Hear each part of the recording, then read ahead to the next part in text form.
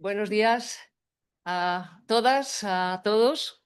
Soy Ana Gutiérrez de Retorna, una de las entidades que organizan. ¿Mejor ahora? Retorna, una de las entidades que organizan este evento junto con Zero Waste Europe y la plataforma Reloop.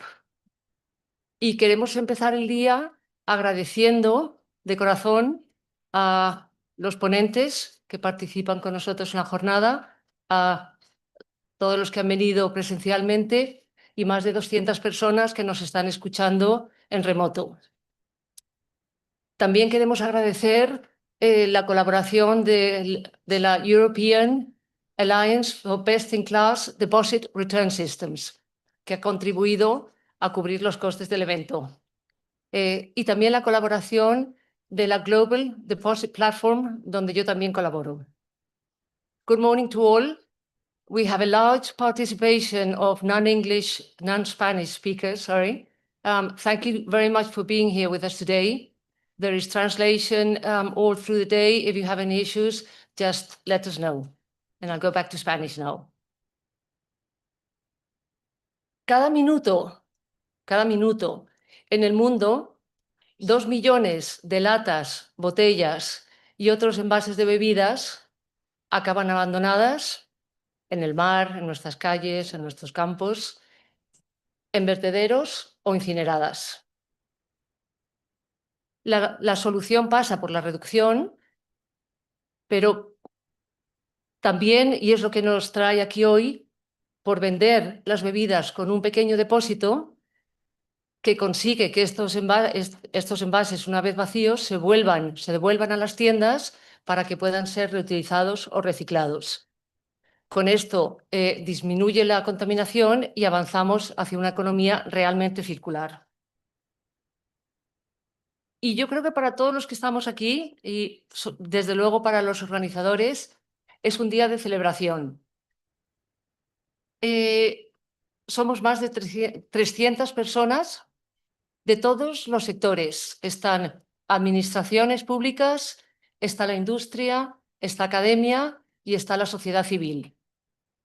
De España, de distintas regiones, de Europa y del mundo.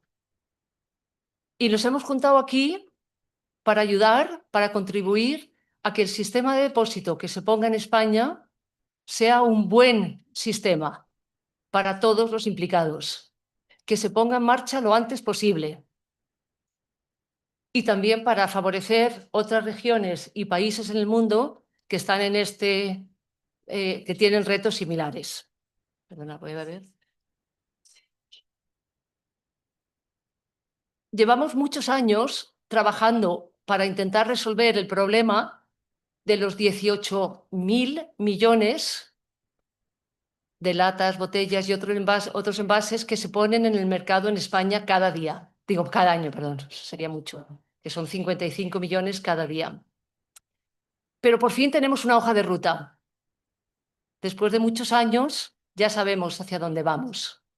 La legislación europea marca un objetivo, un 90% de recogida separada de botellas de plástico para 2029, y el Ministerio de Medio Ambiente, que aprovecho para agradecer a los representantes del Ministerio que están aquí con nosotros hoy, gracias María, ya han marcado una hoja de ruta. Y Alejandro, por supuesto, me va a decir luego, a ti te toca luego.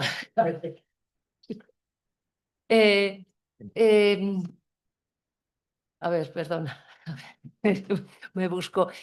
Lo que hizo el Ministerio es establecer un objetivo intermedio.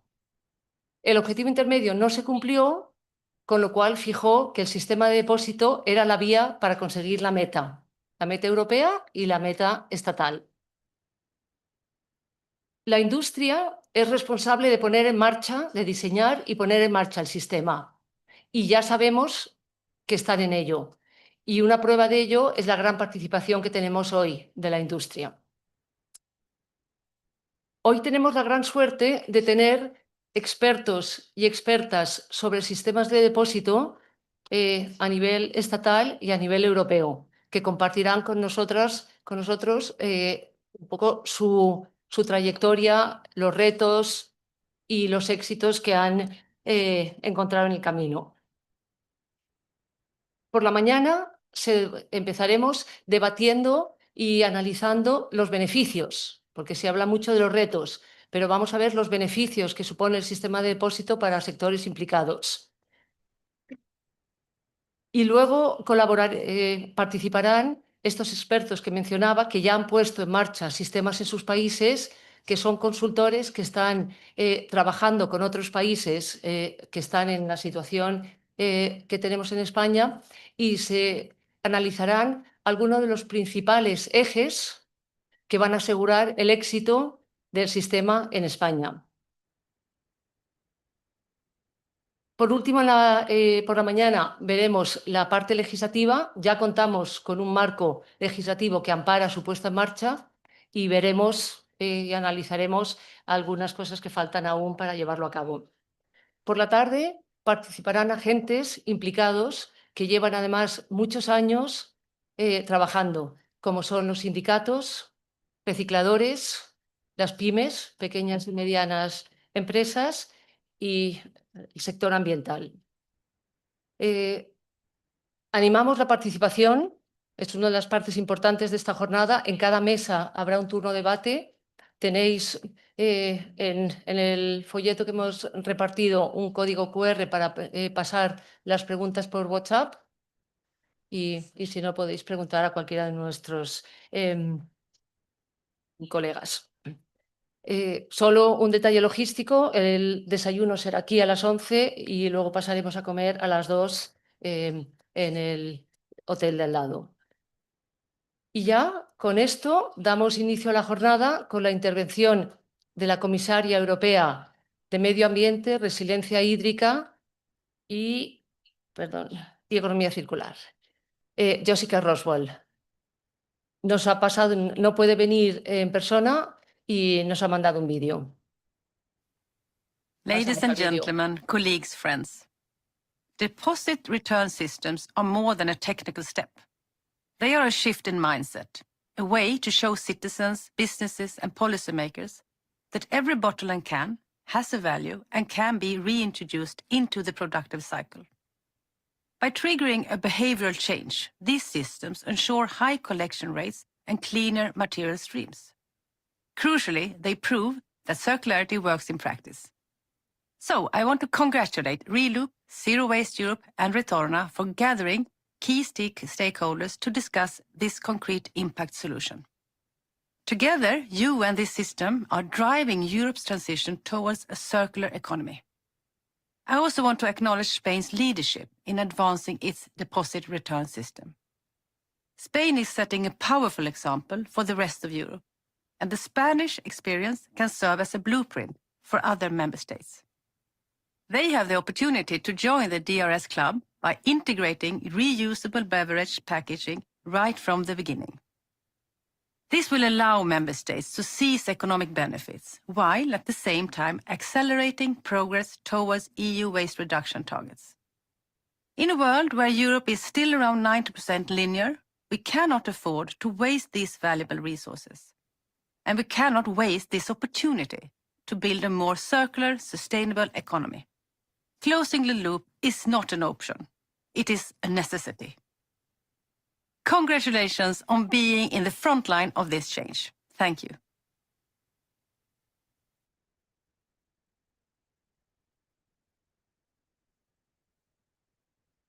Vemos las palabras de la comisaria, que reflejan la urgencia que creo que compartimos todos aquí, de poner en marcha todas las medidas para avanzar hacia la economía circular. Y a continuación, y agradeciendo a Alejandro Dorado su participación, tiene la palabra. Alejandro es comisionado de Economía Circular del Ministerio para la Transición Ecológica. Gracias. Sí, y reto demográfico.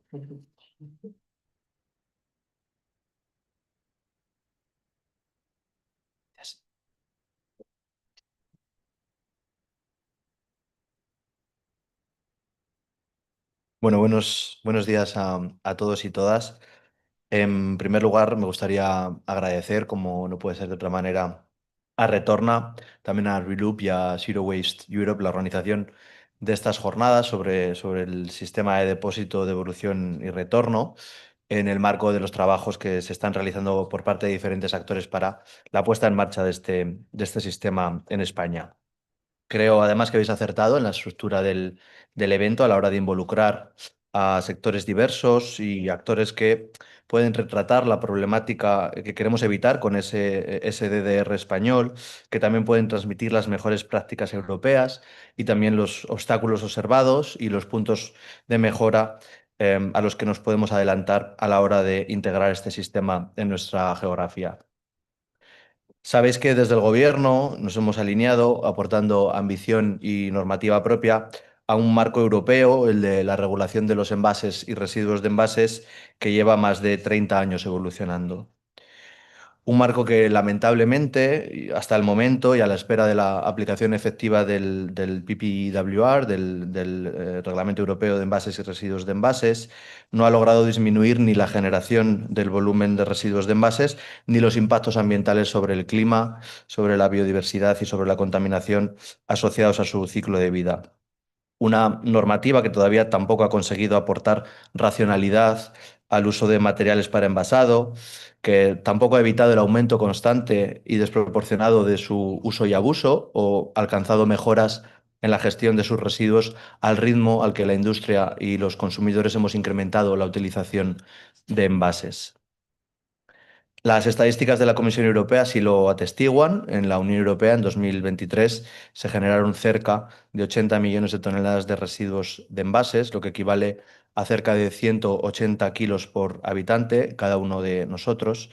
Y aunque es verdad que esto supone una reducción de en torno al 8,7 kilos, perdón, por cápita en comparación con el año 2022, la cifra sigue siendo más de 21 kilos superior a la de hace 10 años, o más de 10 años, a la de 2013.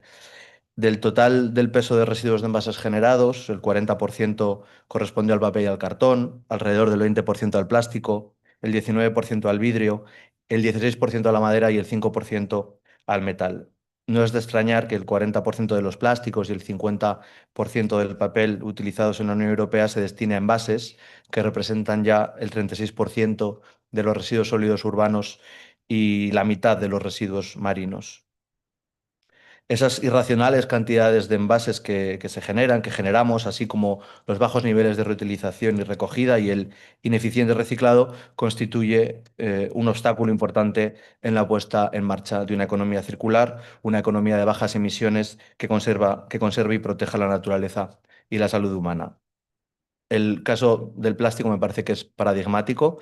Es un material, como todos sabéis, importante para nuestra economía, que tiene un papel esencial, sobre todo para algunos sectores como el alimentario, que nos concierne hoy aquí, y también el de la salud, pero al que damos un uso indebido, desacoplado de sus características. Hay que recordar que cerca de 2/3 de la producción mundial de plástico se utiliza para productos de ciclo de vida corto y alrededor de 1/3 del plástico es de usar y tirar. Los modelos insostenibles de producción y consumo del plástico, anclados en esa economía lineal a la que aludía la comisaria, y su falta de gestión adecuada han hecho que la contaminación por plásticos se haya convertido en uno de los retos ambientales de nuestros días. Sujeto, como sabéis, además a negociaciones internacionales para conseguir un tratado jurídicamente vinculante para evitarla, ante el que España y la Unión Europea aporta ambición, colocándose dentro de ese grupo de países de gran ambición. Según el IPBES, la plataforma para la biodiversidad y los servicios de los ecosistemas, desde 1980 la contaminación por plástico se ha multiplicado por 10 en nuestros mares y representa ya cerca del 80% de la basura marina.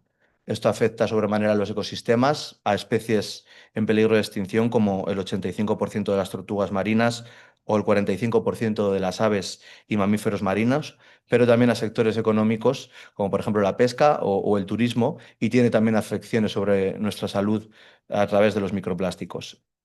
El plástico es además el material de envasado más intensivo en carbono, siendo el reciclado de los residuos del plástico aproximadamente 5 veces mejor en términos de emisiones de gases de efecto invernadero que su valorización energética. Y sin embargo, su abuso, su utilización como envase para funciones superfluas y desacopladas de sus características no deja de aumentar y su deficiente recogida y gestión sigue siendo uno de los grandes retos que tenemos.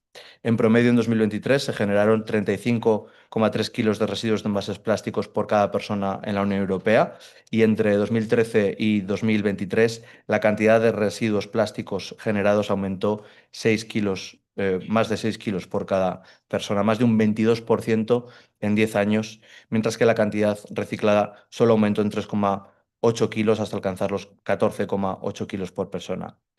Necesitamos, creo que está claro, poner soluciones encima de la mesa y el Gobierno de España ha actuado a varios niveles.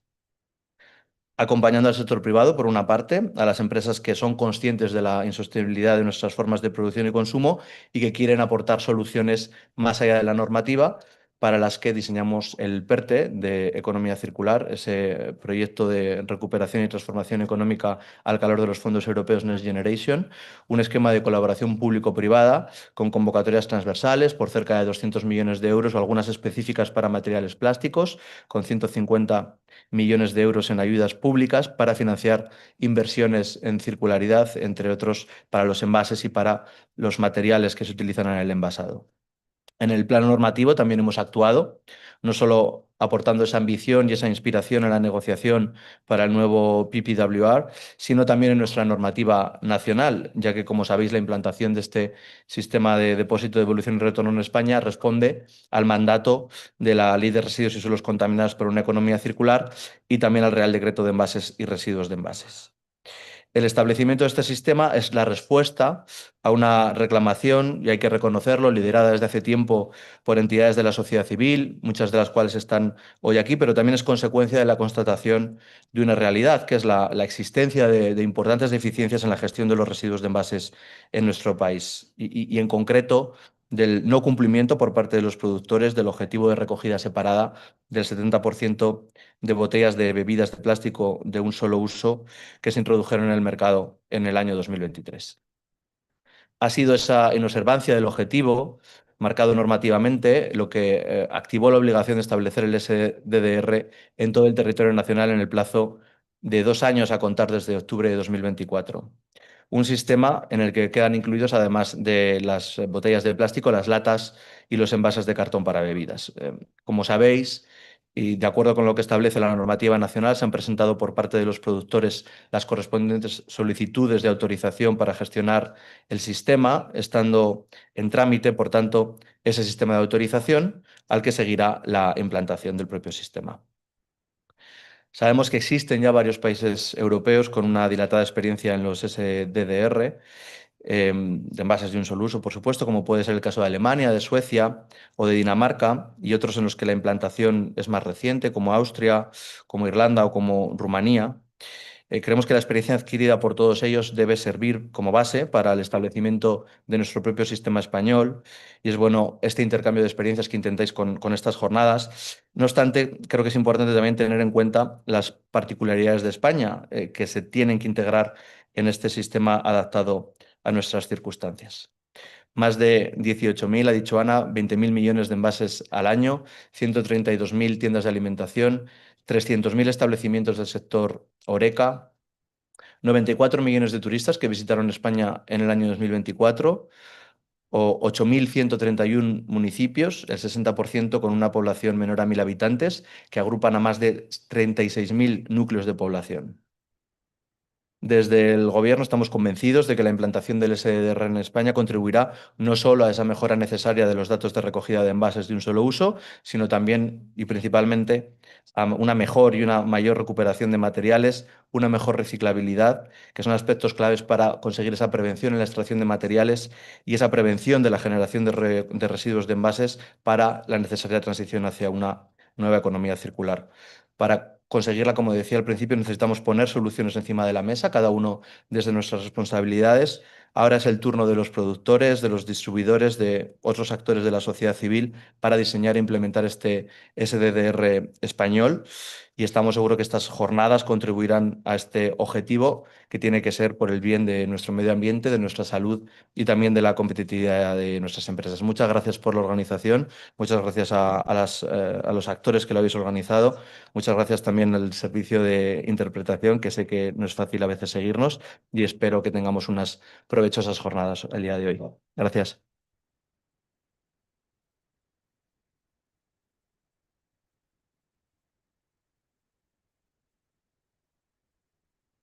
Muchas gracias, Alejandro. La verdad es que es un placer escucharte y todas las entidades organizadoras seguimos a disposición del Ministerio para seguir colaborando.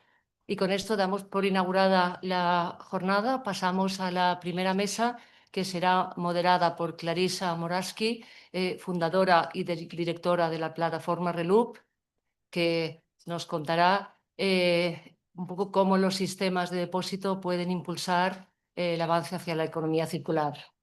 Damos paso a la primera mesa. Gracias.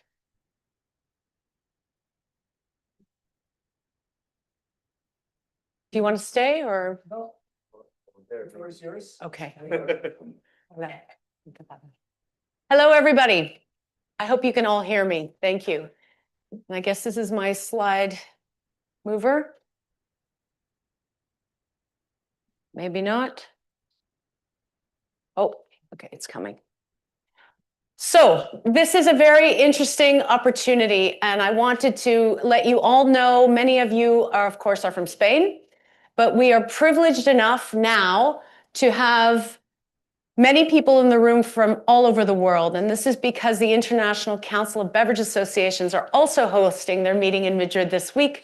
So we worked with UNESDA to see if we could overlap a little bit and bring many of you on the international level here to listen to what we have to tell you about what's going on in the world. And can I ask you to turn it down a little bit, Anna? Can you turn your, perfect, thank you. Okay. Cesar, can we go with the first slide, please? Okay. Opa. Don't look. Okay, so first of all, who is Reloop? I hope I can change these myself. Okay, Cesar, I'm going to have to say next then. Next, please. Next.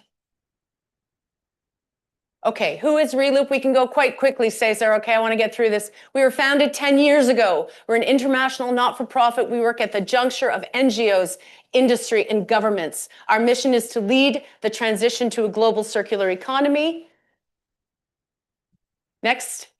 You probably all know us for our Global Deposit book, which we publish every 2 years. It is sort of the global Bible of all things deposit return. Every 2 years, we add more information to the book. But what you probably didn't know, next please, Cesar, is that we now have put it on a dashboard so that you can find information quicker and you can slice the information exactly how you want it. If you haven't seen the dashboard, there's a QR code on the panel there, the Global Deposit Dashboard, and we are also ready to offer you training so you can learn within your company or your organization how to access this incredibly important information.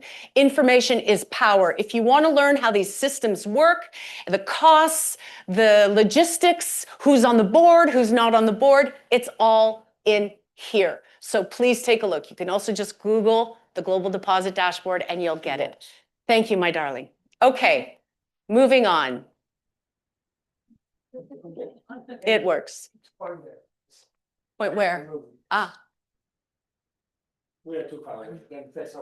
Okay, Cesar, next, please. Okay, and just keep going through these. These are photos that I've taken of litter in my home city of Barcelona, Spain. I am a Canadian, but I've been living in Spain for 10 years. And we've seen them far too often. But here's what you need to know. It's a huge problem because did you know that of all the food and beverage packaging consumed in the world, more than half are beverage packaging. And by weight, they're far more. And we know that in European countries, those countries that have deposit return, have significantly less beverage in their litter. In fact, about 86% less. Next, please.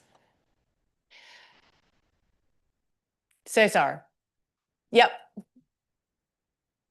We also know the same is true in America. For those of you from America, we know that in deposit states, they have about 43% less beverages in their litter stream. Similarly, cans, 55% less cans in the beverage stream. So we know for sure that deposit return works to reduce litter. But here is probably one of the most important things. Next, please. Is that when we look at litter, we typically, and here you have the difference. Next. We typically measure it by weight. We pick up litter, we measure 1, 2, 3 units. And that is how we can pick up litter. Next, please. However, what you don't know is, maybe don't know, is that the measurement is informative. But what's more informative is if we look at it in a different way. So what we did at Reloop was we looked at the Ocean Conservatory litter data, the top 10 most littered items on the planet. And we looked at the numbers, and then we applied the weight. Because obviously, if you're comparing a plastic pouch, little plastic pouch versus a plastic bottle, the bottle has a greater impact on the environment if it stays in the environment. So we applied a weight, and here's what we found. Next, please. What we found in green is the number of units, in millions of units. But in orange is the number of grams, in millions of grams. And what do we see? Yeah, cigarettes are the most littered item, but when you look at plastic bottles by weight, it is almost off the charts. So what am I telling you? I am telling you that the problem of beverage containers in the litter stream is huge, and it needs to be addressed not only here in Spain and in Europe, but all over the world. Next, please. So, not to mention the cost of cleaning up litter. And why is it important for industry? Because they are going to be having to pay for those costs. We know that's going to happen here in Europe because of the Single-Use Plastics Directive and expanded scope of EPR costs, but it's also going to start happening in other countries. So that is a huge fiscal issue for industry. Next, please. So what have we seen in Europe? We've seen a lot of movement. From 2022 to 2024, these were the 6 countries that introduced new DRS, and the Netherlands expanded their DRS to include small plastic bottles and cans. We went from 29% of the EU population to 40% having deposit return. Next. And then in the next 2 years, we've already seen this year, Austria, who will be speaking later, and Poland just technically started their deposit system. We're probably going to see Portugal and Greece in 2026. And yes, Spain is scheduled for 2026.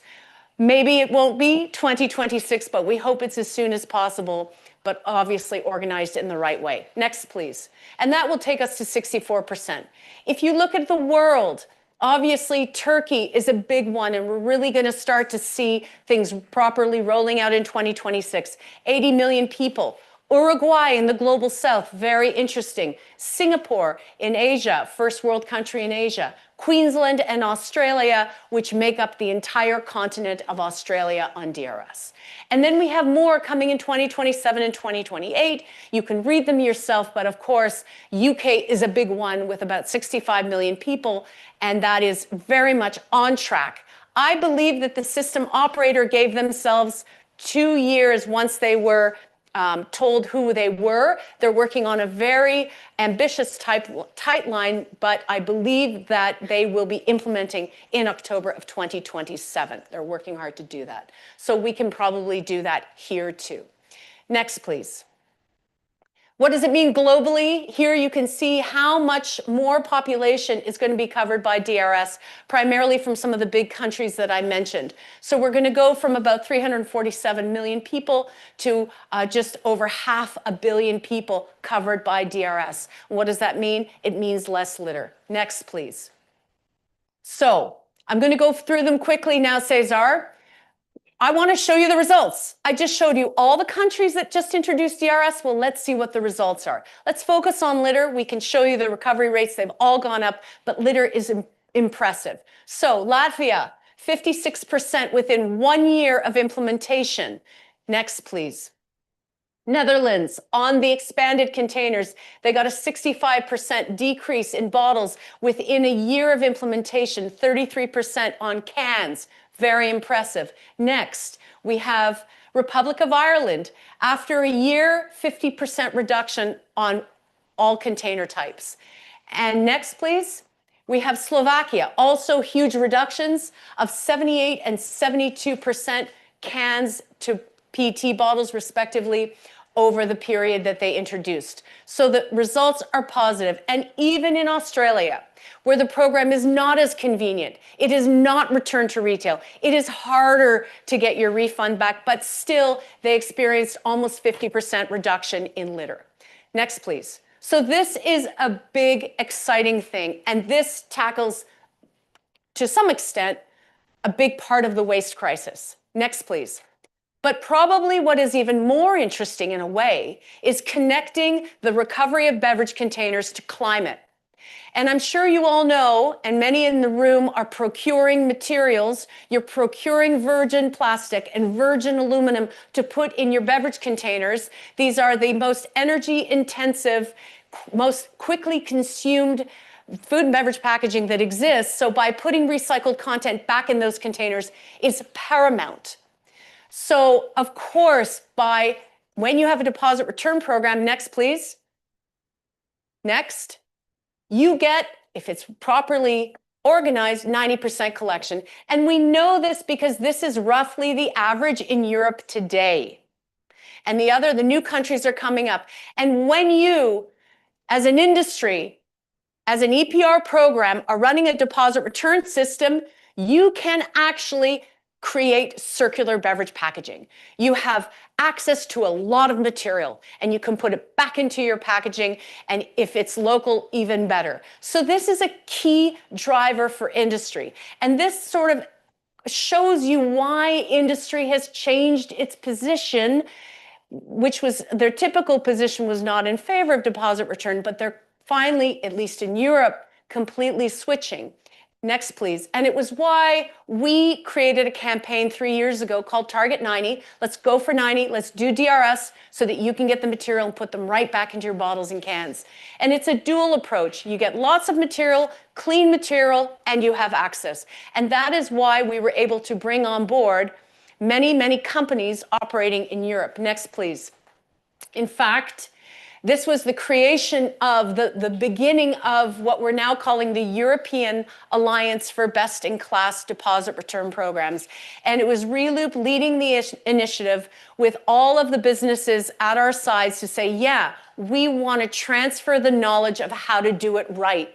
We want to take all of the good lessons that you've learned and communicate them through conferences and webinars and fact sheets and reports and one-on-one meetings so we can help you all and help civil servants do the best system possible. Next, please. You will see we have already quite a few large companies that are supporting us. Many of you are here. Thank you very much for making this day possible. And finally, you've got the brochure. Next, please, Cesar. There are many reasons. Cesar, next, please. There are many reasons why you are going to get direct access to leading experts, direct access to our data. People in your company will be trained to access data on our dashboard, company-wide training, stay ahead of regulation, implementation, updates. We do quarterly meetings. It is the club to be a part of. You don't only have to be European to be in this club, and we are inviting you to join. Here you have a QR code, and you can come and talk to anybody about it. So without further ado, I don't want to talk too much. I want to move on to our next speaker, which is Anna Larson, who joins us from Reloop. She is our Director of Circular Economy Development, and she is going to talk about something that we have just released. We have some incredible fact sheets and reports on deposits on our website. This is a brand new one, and it basically has been in the formation for over 10 years, and we've just updated it. And it answers the question, what about the municipalities? What is going to happen to the municipal budget when we introduce a deposit return system? So I invite Anna Larson to start. Anna, welcome.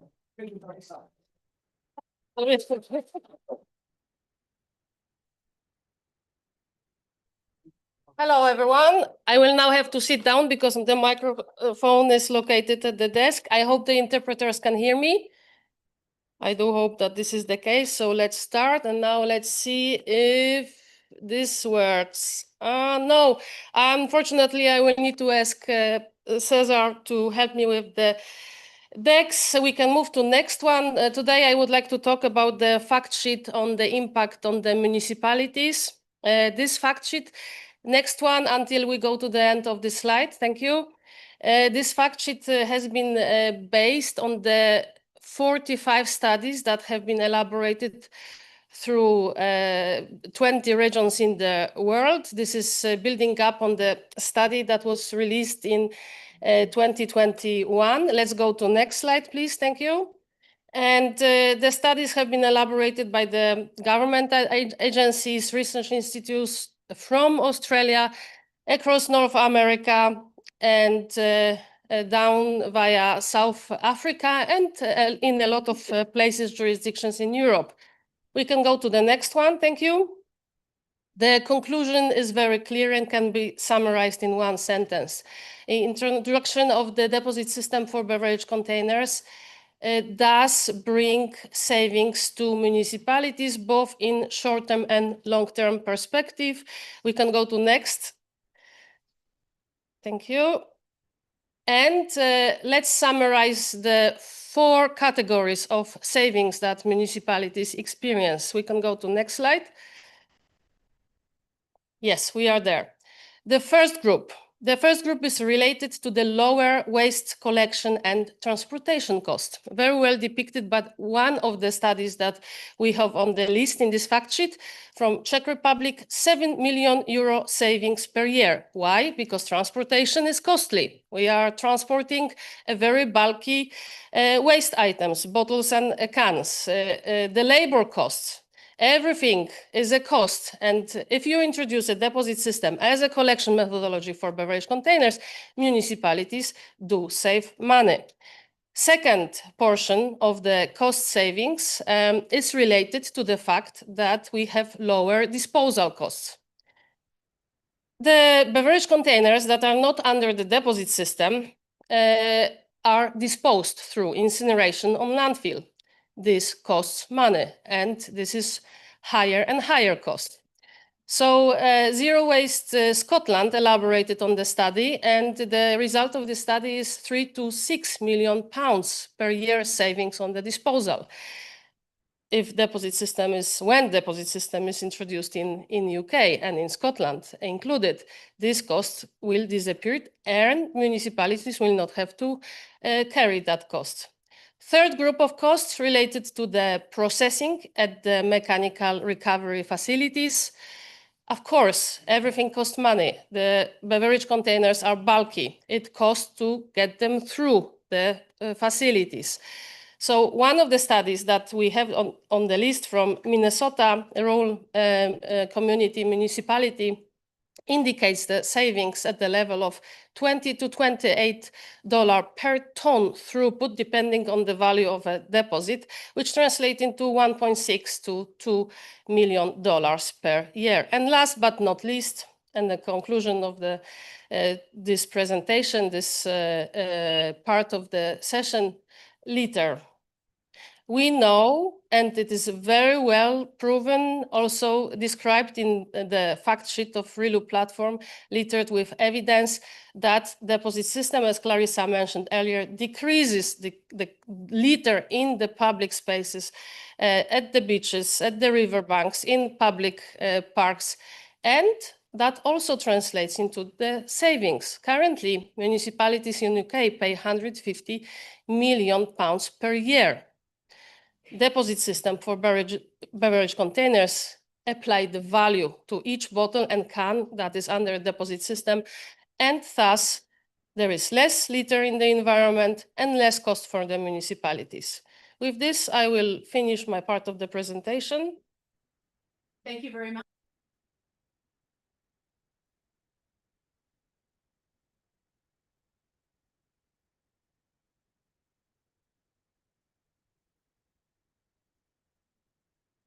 launched officially to the public on the 24th next week. So that's coming down the pipe. So our next speaker, I'm very happy. We've talked a lot about systems. We're all familiar with deposit systems, but they're in the global north. And there is more and more interest in developing something like a DRS that we have up here, but maybe a bit different in the global south. So I'm thrilled to have with us today Martín Vallesés, who is the coordinator of the Global Deposit Return System platform. And Martín is going to tell us a little bit about this platform, brand new and very, very interesting. Thank you, Martín, for being with us. Thank you. Slides. Sorry? Want to see slides? No, actually, I think maybe, well, this, we know it doesn't work, right? Cesar? See slides here. Perfect. Perfect. Thank you very much for having us today. As Clarissa said, my name is Martín. I am representing today the Global DRS platform. And it was really interesting to see so many good effects that deposit systems are delivering in global north countries across the world. Less litter, less cost for municipalities, less costs for producers as well, and secure material supply. And we believe in the global DRS platform that these same results can also be translated to global south countries. And this will be talked a little bit more in a little while. But first, I want to make a point very clear. It's what we see here. The global north and the south, we are starting from very different start points.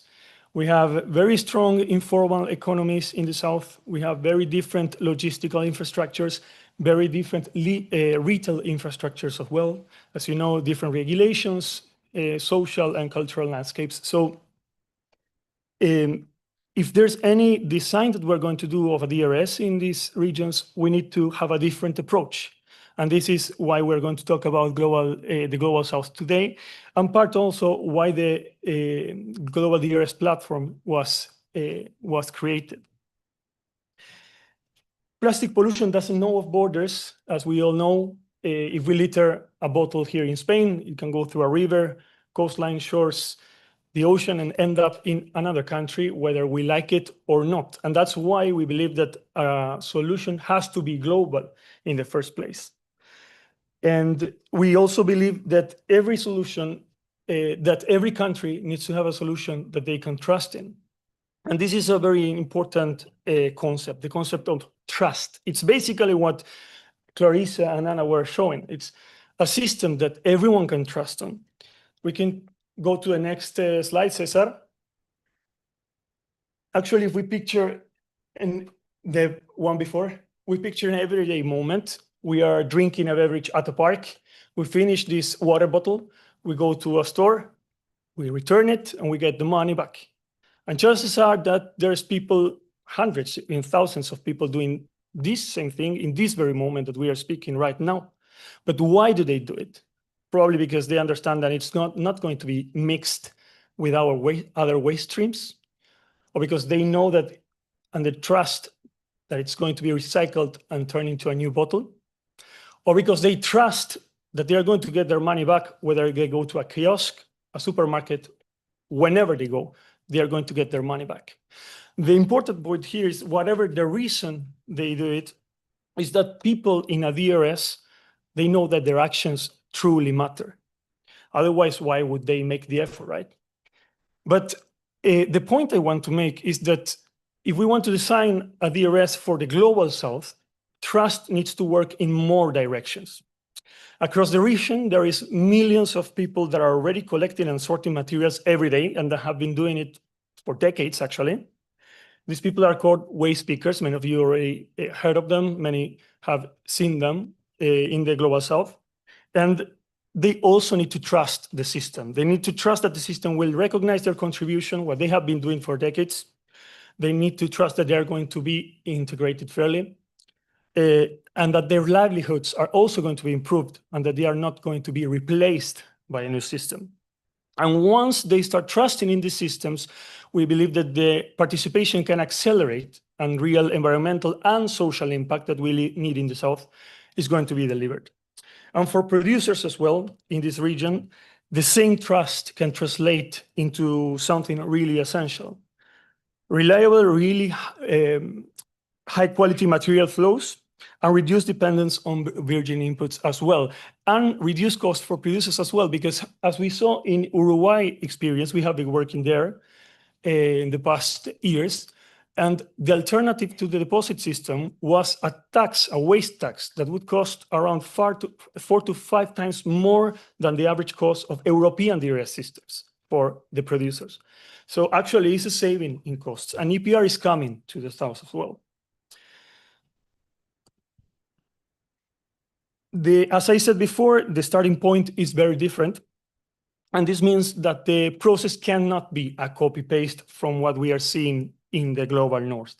It must begin building from the ground up based on local realities. And we believe that the right approach is listening closely to those who are doing important work on the ground and listening closely to local communities and local experts as well. And from there, we can build systems that are based on inclusion from the very beginning, transparent governance, sustainable financing, and built on local strengths. And this last point is very important, because there's already change happening in the global south. Cesar, we can move to the next one, please.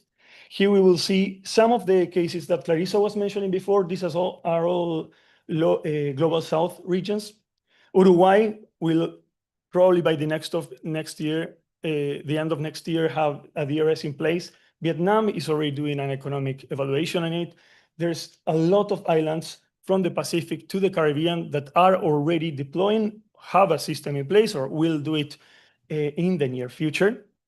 And the important point with this is that the global south is already doing a lot, is moving ahead, and is leading on circularity long before we have DRS discussions here in Europe as well. I come from Argentina, as you might have noticed by my accent. And since I was a kid, I remember going to the corner shop with my parents and returning glass bottles and plastic bottles. And that was not called circular economy. It was not called reuse. It was just intuitive.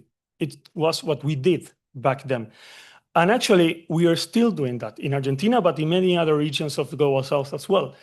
As a matter of fact, in Latin America, today, 40% of beverages are consumed in reuse formats, and 95% of every single bottle that goes out from a supermarket comes back, gets washed, and refilled. That's happening today in Latin America.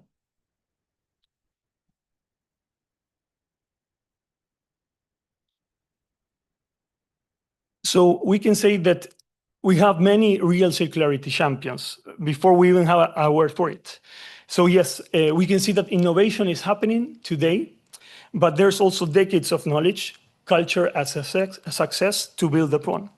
And this brings me to my last point, which we can see here on the screen as well, the mission of the Global DRS platform, which is first to connect experts, legislators, and stakeholders to enable successful implementation of DRS, both for reuse and recycling with social inclusion, to support the design and implementation of locally adapted DRS systems, especially focusing on collaborating with local actors, and to build collaboration that leads to real impact.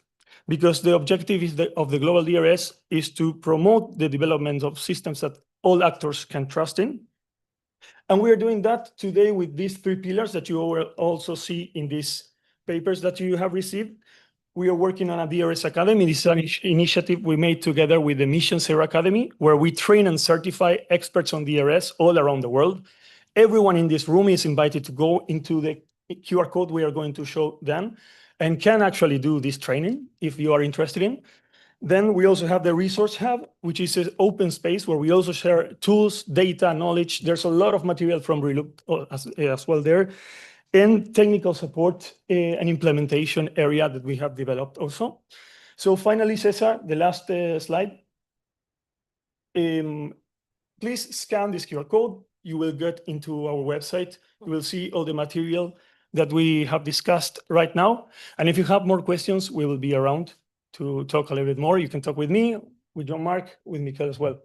Thank you very much. Thank you very much, Martín. And now I'd like our third panelist to present himself, Javier Curto. He's the coordinator at Surfrider and also the advocacy coordinator in Spain. This guy is face to face with many of the problems that we've been discussing, and he's going to share with you some of his experiences. Javier, gracias. You're on. A vosotros. Bueno, primero que todo, que es un placer estar aquí, felicitar a la organización del evento, porque creo que es súper significativo que haya perfiles tan diversos y, bueno, yo estaba ahí apartado y cuando he venido aquí digo, ¡guau! Hay mucha gente. O sea, no es fácil conseguir tanta gente en un evento que tiene un carácter técnico, así que felicidades a la organización por todo ello, ¿no?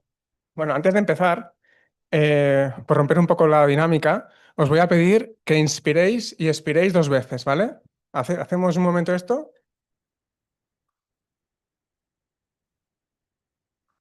Vale. Esto tiene truco, ¿eh? No es porque quiera relajarme.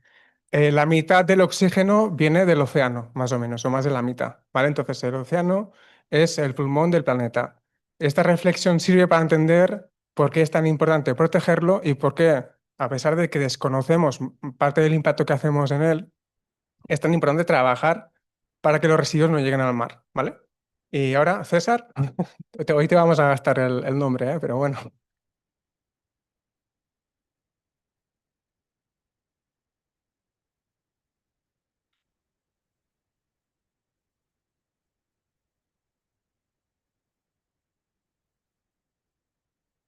Bueno, mientras me presento, trabajo en la ONG Subrider, que es lo que os quiero explicar ahora. He visto el fondo súper azul. Es una ONG fundada por surfistas en el 1990 en Biarritz. Y si vamos a la siguiente, porfa. Y que nació un poco por surfistas que se preocupaban de la protección del mar, ¿no? La ONG fue creciendo y hemos ido trabajando en 3 áreas de trabajo, en basuras marinas, en calidad del agua y en temas de erosión costera y cambio climático. Y lo hacemos a través de una ONG transversal. Trabajamos en educación ambiental y voluntariado para cambiar a nivel individual y ciencia participativa e incidencia política para cambiar el sistema, porque creemos que cualquier cambio del modelo, si no hay un acompañamiento al ciudadano, no funciona y viceversa, ¿vale? Entonces, bueno, un poco representamos la voz del océano. Siguiente, porfa. Vale, aquí hay un vídeo, no sé si puede funcionar, es un vídeo que habla un poco del impacto del plástico en el océano.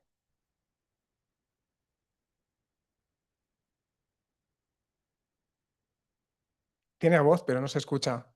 Pero bueno, si no veis los subtítulos, bueno, que básicamente recogemos más de 80.000 botellas de plástico cada año en Surfrider. Somos campeones en consumo de botellas de agua por persona al año en Europa, o sea que es interesante. Y bueno, un poco lo que se comentaba también, el impacto de las botellas de plástico en cuanto a la producción de agua para producir ese plástico. Y que muchas de esas botellas no se recogen para reciclaje, cosa que no va a ser sorpresa para nadie porque si no, no lo haría esta jornada hoy, ¿verdad? Entonces hablamos de que las botellas tardan muchos años en degradarse, pero bueno, esto tiene muchos matices, ¿no? Y el impacto a la fauna, que yo creo que todos hemos visto las fotografías de imágenes con animales que tienen plástico dentro. Eh, pero ¿qué es lo preocupante del plástico? El preocupante del plástico, porque claro, que el plástico en el océano sea un problema, tiene dos puntos. Uno, que haya mucho, que lo podemos comprobar, y 2, si tiene un impacto para la fauna y para la salud. Son 2 hipótesis que tenemos que contestar para que realmente sea un problema. Vale, sigamos a la siguiente, por favor.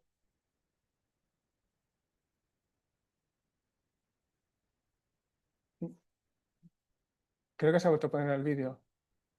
Es que es tan chulo que se pone otra vez. Aquí, vale. Entonces, ¿cómo sabemos que hay un plástico en el océano? Bueno, nosotros tenemos un programa de ciencia participativa en la que miles de personas organizan recogidas de basura en Europa. Por lo tanto, son datos de Europa, no son solo datos de España. Entonces, de esas miles de personas que organizan recogidas, no todas rellenan la hoja de balance, pero no todas tienen ese tiempo o esas capacidades, pero lo que es importante es que tenemos del año 2023 casi 700 hojas de balance, que para cualquier estudio científico es un número de muestras bastante alto. Es verdad que aquí hay un sesgo, porque claro, no es un experimentador, un científico experimentado que va a muestrear los residuos, son voluntarios, entonces puede haber algunos fallos y hay veces plásticos que no se pueden clasificar. Pero lo que sí vemos es que los residuos que están relacionados con la alimentación tienen un porcentaje muy importante, ¿vale? Lo primero son colillas. Nosotras las contamos, los residuos, ¿vale? No los pesamos por la sencilla razón de que para que a nivel científico fuese comparable, tendrían que estar todas secas, porque claro, estamos haciendo recogidas en playas, en ríos, a veces en parques. Entonces, claro, para que fuese comparable y estandarizable, tendrían que estar todas secas y ese proceso no se puede dar con todas las acciones de los voluntarios. Entonces, las contamos por unidad. Que antes comentábamos con Clarisa, también habíamos comentado que son formas de obtener datos diferentes. Aquí lo que nos indica no es tanto el volumen de lo que recogemos, sino el número de ciudadanos o personas o veces que se han tirado ese residuo. Porque si la mayoría es tabaco, significa que mucha gente está tirando el tabaco en el mar. Pero quizás en volumen va a ser mucho menos que otros tipos de plásticos, ¿vale? Siguiente, por favor. Entonces, no sé si se ve muy bien, pero bueno, si no lo voy a ir explicando yo, ¿vale? El año pasado tuvimos 23.000 personas participando en este proyecto, bueno, este es el 23, que considero que bastante, y el 71% eran ítems de usar y tirar, ¿vale? Que ahí es donde tenemos el problema, porque son ítems de plástico que van a tener un ciclo de vida rápido y que van a terminar en el mar. Y una vez están en el mar, no es eficiente retirarlos porque hay una gran dispersión en el mar y además al retirar objetos para el mar y quizás probar a hacer upcycling, muchas veces esos productos tienen mucha peor calidad porque si lleva tiempo en el mar se habrá degradado, habrá tenido erosión, etcétera, ¿vale? Por lo tanto, nosotros siempre ponemos foco en la prevención. Entonces, si vamos al top 10, hay muchísimas colillas, más de medio millón y medio de colillas, pero es porque también hacemos campañas para recoger colillas. Pero bueno, lo que es importante es que en el top 10 tenemos bolsas de plástico, tapones de botellas, envases alimentarios, ¿vale? Entonces, las botellas de plástico también están entre las más altas. Es decir, eso nos da una indicación de que en playas principalmente urbanas, los principales residuos, aunque hay cosas de pesca, hay muchos residuos que tienen que ver con el ocio y con la alimentación. Entonces, esos son muy fáciles de prevenir. ¿Qué pasa? Que a día de hoy esos residuos no tienen ningún valor, por lo tanto se abandonan en el medio, cuando si tuviesen un valor económico, probablemente mucha gente los retornaría a los espacios designados para ello, ¿no? Y siguiente. Bueno, no me queda mucho ya. Me gustaría estar hablando más, ¿eh? Pero bueno, el tema es, o sea, hemos comprobado que los océanos están llenos de plásticos. Lo hemos visto con nuestras recogidas. Sabemos que el plástico no desaparece, porque esto que hablábamos de no, dura 100 o 1000 años, es una verdad a medias, no desaparece. Esos plásticos se van a ir haciendo pequeños. Y cuanto más pequeños son, más peligrosos son. Porque entran en la fauna, entran en el ser humano, ya sabéis que hay estudios de microplásticos en la sangre, en la placenta, en la orina, y se sabe también desde hace poco que entran en el cerebro, con lo que el impacto del plástico es súper alto.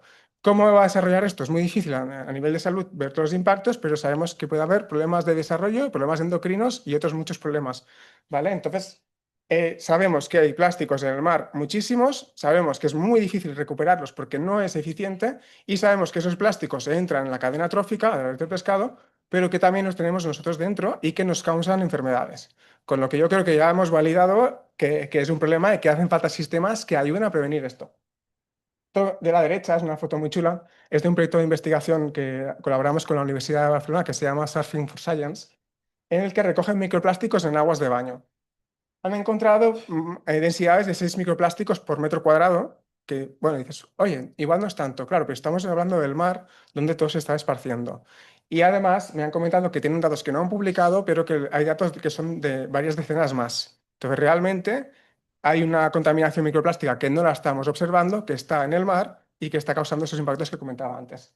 Limpiar el mar nunca ha sido una opción, esto para mí es un greenwashing total, se pueden retirar residuos, pero no es eficiente y una vez está en el mar la dispersión es súper alta.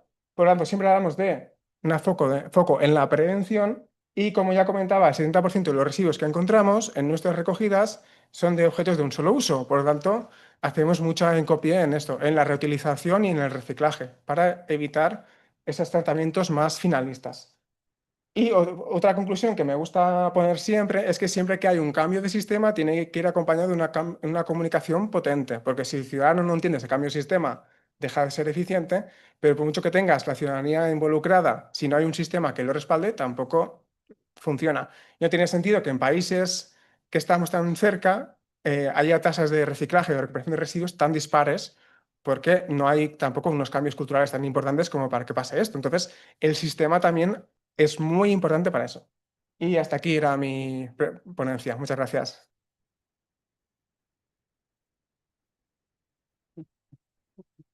Thank you very much, Xavi. That was very interesting. Okay, so now we're going to take some time for Q&A. You all have the ability to look at the QR code and ask questions that way. I already have a few teased up here that are ready to go. So let's start with Martine, please. On the Global South, it's very interesting what you talked about. What can a DRS actually look like on the ground in the Global South? I mean, we all know what it looks like up here in Europe. Some people know what it looks like in Canada, for example, or in America. Are there existing practices that the system can build on? Tell us a little bit about that. Yes, thank you for the question. Actually, we have been working in Latin America with Bolivia and Uruguay. There's a very specific example there we can bring to illustrate this. How it will look like, it depends on many factors, and we know this. No DRS is equal to another. There's so many variables that will equalize to deliver a different system. But for instance, retail infrastructure is a key point. And when we looked at Bolivia, we have hundreds of thousands of little shops, whereas in Uruguay, we have like a more modern retail infrastructure. Not as modern as in Europe, but we have big supermarkets, hypermarkets, and so on. So what we saw there is that the returning convenience would be different from Bolivia and Uruguay. In one case, it would be 100% manual, and in the second case, it would be around 60-40. So the way that the containers are going to be delivered probably is going to vary, not from how they are only in Europe, but also among different countries in Latin America as well. And then there was another question about what to build on existing. Yeah, actually, what we saw, for instance, in Uruguay, because we have been working, as I said before, on the design of the system that is going to be launched next year. And logistically, there already was a lot of reverse logistics in place that can be used. For instance, cooperatives of waste pickers are already collaborating with the government and with producers. And so we saw an opportunity to use those cooperatives that are formally integrated already. They could work as intermediate hubs for logistically, reverse logistics, but also as logistics providers, for instance. So there's many things that are already happening, and we should try to see what's going on there and how it could fit a DRS, because actually it could give a lot of benefit to a DRS, a lot of capillarity, for example. And just on Uruguay, when do we think we're going to see the first bottle go? That's a great question. We believe it's going to be by the end of 2026. Okay, so keep an eye on that.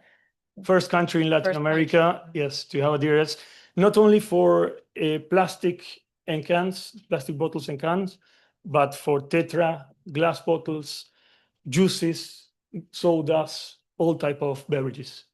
So it's going to be very interesting to see. So the whole universe of beverages is what they're looking at in Uruguay. Yes, and they already have reuse in place. So it'll be reuse and recycling. Okay, mix. And we like to refer, we all want to speak the same language when we talk about DRS. When we talk about both single-use and reusable DRS together, like we see in many countries in Europe, we call this a mixed system. So if you hear people talking about a mixed DRS, it's both refillables and non-refillables. Thank you very much. Okay, Anna, I want to ask you a question. How different is the vision from producers before and after a DRS is put in place? And I know in some countries we have, you know, Anna, you do a lot of work in Eastern Europe.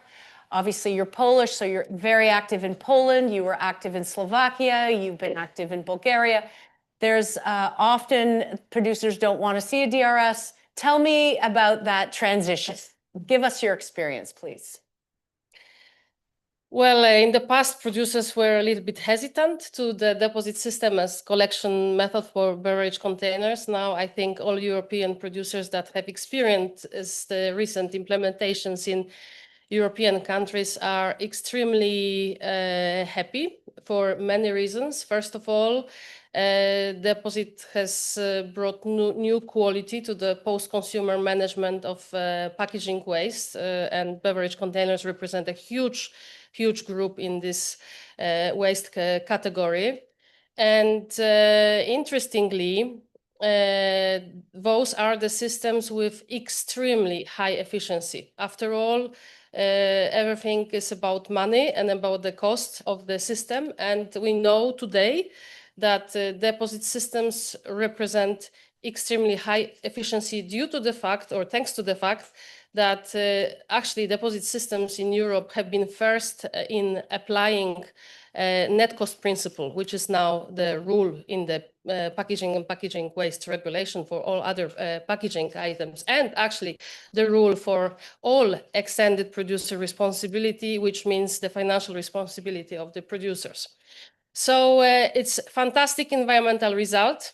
It's good for climate because the collection through DRS reduces the climate impact compared to other collection methodologies. And producers can close the loop. In many European countries now, producers have access to material through the DRS. So not only 90% of 100% that has been placed on market is collected, but also those resources collected, secondary materials, do go to the closed recycling loop. We experience in Europe now, I have had pleasure to experience now in Sweden. In Sweden, it has been a case since 2009. Now there are many more countries. Bottle becomes a bottle and can becomes the can. So producers have fantastic system, do not experience their brand exposed to the scandals related to the litter cleanups at a very cost-efficient cost and with possibility to close the loop. Thank you, Anna. Okay, and now to Xavier. I want to know about Spain. How important is a DRS for Spain, where you have many territories that need extra care, such as islands and protected marine areas? Can you expand on that, please? Muy importante. ¿Os imagináis que termino así la pregunta? No, realmente es muy relevante. En el momento en el que nos damos cuenta que no cumplimos con los plazos que marca la Comisión Europea respecto a la gestión de residuos, estamos yendo siempre atrás. Todas las entidades que hemos estado haciendo incidencia a nivel estatal, la Alianza Residuo Cero, la Ley de Residuos Ya, que han sido movimientos asociativos que han hecho mucho lobby ambiental, digamos, siempre hemos tenido muy en cuenta que si vamos más atrás de lo que marca la Unión Europea y seguimos con las mismas vías, no vamos a llegar a esos puntos. Por lo tanto, es como si estás cateando mates y no apruebas mates, quizás necesitas clases de refuerzo, ¿no? Para mí el sistema de depósito es como un acelerador que va a permitir llegar a esos objetivos de gestión de residuos. Por lo tanto, súper importante. Hablamos de un país que tiene muchísima costa, muchísimos turistas y que sabemos que esos residuos llegan al mar, ¿no? Por lo tanto, el poder evitar que esos residuos lleguen al mar es muy relevante. También quiero hacer mención que muchas veces no somos conscientes de que muchos residuos se tiran en tierra adentro y terminan llegando al mar, ¿no? Es decir, no solo afecta a los municipios que están en la propia costa, los que están en el interior, que van a estar tirando residuos cerca de ríos o de lagos o de otros sistemas acuáticos, muy probablemente esos residuos van a llegar al mar. Porque sabemos que el plástico, lo he dicho antes, no me voy a repetir mucho, pero no desaparece. Entonces yo creo que es una cuestión súper importante. Creo también que hay otra cosa. Hay gente que ya nos escribe y nos pregunta sobre el sistema de depósito. Gente que nos sigue en redes y nos dice, hostia, pero esto no está aprobado. O ¿cuánto tardan? Yo me acuerdo que había comentarios de, ¿cuántos años van a tardar en ponerlo?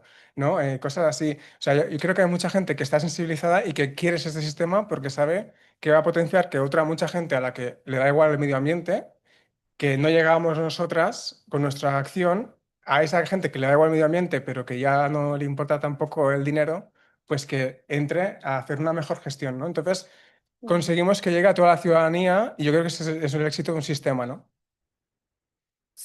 Go ahead, please. I just wanted to mention something. If Cesar can put our last chart, because we wanted to share as well that the 3rd of December, we are going to give a webinar on DRS. Hola, hola. It doesn't work.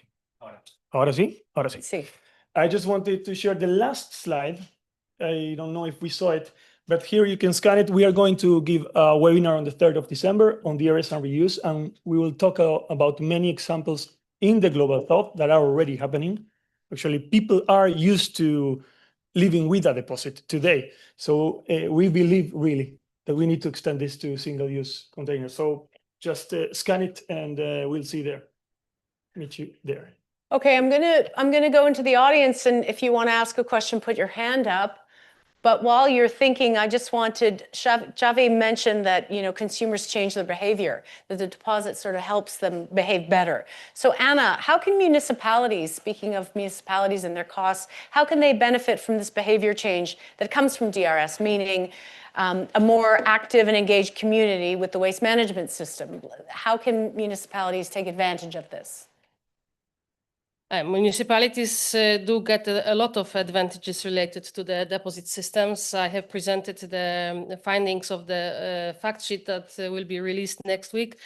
By Reloop platform, there are a lot of savings related to the system, and this is related to the fact that deposit systems capture littered items in the public spaces, capture on-the-go consumption. Actually, today, I don't know if you are aware, but we have asked municipalities in Sweden and in Poland what happens with the content of the public litter bins. It goes directly to disposal, to incineration. So all that represents the costs, and you can read more about that in the fact sheet. And with regards to the behavioral change, well, we have a situation of a customer, a consumer who can see the value of the material in every bottle and every can that is under a deposit system. And automatically, he is motivated and she is motivated to bring it back to a deposit collection point. This also translates into the change of behavior in terms of other waste categories, not least other packaging items. We see the benefits of that in new countries that have introduced deposit systems, as well as in old countries like Norway. Deposit systems are the only national waste management systems in individual countries, and they are linked to very efficient environmental awareness raising campaigns. Those are the only systems that are advertised in the TV, radio, and nationally in social media. So that gives a lot of impulse for the consumers, for the citizens to learn more and to be aware more about the impact of their behavior in terms of waste that they generate. Thank you, Anna. Now we're going to turn to the audience. We have a question from Nicolas Houda. Please stand up if you don't mind. Thank you very much.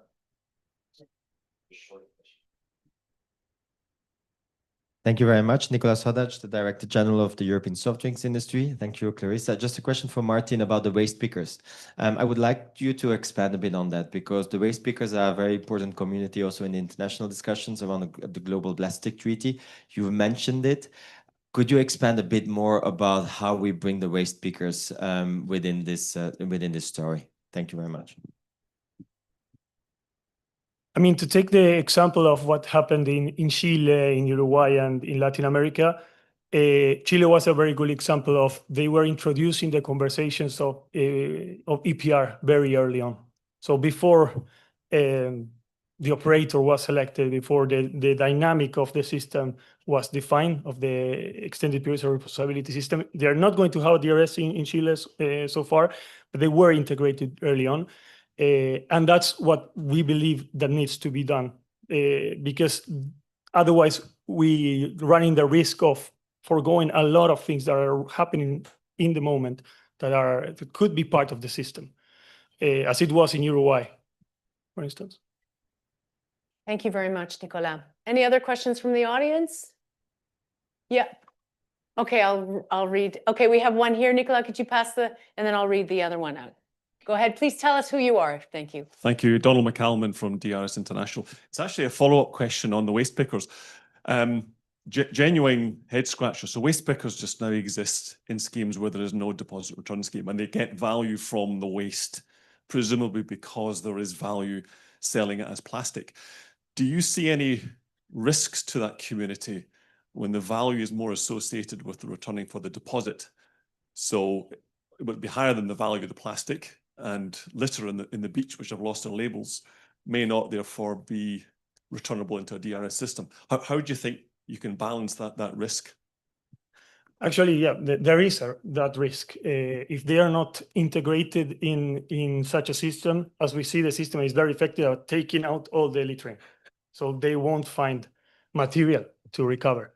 So what we worked on, the Uruguayan case that I mentioned before, is on a double income stream for waste pickers that would be formally introduced in the system.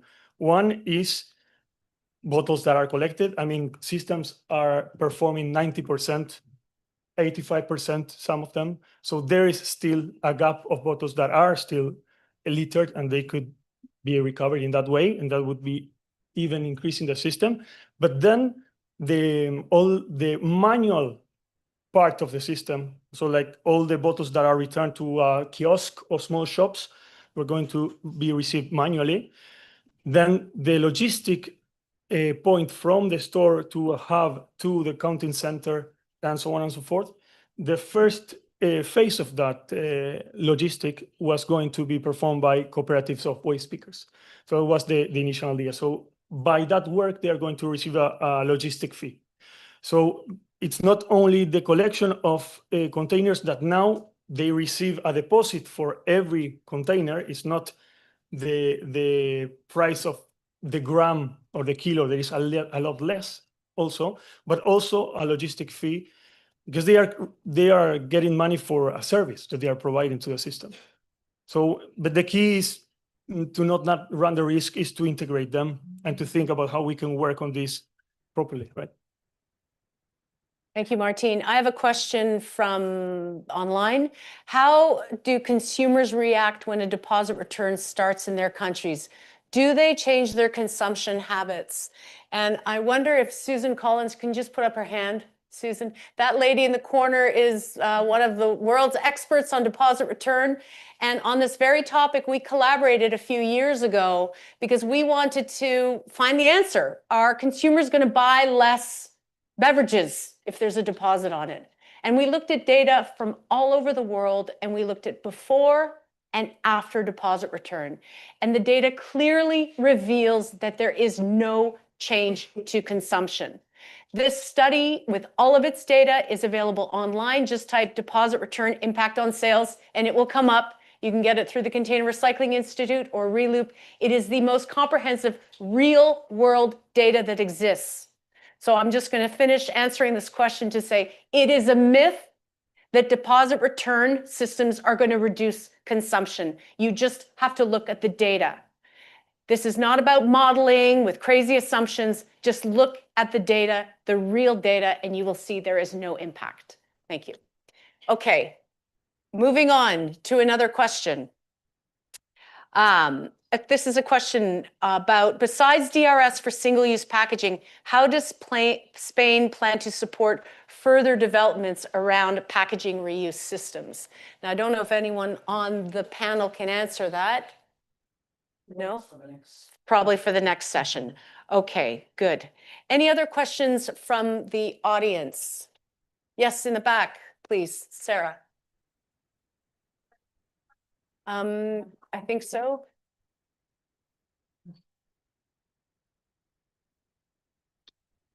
Hi, in the presentation from Surfrider Foundation, sorry, your name's not on the slide, you mentioned the importance of engaging consumers. Do you have any messaging that you think is particularly useful for consumers in your experience? So the messaging For to get consumers engaged. messaging? Is there some messaging that is effective? In terms of raising awareness. Yeah. Sorry. Yes. The mic. Yeah, to clarify, if I understood properly the question, because it's to message to raising awareness for consumers, right? Okay. Yeah, that's a good question. It's quite difficult to answer because what we do as NGO is always we have a positive message. You know, like other NGOs can start more like shaming. It's not how we work on that. So we are always going for the positive message, like trying to improve a system, try to improve behavior and impact that. Our lema is act positive, protect the ocean. So it's like how we see ourselves. But it's very difficult for me because for some people, they don't worry about how the ocean is or how the situation is on some environmental topics.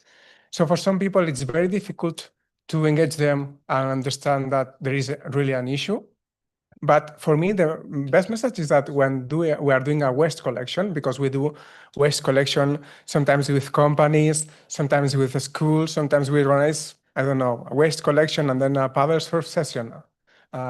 And that's the most powerful message because you arrive at the beach and you see that apparently the beach is very clean.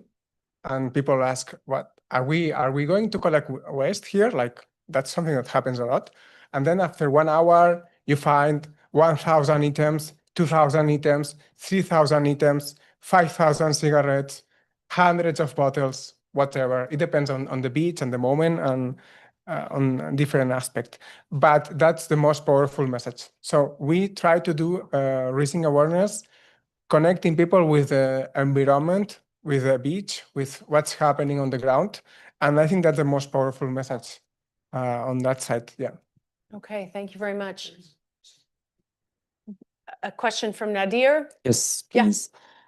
Can you present yourself? Yeah, I'm Nadir Sinser from Morocco, and representing Zero Waste Scherrato, which is a beach town close to Rabat in Morocco. And I had a question for the Global South, the Martin, I think, is about, the question is, how do you plan on implementing? I mean, I know South America is looking at it, but in Africa, I don't see yet any approach. And I was really interested to, push everybody on the same page as Europe and Latin America. And we have effectively the same problems with the waste pickers, but they're not so organized. And how is there a way to bring the narrative behind it so that we get everybody on board very fast? Actually, I'm asking for a leapfrog because we have, for the World Cup, we're hopefully going to organize in about 5 years, 2030. We'd love to be ready for that with the DRS system on our side in Morocco. And so the ideas behind it is how do we shortcut the system because we only have 5 years, and what would be your advice to get fast on track and to implement it? Because already Morocco is working on the EPR system, trying to put it in legislation, but it's going to take a lot of time to be applied locally. And so the idea is how can we put the DRS system in place? Because when I talk about DRS system, they say, okay, well, let's wait to put the EPR system and then put it in place in the DRS. And I say we don't have time for that. We just have to get to it. The problem is, it's different. Local realities are different in each region, and even in Morocco in each region. So this is my question to you. Yeah, I think that's a great question. And the challenge is that, as you said, every region is different, and even waste pickers have different organizations in every region. Some are more formally integrated, some have a regulation that backs them up, some are not organized at all. So first, what I would say is this is one of the objectives of the Global DRS platform, to collaborate and to help in these regards. So let's get in contact and let's keep talking about this further. But I would say that there is no one single solution. We need to work on that, Nadir, to explore what we can do about it. If that's okay, we can keep on talking later.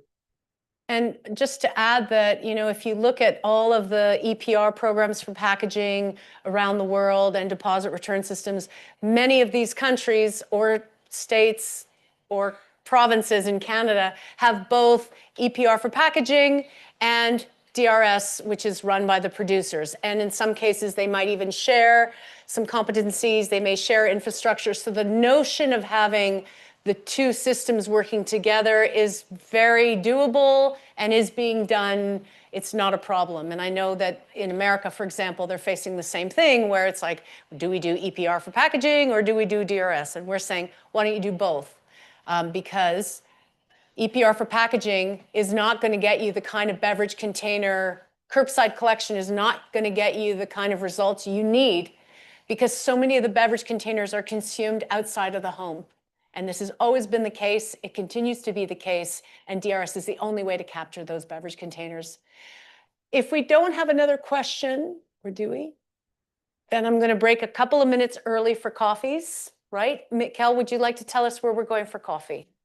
Yes, we're going the floor downstairs. Vamos abajo. Ahora salimos. Tenemos un ratito para un break, para tomar un cafetito y unas pastitas y luego volvemos y empezaremos con otra mesa. Muchas gracias a todas. Downstairs is the coffee break. Please come up in half an hour for the next session to begin. Thank you. Well done.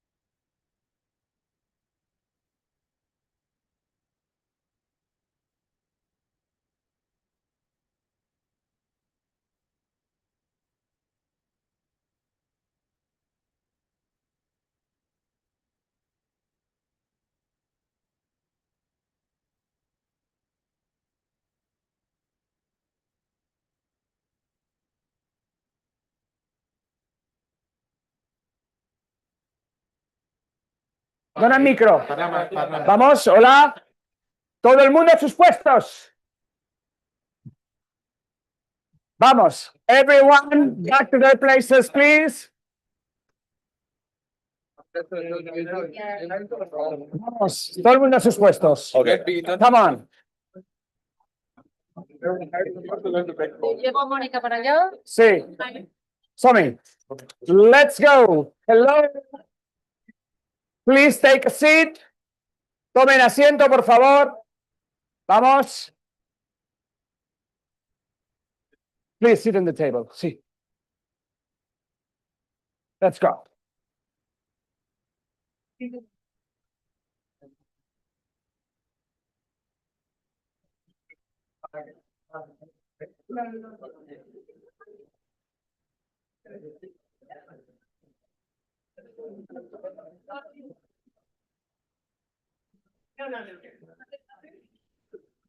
Thank you all. How is everyone?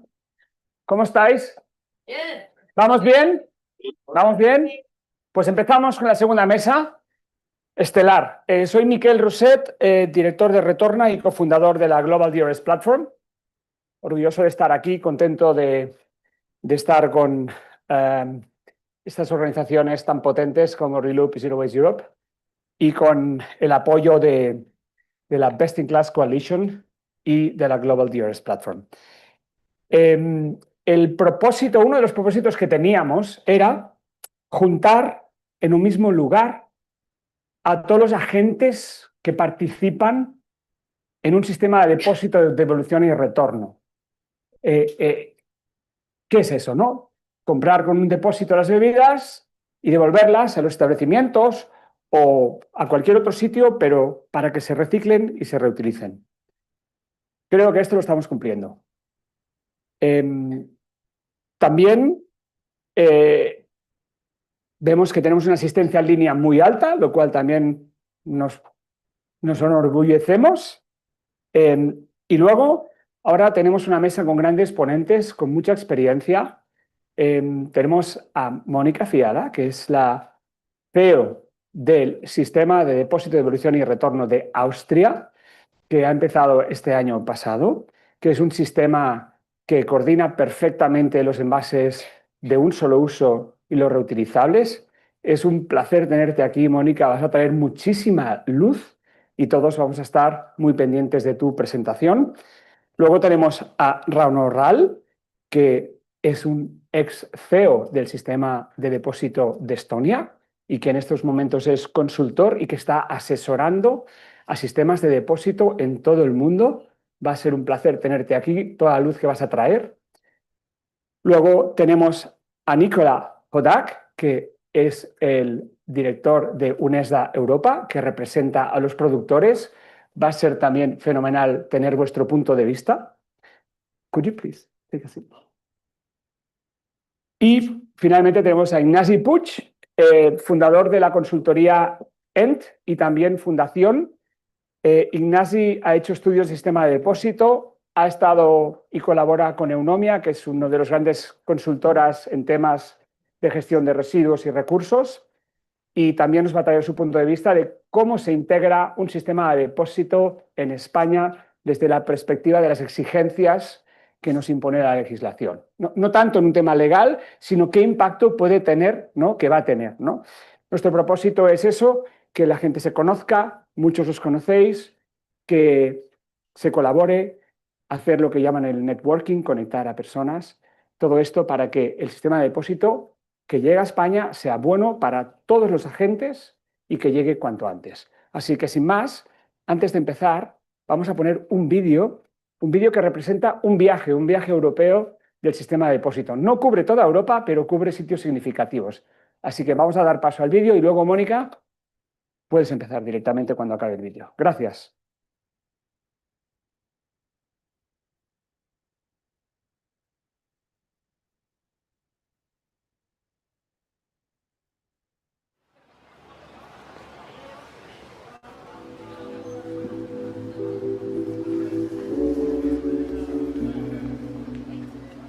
Estamos en la Sagrada Familia, un monumento turístico que cada día recibe la visita de miles y miles de personas que consumen miles y miles de envases de bebidas. ¿Pero qué pasa con estas latas y con estas botellas? Pues seamos honestos. En el mejor de los casos acabarán en el contenedor amarillo, pero la inmensa mayoría se ven o tiradas por el suelo o, como mucho, dentro de papeleras como esta. Ahora estamos en Suecia, en su capital, Estocolmo, en un parque icónico justo delante de la Biblioteca Nacional de Suecia. Y a diferencia de lo que pasa en la Sagrada Familia, aquí es prácticamente imposible encontrar una lata o una botella abandonada por el suelo, porque aquí fue el lugar del mundo en donde se puso por primera vez en marcha un sistema de depósito y retorno, que, como sabéis, es la práctica que consiste en vender aguas, cervezas, zumos y refrescos con un pequeño depósito económico. Aquí es 1 o 2 coronas, que equivalen entre 10 y 15 céntimos, y que la gente, cuando acaba sus bebidas, puede ir a las tiendas y supermercados a devolver esas latas y esas botellas y recuperar el dinero. Es un sistema exitoso que consigue recuperar casi el 90% de todos los envases de bebidas y que está tan socialmente integrado que cualquier persona puede devolver su lata o su botella en cualquier momento y en cualquier lugar. Como por ejemplo aquí. Estamos en este parque público y en esta papelera han diseñado este pequeño espacio para que las latas y las botellas no se mezclen con el resto de basura y no se pierda ningún envase de bebida. El sistema de depósito está totalmente integrado en el día a día de los suecos y las suecas. We've been doing this since we were kids and it works and we're proud of it.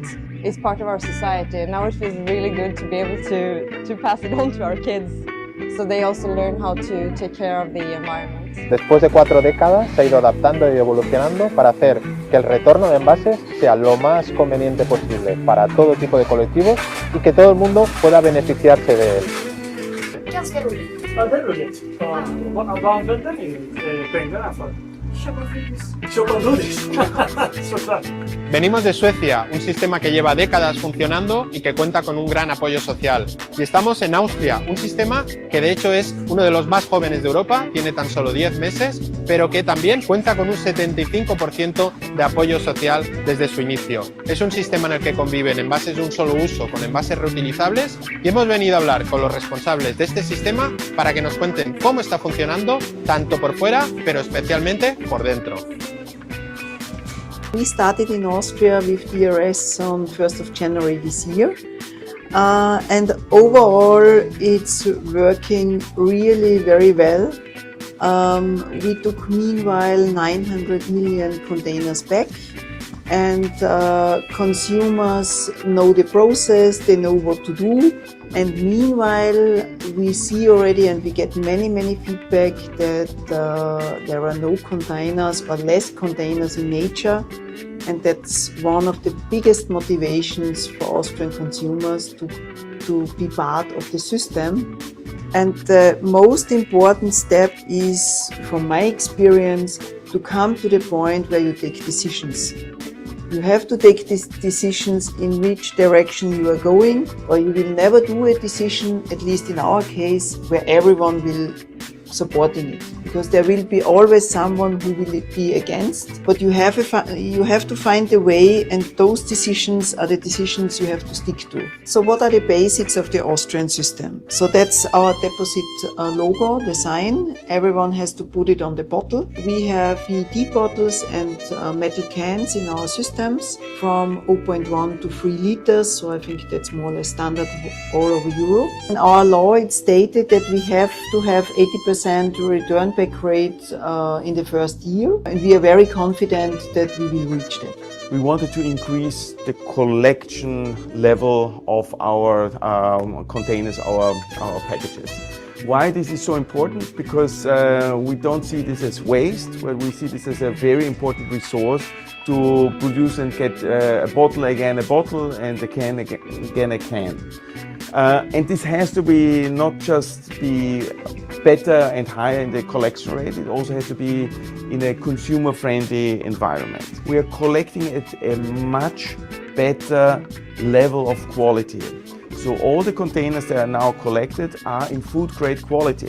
Previously, they were all put in a yellow bin together with a lot of other containers, Now we are in a very, very high quality. What we have seen is that there are very significant segment of people that really want to have refillables. And refillables offer a very good, sustainable option for consumers also at home. We know it works very well in the HoReCa channel, but even at home they want to have a sustainable solution, but also something that celebrates the brand in a very nice way. Venimos de dos países como Suecia y Austria, donde el sistema de depósito es un éxito y ha funcionado a las mil maravillas desde el inicio. Y estamos convencidos de que aquí va a pasar lo mismo y va a funcionar muy bien desde el primer día. Así que lo único que estamos deseando es que suceda aquí cuanto antes.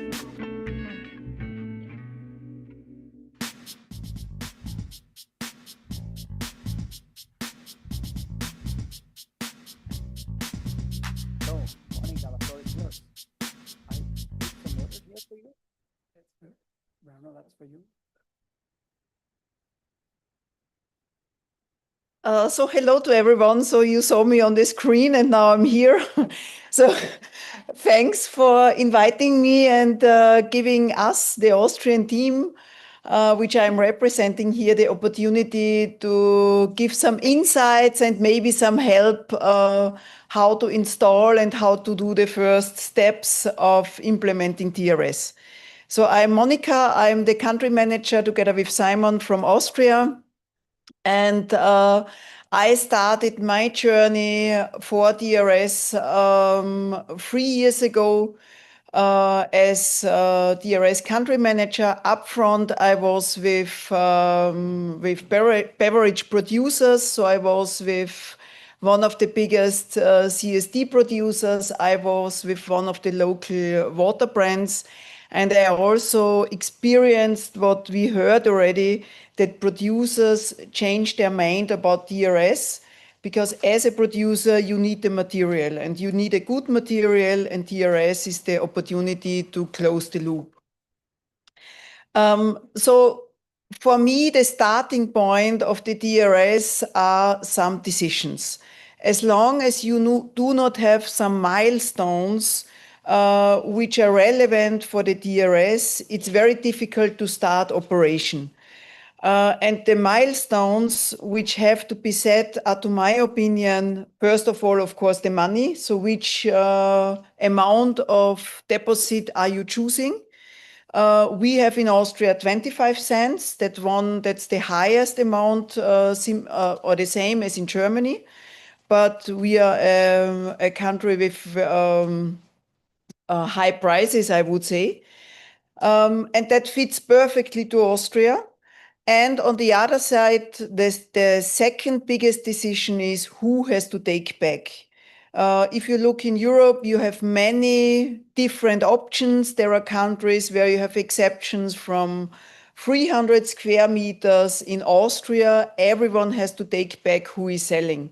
And that makes a key difference how you have to set up your operation. Because it's a key difference if you have to take back bottles from everyone who is selling, every kiosk, every restaurant, every petrol station, or if you have to take back as operation from supermarkets or other outlets with a certain amount of square meters. And those two key milestones are, to my opinion, very essential, because otherwise you do not know how to start and how to set up your operation.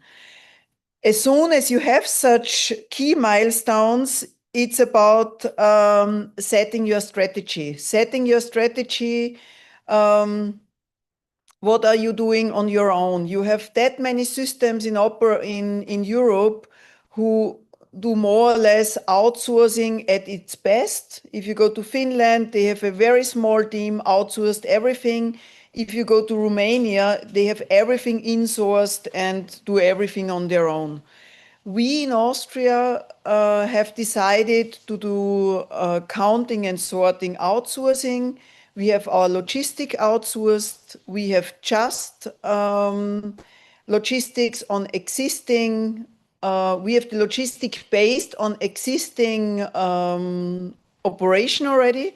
So we do a cooperation with all wholesalers, with all retailers. All of them are doing logistics for us. And that's also a key strategy you have decided.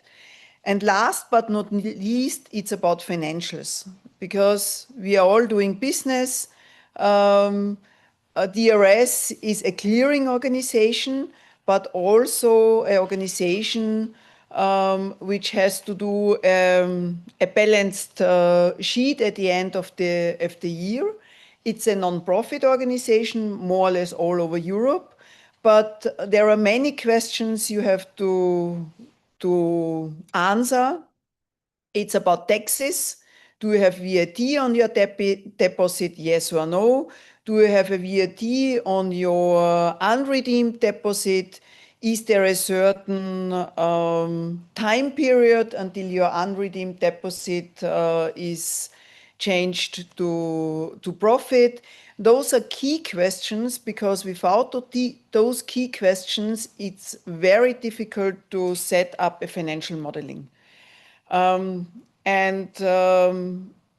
At least the financial topics in our case were a little bit underestimated at the beginning. So we were quite confident that there are that many models around in Europe and that's everything stated. But as soon as you start discussing with all over Europe, you see that every country is doing it different.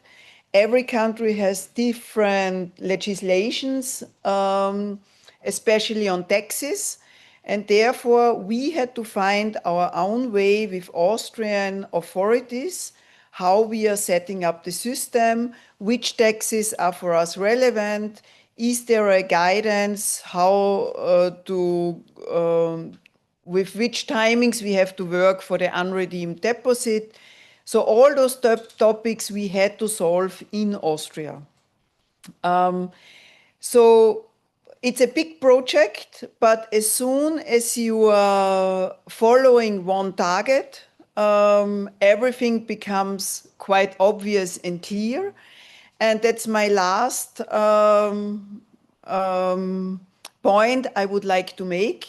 So we in Austria were at the beginning sitting together with retailers and producers, and were setting common targets.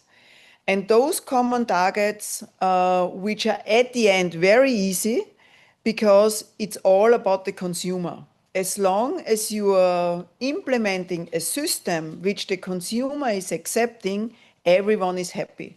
Because the producer would like to sell, the retailer would like to sell, and if you somehow set up a system which is stopping that consumers are not buying the product anymore, you did something wrong.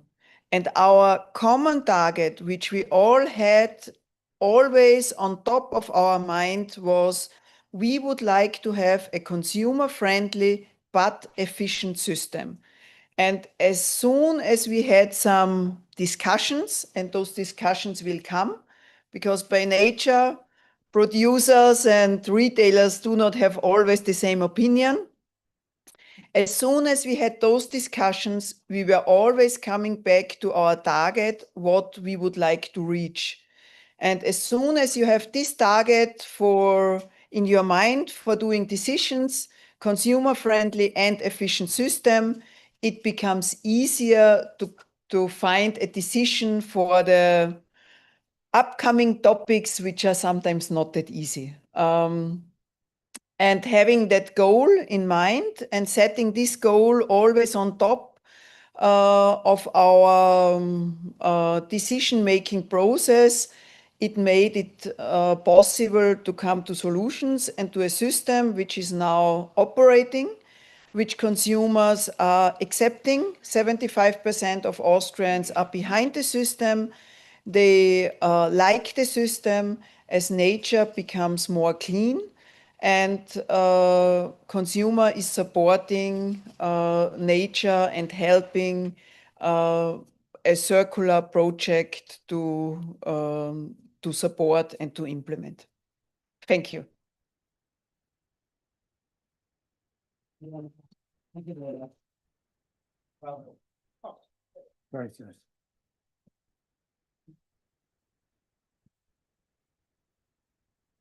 Senor Sanchez, gracias for the presentation start. So my name is Rauno from Healthcare Consulting. I think I've been a bottle fan and scavenger for 40 plus years through the, as many of you maybe, through the old school refillable glass systems, as you can see here on the picture. But regards the modern DRS, which is driven by PET and aluminum cans, been involved some 17 years. And let's go forward, Mr. Sanchez. So DRS starting point, the key principles. First of all, naturally, a DRS needs to be mandatory. A voluntary system can work only as an island system, some refillable system somewhere in just some part of the country. But if we are talking about the full-scale nationwide DRS, it has to be mandatory. There have to be clear legislation from the government side. Every key stakeholder, as producers, retailers, need to have very concrete obligations and also maneuvering options set in the legislation. So like from the government side, clearly return rates together with what happens if we don't meet this return rate, etc. And of course, smartly scoped DRS scope in general.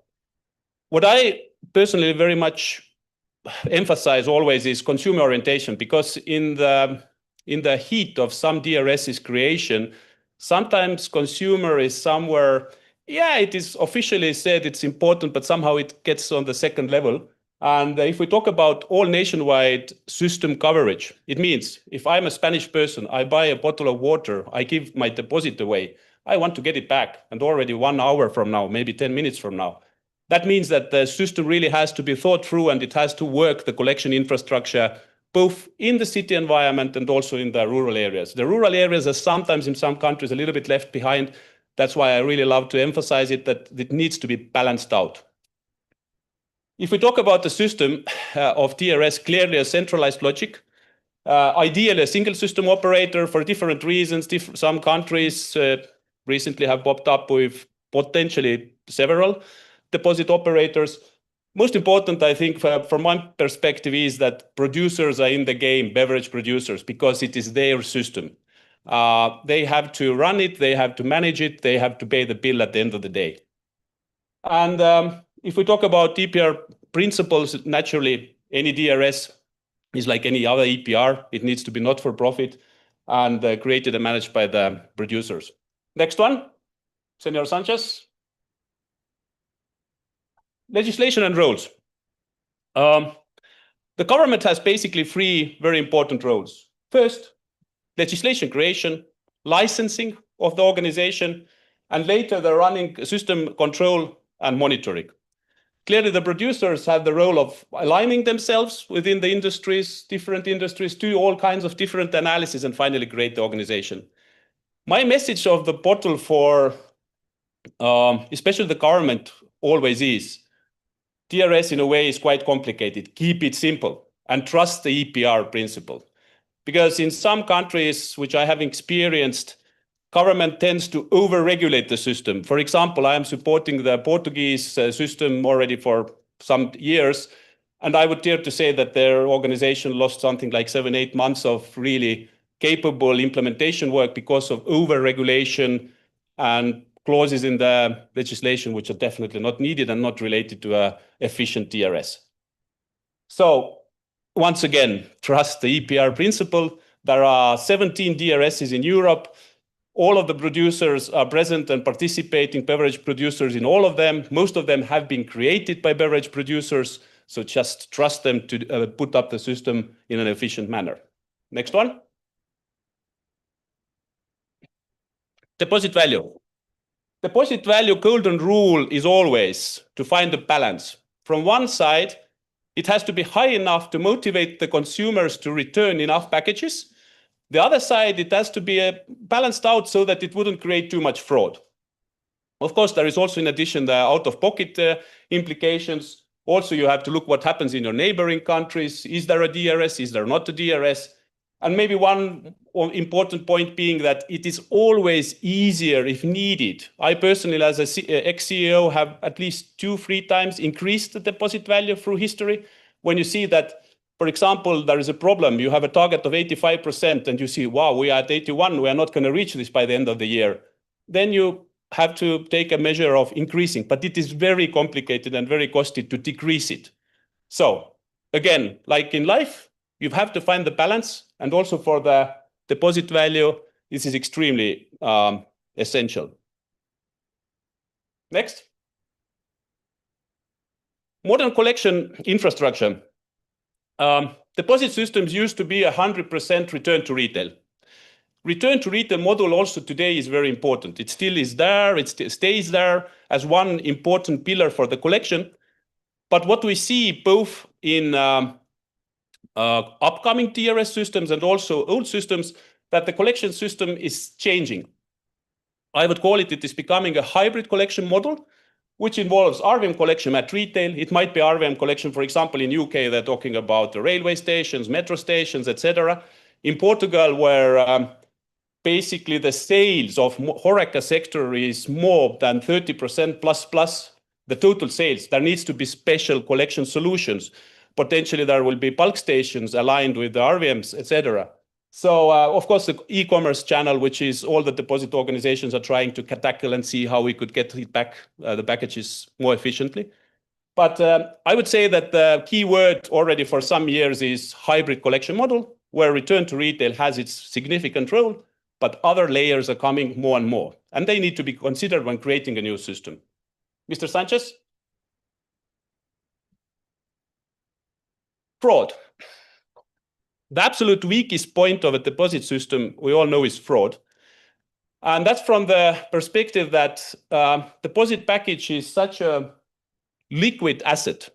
I get it, I can basically turn it into money in 1 second, going around the corner to the corner shop, returning it to the RVM.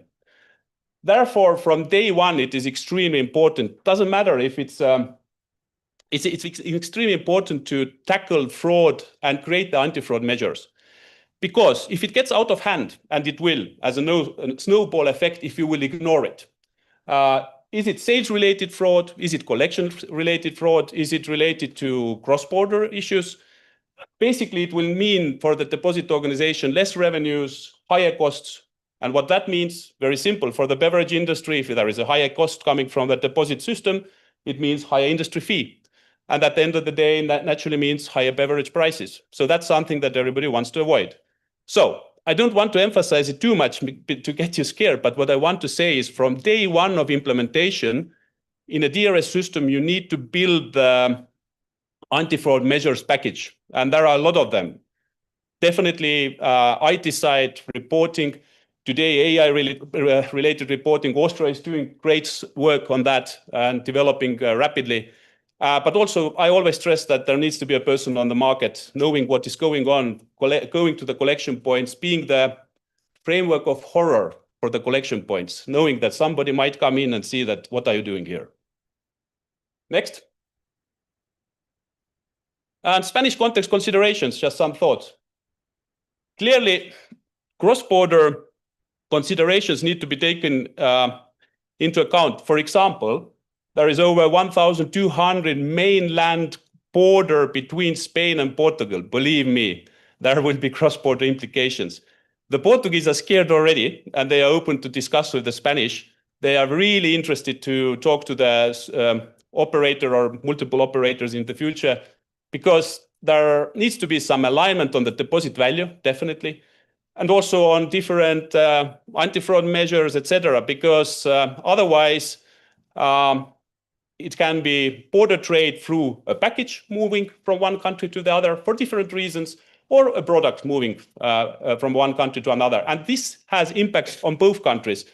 It might have impact on one country regards not reaching its targets. It might have impact on the other country of having too high return rate, paying for what is not fair for the Spanish, for example, paying for some Portuguese packages. Tourism, you are the experts. I shouldn't talk about tourism here in Spain, but clearly there needs to be detailed analysis area space density mapping, seasonality, high season implications. We will not go to details today, but for example, I remember back from the days what I always demanded from our logistics partners. They need all to have at least 2, 3, in your case, we are talking about maybe 50 plus per region ambulance cars, because summer, you never know how the sun hits you, regardless of the weather forecast. Because in DRS, summer is clearly the peak season, and you will have not just 1.5, usually 2, even more times more return. And that return needs to be taken out from the retail collection points quickly. Otherwise, you don't want to see the retailer next day and look it into the eye. Clearly, reverse logistics. This is actually valid for any country, but also definitely for Spain, to look all of the possibilities from different angles, how it can be utilized. Depends on the country, depends on the retail structure, depends on the logistics setup, but this is definitely the most efficient manner that most of the DRS is used to take packages to the shops and to utilize the same transport as much as possible. Of course, it's never 100% possible. The question is how high you can get that share. And usually retailers are interested in that because it will also help them to balance out their cost side. Timeline. I will end now. Sorry. Yes. Timeline. I understand that today in the legislation, it's November 2026. Well, maybe not so realistic, but basically what I want to say is that if there is a license, and this very much depends on the country deposit group pre-preparation, but if you get the license, 1.5 to 2 years is usually doable to get to go live. But what is very important also to consider is that you will usually never get first year of deposit system as up to 90% returns. Ideally, second year, but definitely third year. So that also needs to be considered when planning for that. So just to fix a date, and all should focus on it going forward, and really understanding that all of the stakeholders, is it the producer, retailer, are doing and building something for Spain. Thank you.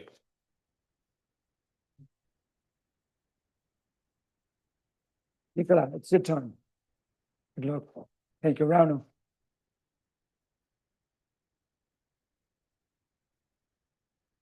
Thank you very much. It's a pleasure to be here. First of all, thank you very much to our friends at Reloop, at Zero Waste Europe, Itodo, for inviting us, and also for the flexibility in organizing today's event around our international meeting of the soft drinks associations around the world. And I say friends because there are still obviously issues on which we disagree. But as we engaged on the packaging and packaging waste regulation, we found each other around deposit return schemes. And I remember meetings that Jean-Marc and I had with the European Commission, where people were happy that for once, finally, the NGO community and the business community were coming together to propose solutions. It maybe took some time, but I'm happy that we have found each other. The first session of today focused very much on illustrating the problem. And I'm not proud of the problem neither. I mean, I'm here representing the soft drinks industry, but I'm also not proud of the fact that our bottles end up as litter. We have to do better. And we can do better as individuals. And I think, we are here to focus on what we as companies need to be doing. But I think we also individually need to be looking at ourselves at what we can do better. It's not good when we go to beaches and that we have litter everywhere, and we cannot, just blame a particular section of the industry for that. We have to look at ourselves also. And I'm not saying this to try and shy away from our responsibility, but I also say this as a father of children. We can do better. And we are also, just like you, equally disappointed with the fact that discussions at the international level with the plastic treaty are not progressing where they should be. We are on your side of proposing solutions and wanting a legally binding treaty. Now, there are voices out there that might have a different view about it. We are not among those voices. we see an opportunity with that treaty. So, I want to really focus on that mindset, today, and jump into this second session now, really about, okay, how can we really shift towards making things happen?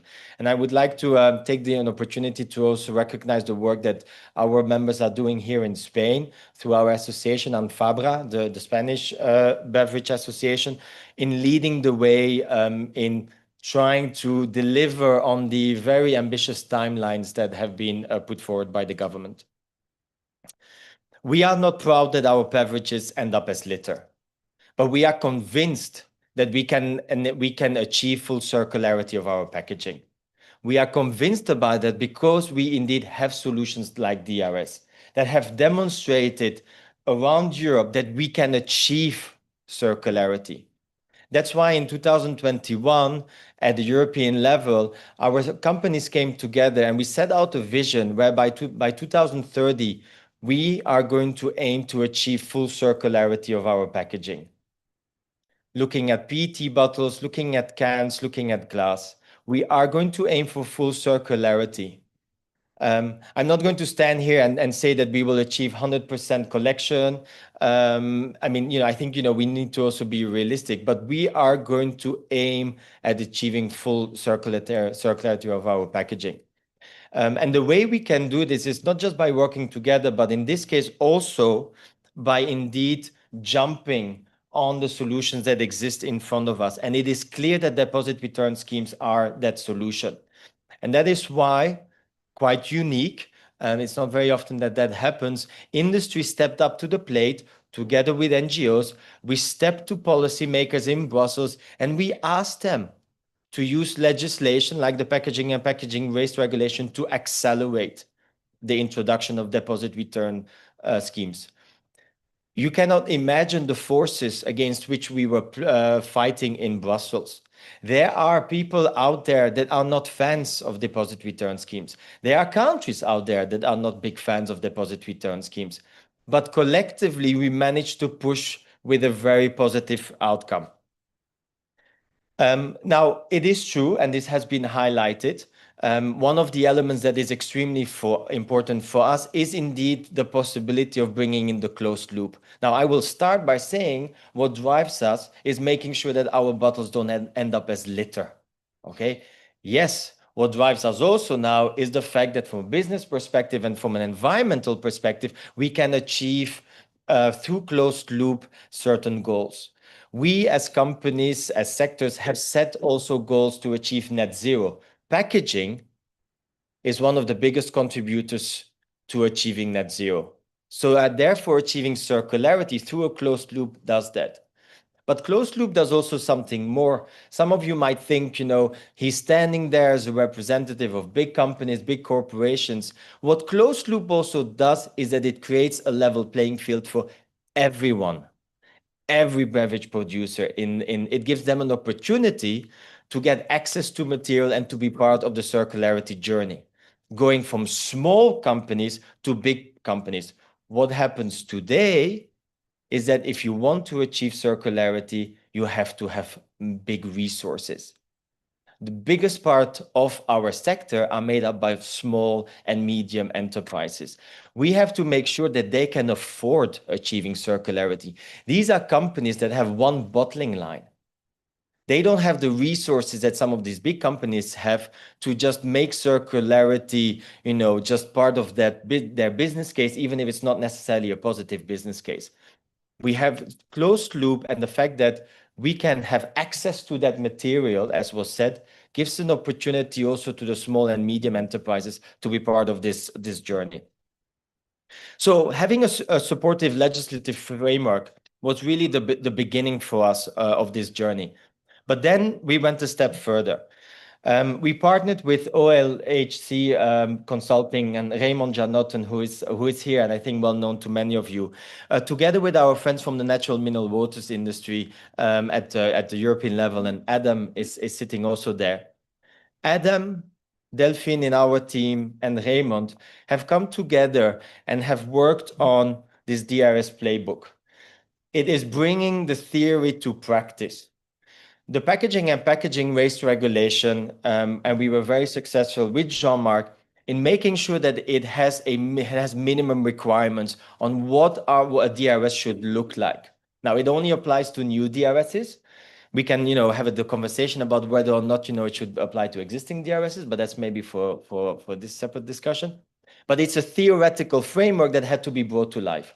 So together with Raymond, we partnered on creating this playbook, which is really, trying to bring this complexity to life and focusing on 9 key principles. The system, and I'm going to repeat a bit because some of it is indeed not, rocket science. The system has to be unified at national level. There has to be a specific role for beverage producers who own the system, who run the system. And there has to be an active involvement somehow of the retailers, because indeed the retailers are key in this. The system has to be easy to use. We spoke about consumers. It's at the end of the day, it's about making sure that consumers want to be part of the journey. We have to aim for a certain collection rate of all containers. 90% collection, target 90 is what we have to aim for. We have to include all relevant beverage containers. And that is something that is debatable on what does relevant mean. Some people would like to throw all beverage containers in there. That is something that needs to be very carefully assessed on how to do that. There has to be a clear governance rule on how it applies. And the unredeemed deposits need to stay within the system. We spoke about Eastern Europe, Central Eastern Europe, where there are attempts from government to get a seat and get a hold of these unredeemed deposits. We need to prevent this. We need to make sure that it is reinvested in the system. There needs to be an efficient cost control, which means that we have to avoid cross-subsidization of different materials. And finally, as I said, from our perspective, we have to enable this closed loop and priority access. And it works. We have seen in countries like Slovakia, where now about 80% of the material is finding its way back into new bottles and into new cans. So it really, really works. So the playbook is something that we are very proud of. I would invite you to contact Raymond, Delphine, or Adam if you want to have a copy of it. One of the questions we will have, and I'll leave that for the debate afterwards, is about single use versus reuse, and that is something that needs to be carefully debated. And I'm happy to share our perspectives on that, because we do believe that we have to be successful on doing single use, and bringing both together at the same time from the beginning could cause serious complications. This is a big task. So we have to get it right. So let's focus on certain elements in the first place before thinking that we can address all problems in one. Thank you very much. Thank you.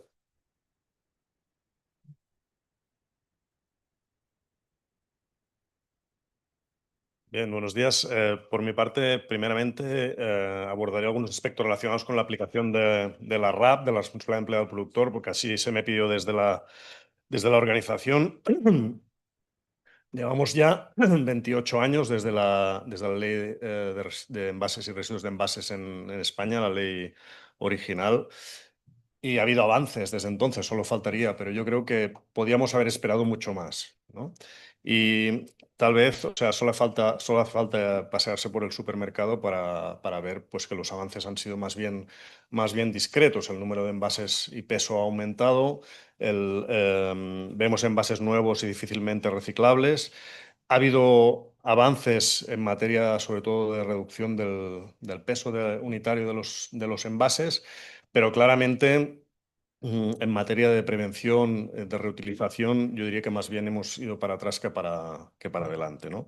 Por tanto, los planes especiales de prevención, algunas de las posibilidades que la normativa enumeraba, pues simplemente no se han materializado de forma suficiente. Otro aspecto importante que solo hasta recientemente se ha aplicado es la ecomodulación de las tarifas. En el caso español. Siempre me he preguntado por qué voluntariamente los propios scraps no la aplicaron, no la introdujeron antes, no había barreras para hacerlo. Ahora, si entramos en la web de Coembes, vemos ya una guía bastante detallada sobre la ecomodulación, lo cual demuestra que se ha avanzado, pero a su vez también la propia guía nos hace pensar que los efectos van a ser escasos, porque la diferencia entre los mejores y peores envases solo tiene una diferencia en las tarifas de más 10% para los peores, menos 7%, 8% para los mejores. Claramente insuficiente para cambiar tendencias, ya no a nivel de demanda del consumidor, que ni se va a enterar, sino ni tan difícil pensar que los productores van a hacer grandes cambios con estas variaciones tan mínimas. En cuanto a los punto de vista de las entidades locales en relación con la RAP, si preguntamos a los municipios, la opinión mayoritaria entre ellos es que la RAP de envases hasta ahora no les ha cubierto la totalidad de costes, ya sin entrar en los costes de la gestión de la fracción, de los envases en la fracción resto o del littering, que han sido novedades más recientes en la normativa y que aún están por desplegar. Y al final, claro, si esto si hay una parte de los costes que no la cubren los scraps, no quiere decir que no se paguen. Obviamente se pagan, pero se afloran por otras vías. En este caso lo pagamos no como consumidores, sino como contribuyentes, ¿no? Y esto es más visible de un tiempo para acá, pues la Ley 7 de 2022, la Ley de Residuos, establece la obligatoriedad de tasas de residuos que cubran costes. Por tanto, esto que iba a los presupuestos municipales, a la Caja General, ahora aflora en forma de tasas de residuos, las cuales existe la obligación que cubran costes, y hemos visto en este 2025 un incremento medio del 16% de las tasas, y aún estimamos que estamos en el 65% de cobertura. Quiero decir que van a seguir aumentando, y una forma de que no aumenten precisamente es responsabilizar a los sistemas de responsabilidad del productor de que cubran la integridad de sus costes. Abordando ya la cuestión del SDR. En España se han hecho varios estudios sobre cómo implantar este sistema, singularmente el estudio de Traxatec, en el que desde ENT hicimos una parte importante, y allá, bueno, aún con las incertidumbres que había, porque esto ya hace más de 3 años, con las incertidumbres que había, algunas siguen existiendo, pues se estimaban los resultados en términos de reducción del littering, de incremento de la recogida selectiva, del incremento del reciclaje, número de plantas necesarias, costes, etcétera, ¿no? Obviamente estos estudios se van a tener que ir aterrizando más en la práctica a medida que el sistema se vaya concretando más, pero hay un buen punto de partida. Por otro lado, el estudio que hizo la IREF, la Autoridad Independiente de Responsabilidad Fiscal, por encargo del Consejo de Ministros, sobre la evaluación del sistema de gestión de residuos en España, también encuestó a la población en relación a la aceptación del SDR, y se denotaba una aceptación mayoritaria por parte de la población, lo cual, entre otros motivos, análisis del estado del arte a nivel europeo, llevó a la propia IREF a recomendar su implementación.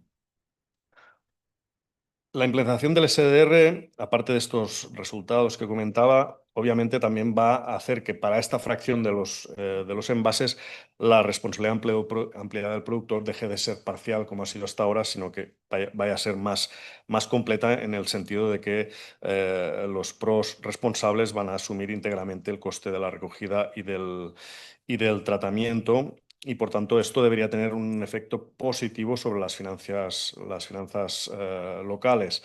Sorprende que incluso desde la propia FEM se ha hecho una lectura contraria a esto, lo cual siempre me ha sorprendido, en el sentido, pensando en qué va a pasar con el resto del balance del sistema de envases, ¿no? Si le traemos un producto valioso, los costes del sistema de recogida del contenedor amarillo van a bajar poco, los costes de tratamiento van a bajar poco.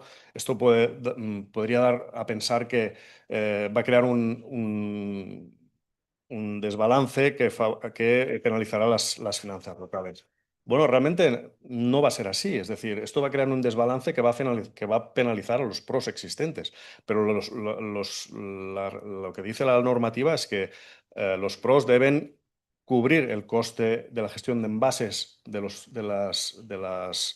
los municipios, sea cual sea, siempre que sea eficiente. Si el sistema cambia, la aportación unitaria de los pros va a tener que ser superior, pero no debería impactar en ningún modo en el balance económico de los municipios.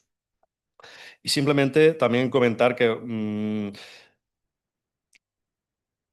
hay algunos elementos que, o sea, tenemos un calendario que es muy exigente, noviembre del 26. Yo creo que cada vez somos más los que pensamos que esto no va a ser posible cumplirlo. Pero claro, hay que pensar por qué, ¿no? Es decir, este calendario lo conocimos desde hace tiempo, es responsabilidad del Ministerio que se cumpla. Y yo exigiría un rol más proactivo. En estos momentos hay algunos elementos importantes del alcance del futuro sistema que parece que aún no están completamente definidos. En materia incluso importantes como materiales a cubrir. Hay un elemento también importante que es que si hay más de un PRO aprobado, un proceso de aprobación, va a ser muy importante la coordinación entre ellos para que realmente el ciudadano perciba el sistema como único. Y son elementos que me parece que aún están muy en el aire y que deberíamos, entre todos, pues, pedir, sobre todo a las administraciones responsables, pues, que tomen medidas para concretarlos cuanto antes.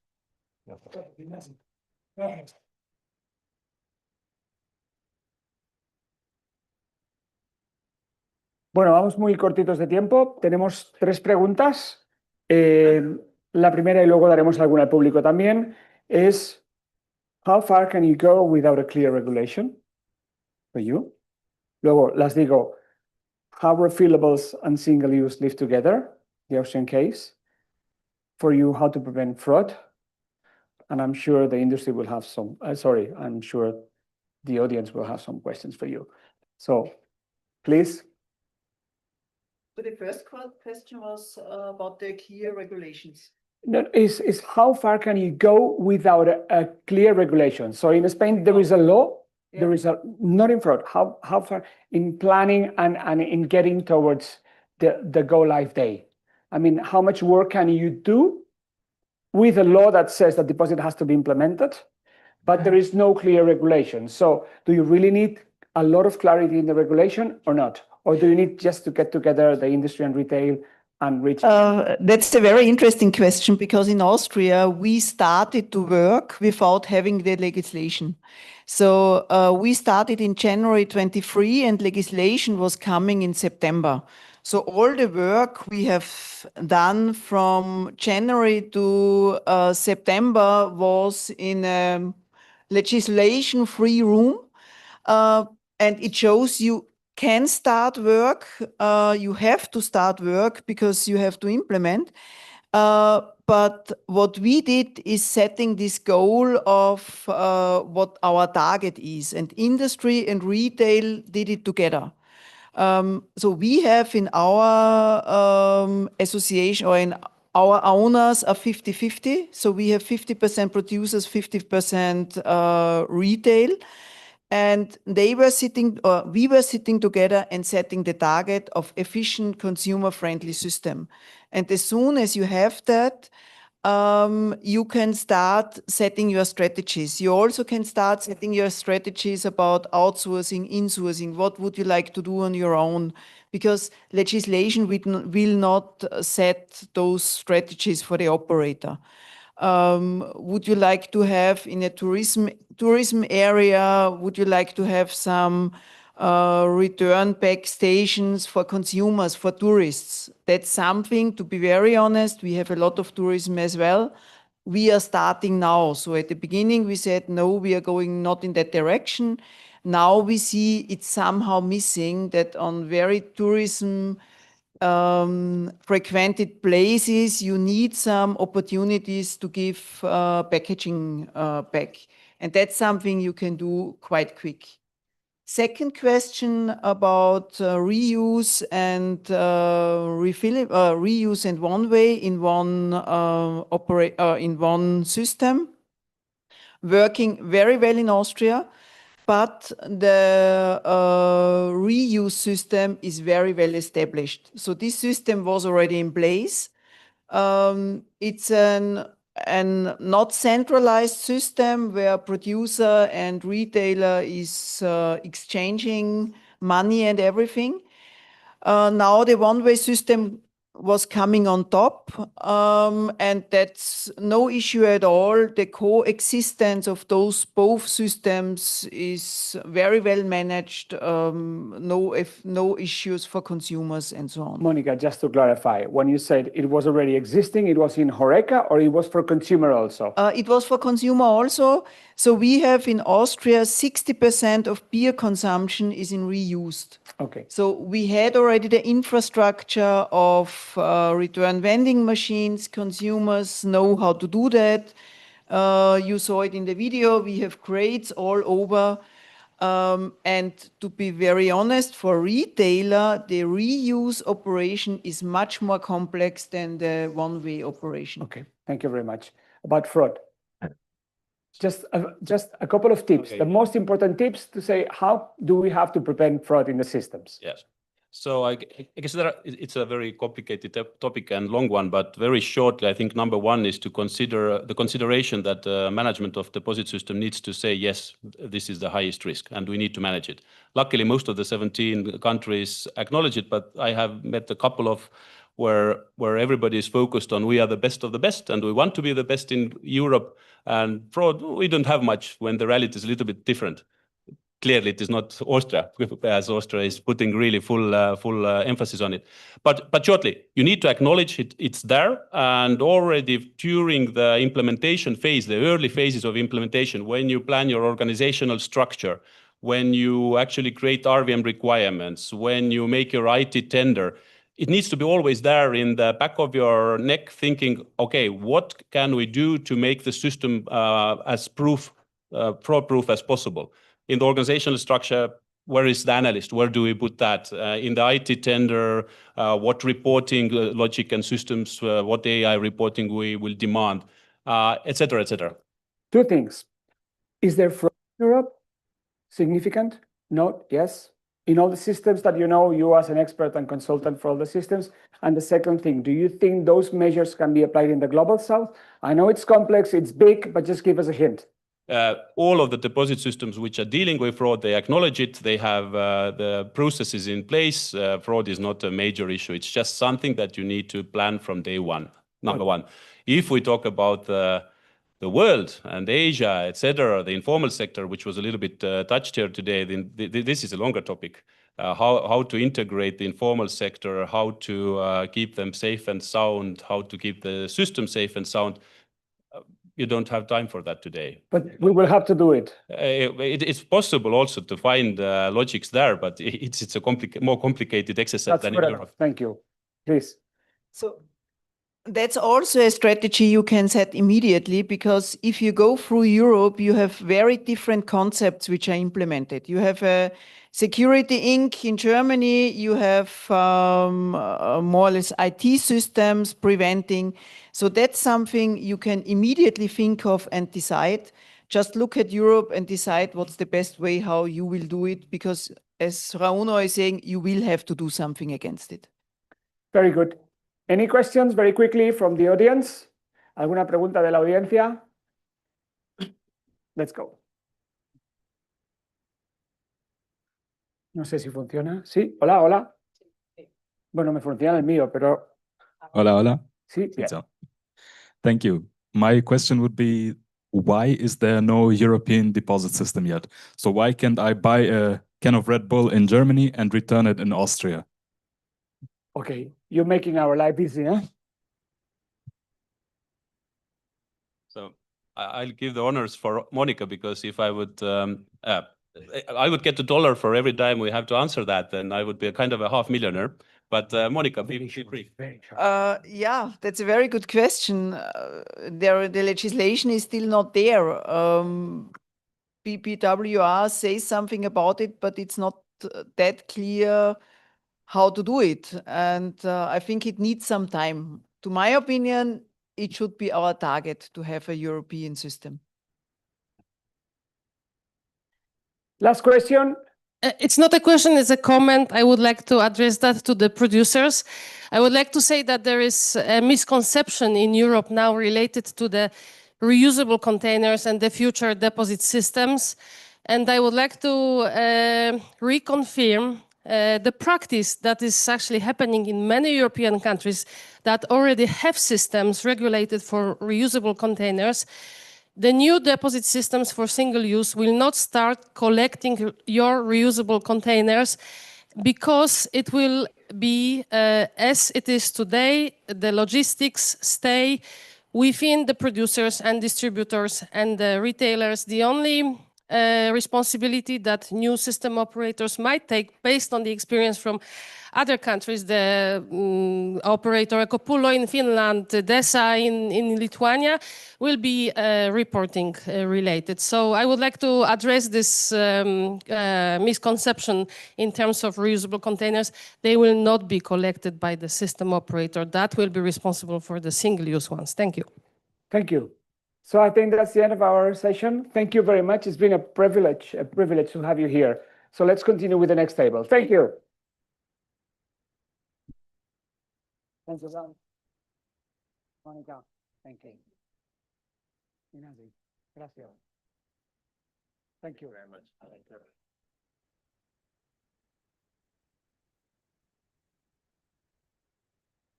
Vale. Continuamos, ¿no? Pero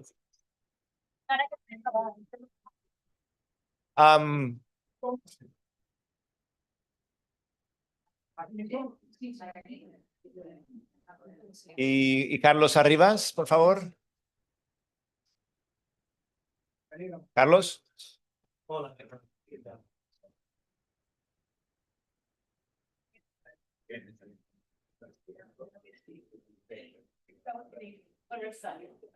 Y Carlos, ¿se puede venir?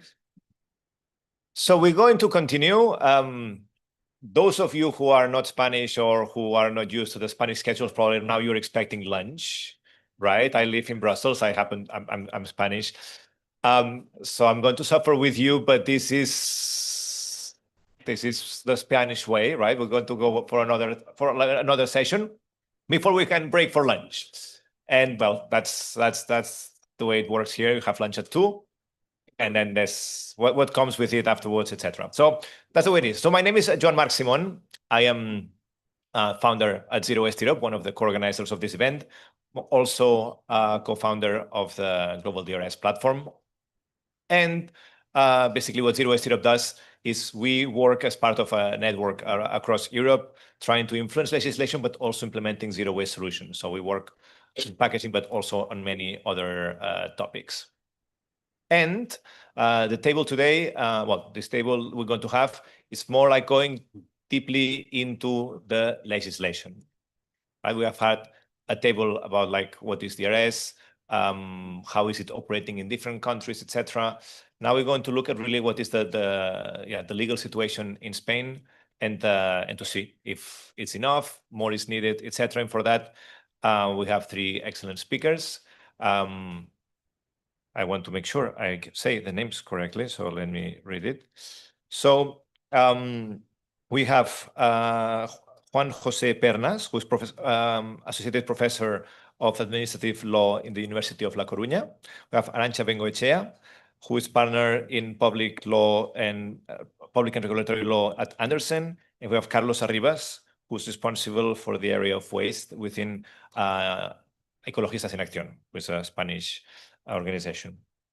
And a bit to frame the conversation, as I said before, Spain has had its own waste law, and in parallel we have had the European developments.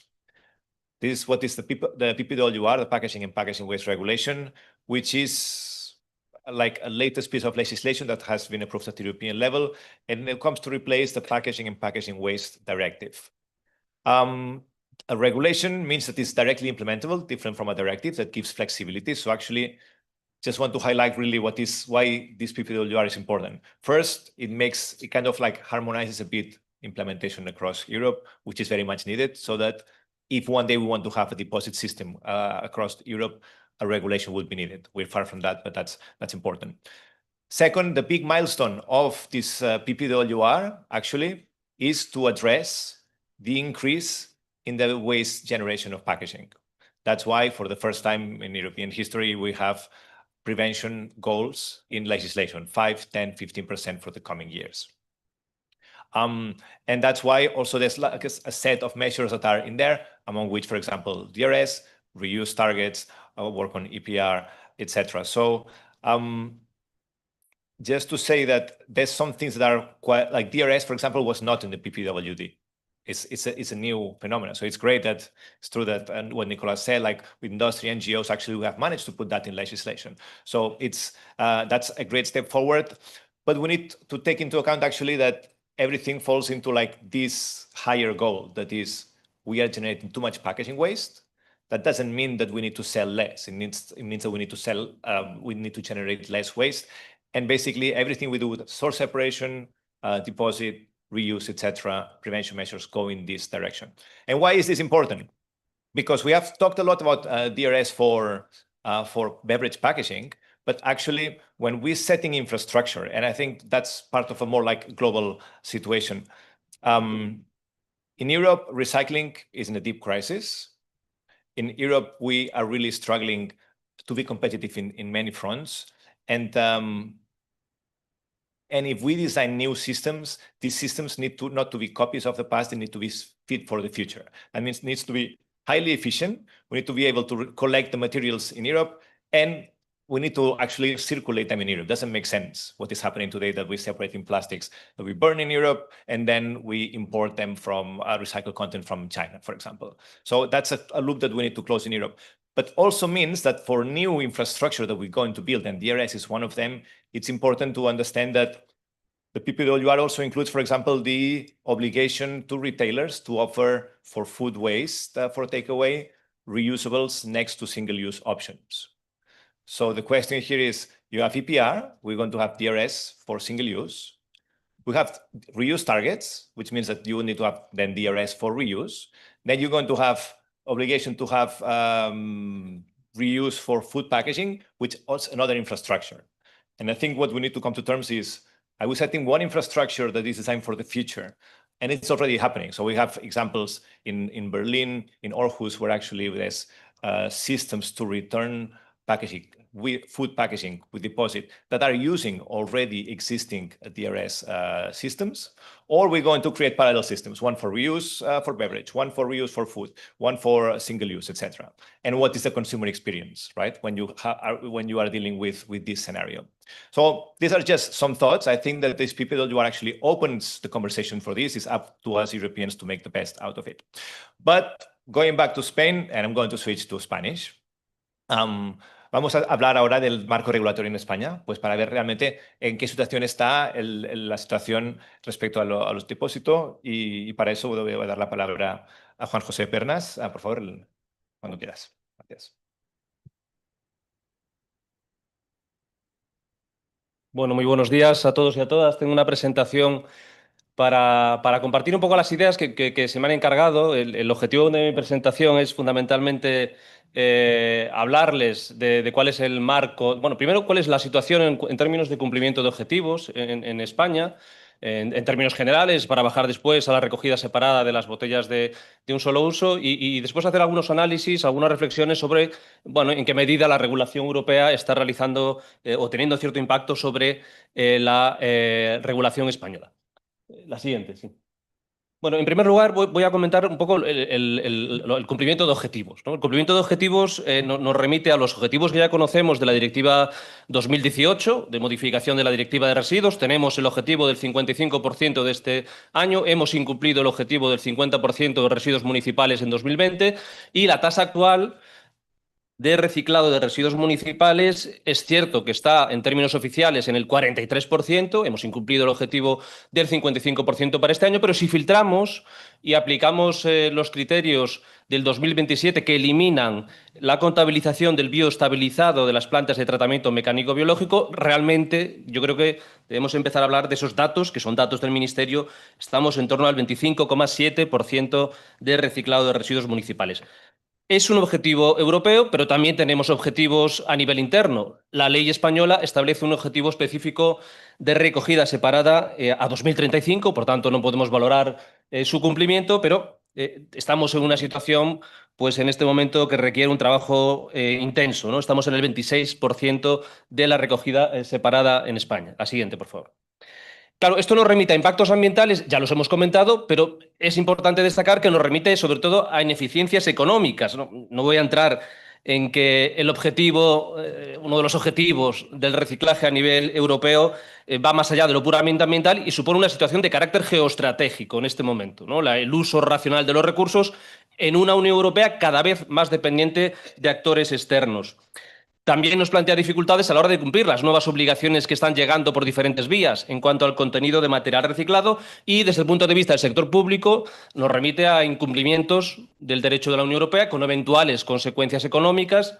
Nos remite a dificultades posibles, potenciales, de acceso a fondos europeos con una condicionalidad ambiental cada vez más intensa y, particularmente, pues tenemos, desde la perspectiva más cercana a la gestión pública local, tenemos incrementos de costes que se están produciendo en este momento, que están generando dificultades para la sostenibilidad local de los servicios locales. Los costes vinculados con el impuesto de vertido e incineración que se está aplicando en el último año y medio, los costes vinculados con las emisiones de CO2 de estos residuos o, desde la perspectiva ciudadana, la aplicación de las tasas municipales que deben reflejar el coste real. Hay una gran preocupación sobre el incremento de los costes por parte de los ciudadanos, que será la vía para también empezar a exigir responsabilidades al sector público.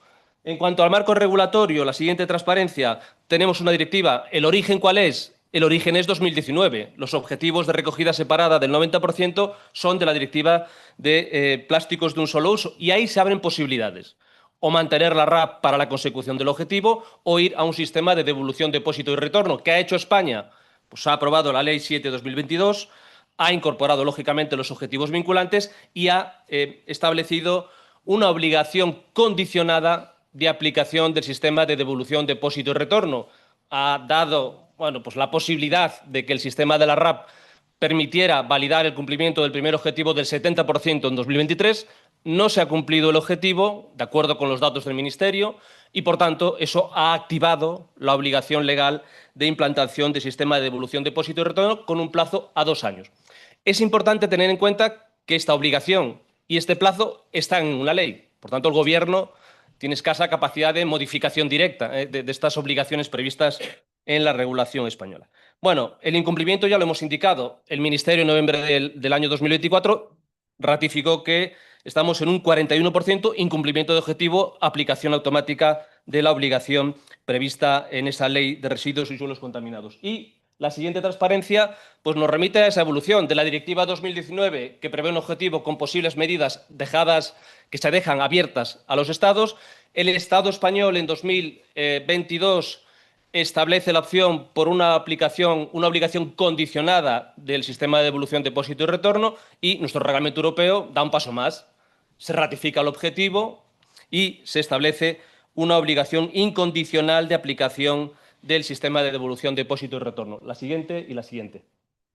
¿Qué supone esto desde la perspectiva del sector público? Pues supone que cambiamos de modelo en la gestión de esta tipología de envases que entran dentro del ámbito de aplicación del sistema de devolución, depósito y retorno.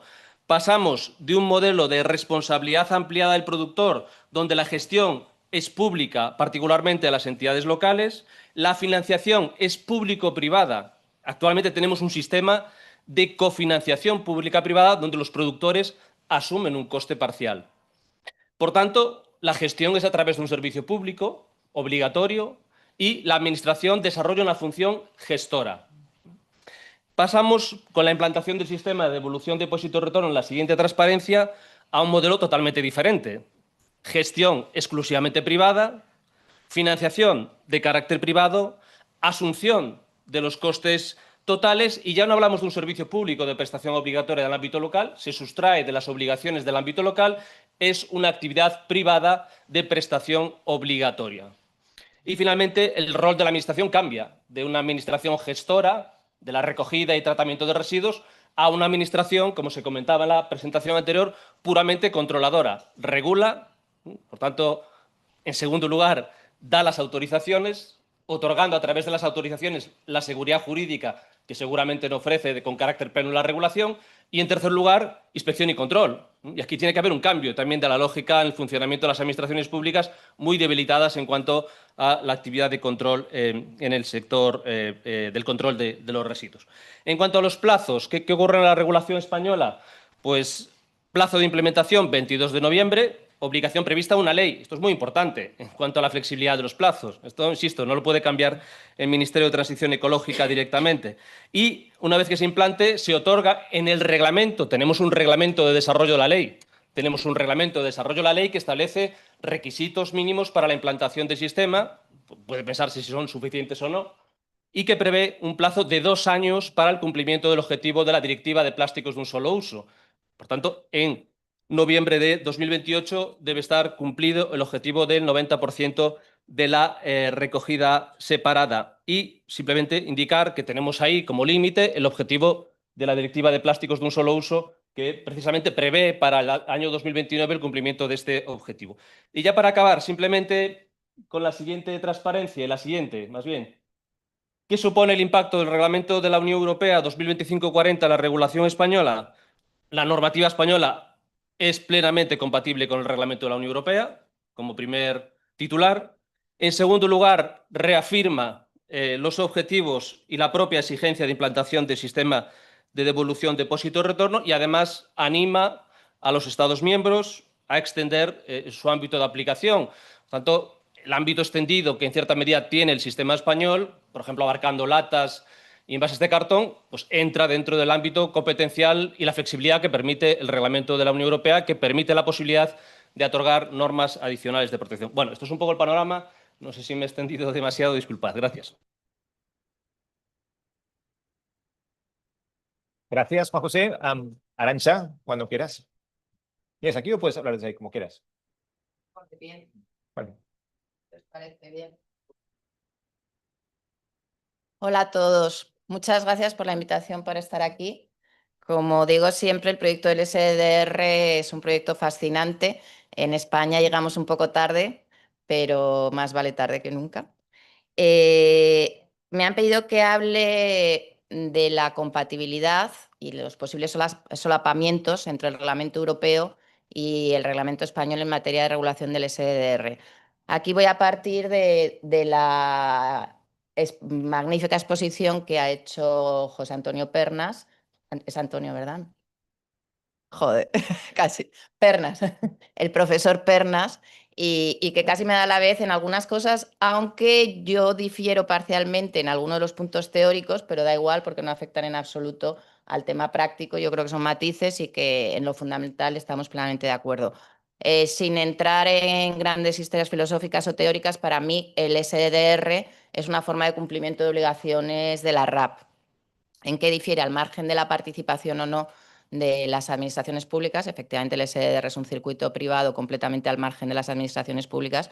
Para mí, en realidad, difiere fundamentalmente en un punto, que es sustituir el apelar a la conciencia cívica del ciudadano para cumplir objetivos, para apelar al ánimo de lucro, que es consustancial a todos los humanos. Es decir, ¿qué pasa? Pues que cuando no se cumplen objetivos simplemente porque nos pidan a los ciudadanos que vayamos al contenedor, la Administración se ve casi obligada, impelida, a poner un precio para que nos animemos a realizar esa restitución. Por eso, el SDR, que como han dicho los anteriores ponentes, está ya utilizándose, está en plena aplicación en muchos países de Europa, y ha habido muchas voces que propugnaban su aplicación también en España y otras que luchaban contra esta aplicación. Al final, el legislador de 2022, como bien ha dicho el profesor Pernas, aplicó una postura equilibrada, que es apelar al dicho general, al refrán de cuando algo funciona lo mantenemos, si deja de funcionar lo cambiamos.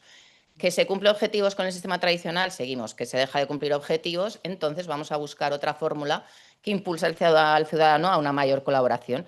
Y ahí estamos.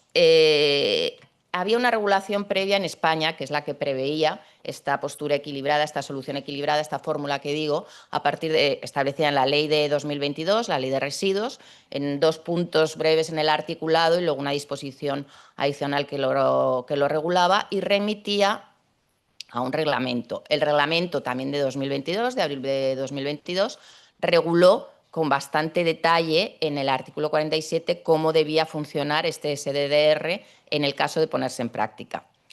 Pero, por otra parte, en 2025 se ha aprobado, como todos sabéis, el Reglamento Europeo de Envases, que también regula esta materia. La menciona en el artículo 50 y desarrolla cuáles son los requisitos mínimos en el anexo 10º, como mínimos con el ánimo, tal y como dice en su exposición de motivos, de permitir, a partir de una armonización general, que los países europeos establezcan sus propias características intrínsecas, sus peculiaridades a cada uno de esos SDR. Entonces, ¿qué situación tenemos ahora mismo en España? La situación es que, como dijo el profesor Pernas, se han incumplido los objetivos de 2023. Además, se han incumplido por goleada.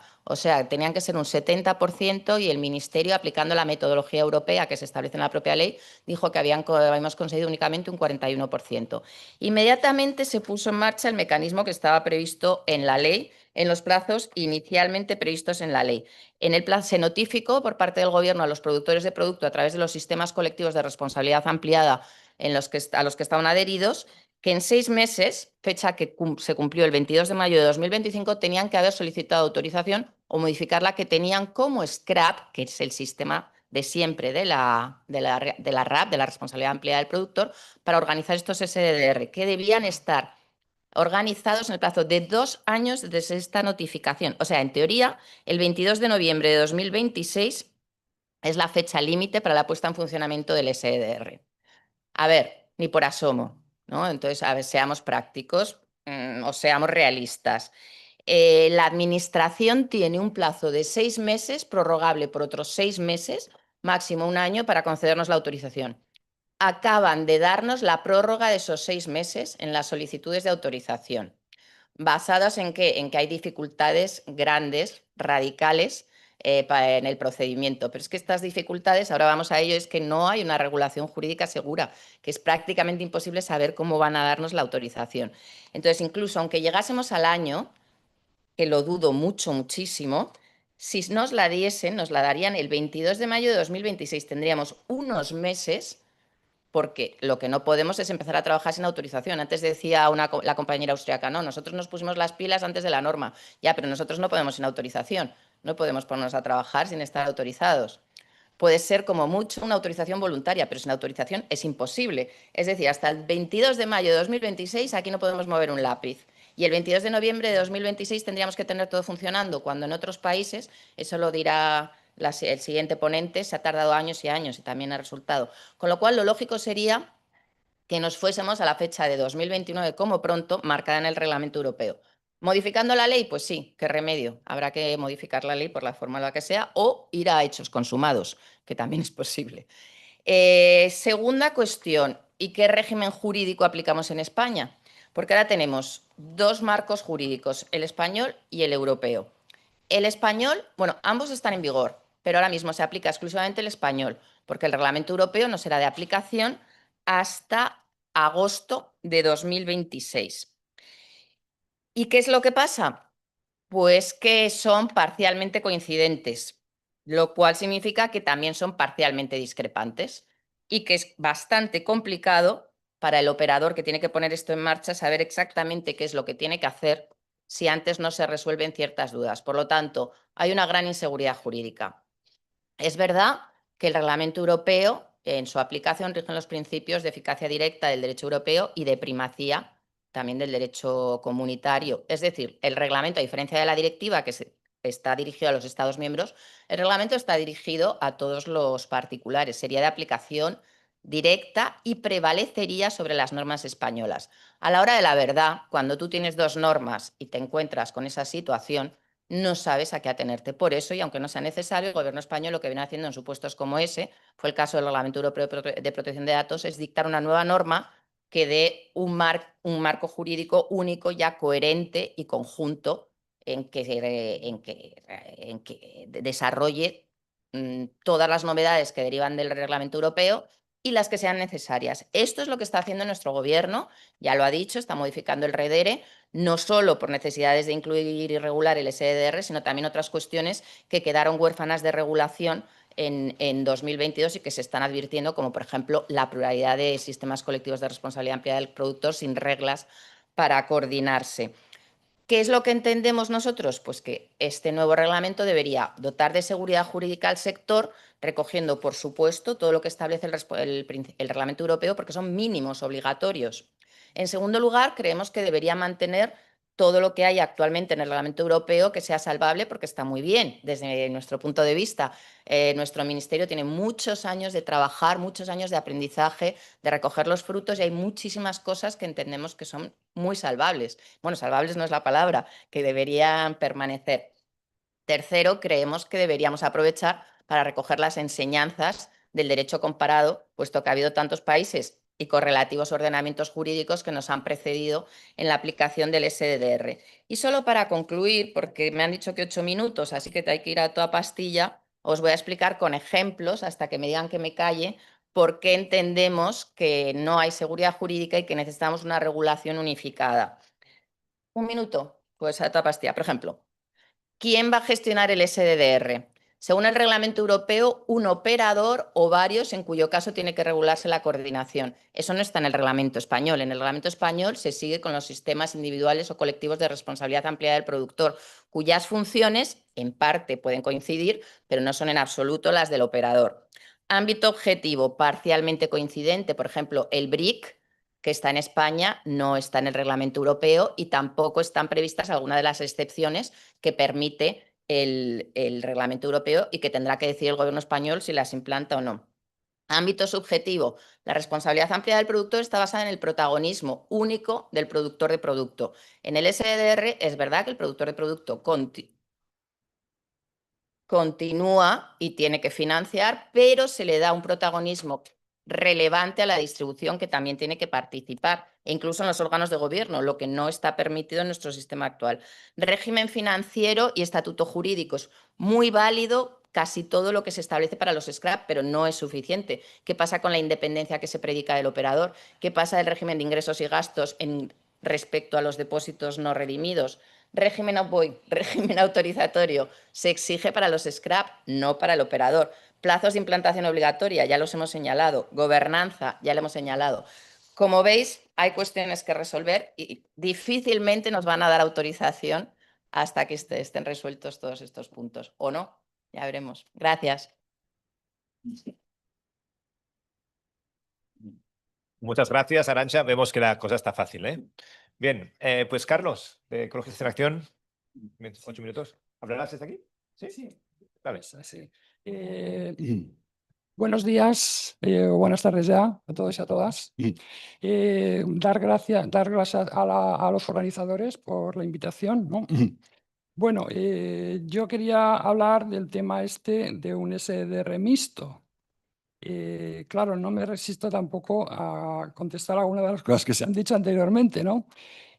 Claro, un sistema mixto de SDR, de envases de un solo uso y de envases reutilizables, sería lo ideal.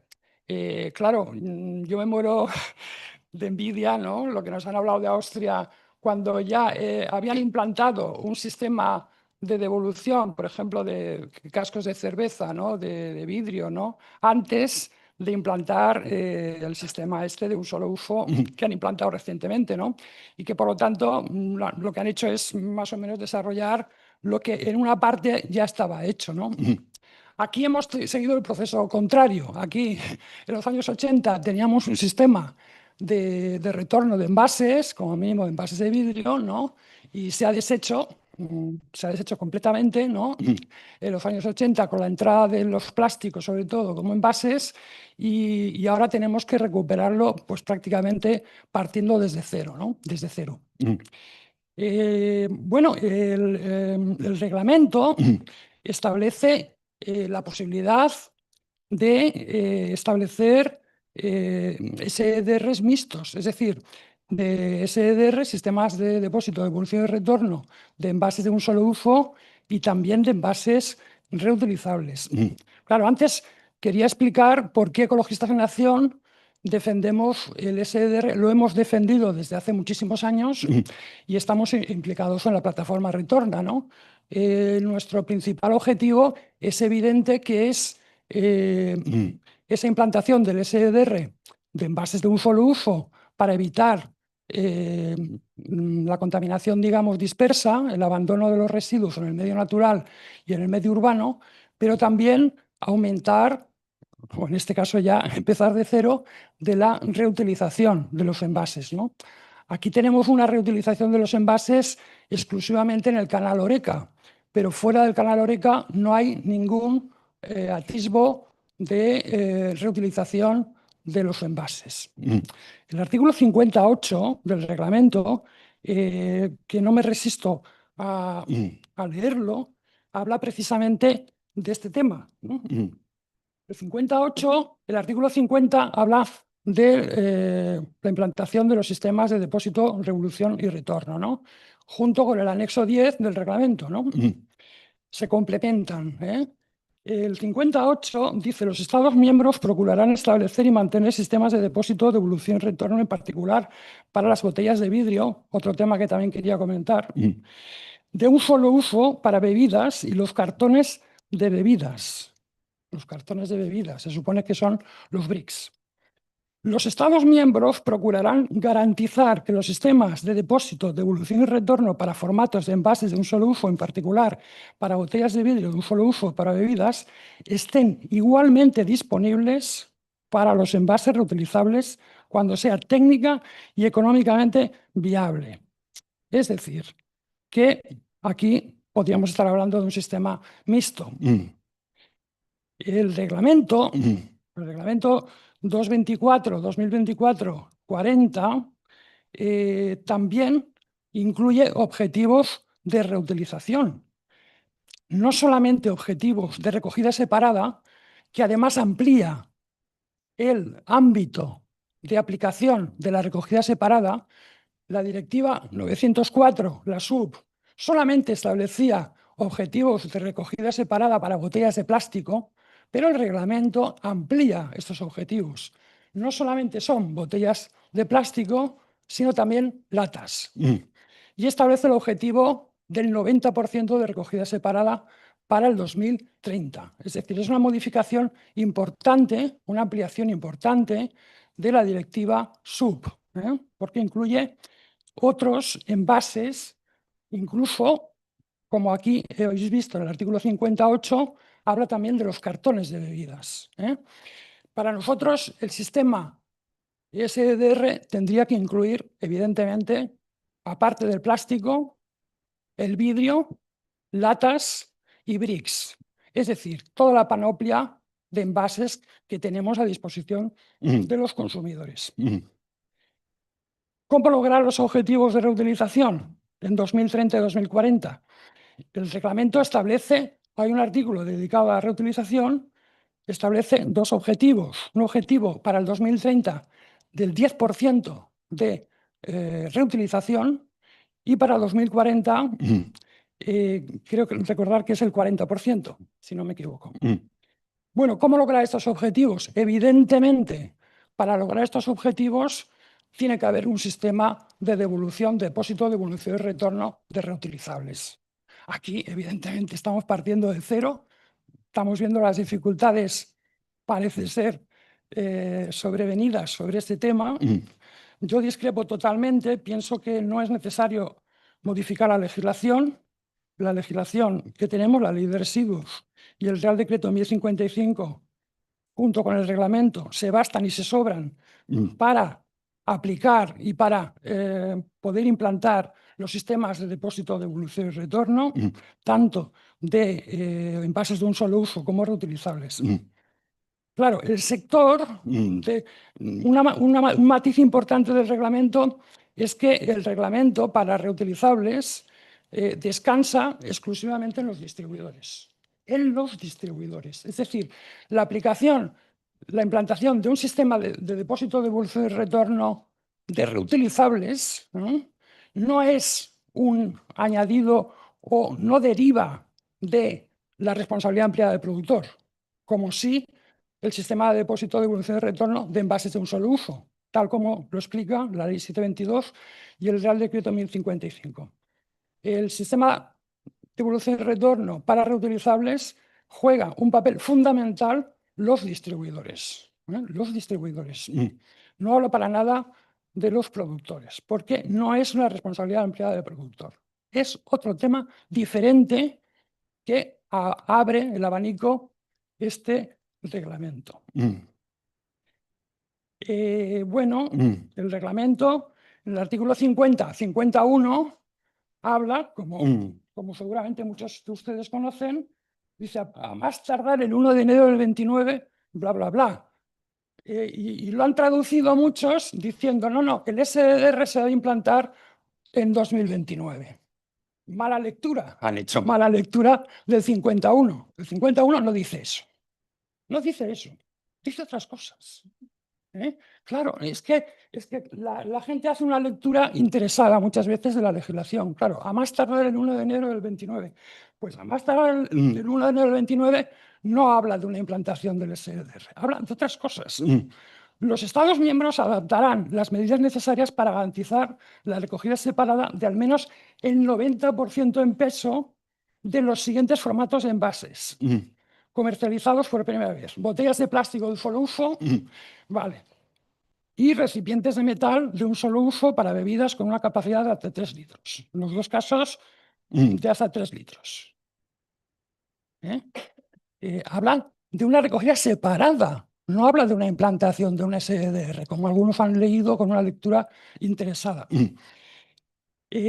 Bueno, únicamente ya para acabar, que podríamos estar hablando mucho de ese tema y de cosas que están en el reglamento y son ya directamente aplicables, como se ha comentado anteriormente, es de aplicación directa al reglamento y es prioritario sobre la legislación nacional, o sea, la Ley 722 y el Real Decreto de Envases, el 1055, únicamente decir que la implantación del SDR no es un capricho ecologista, no es un capricho ecologista, no forma parte de esa denostado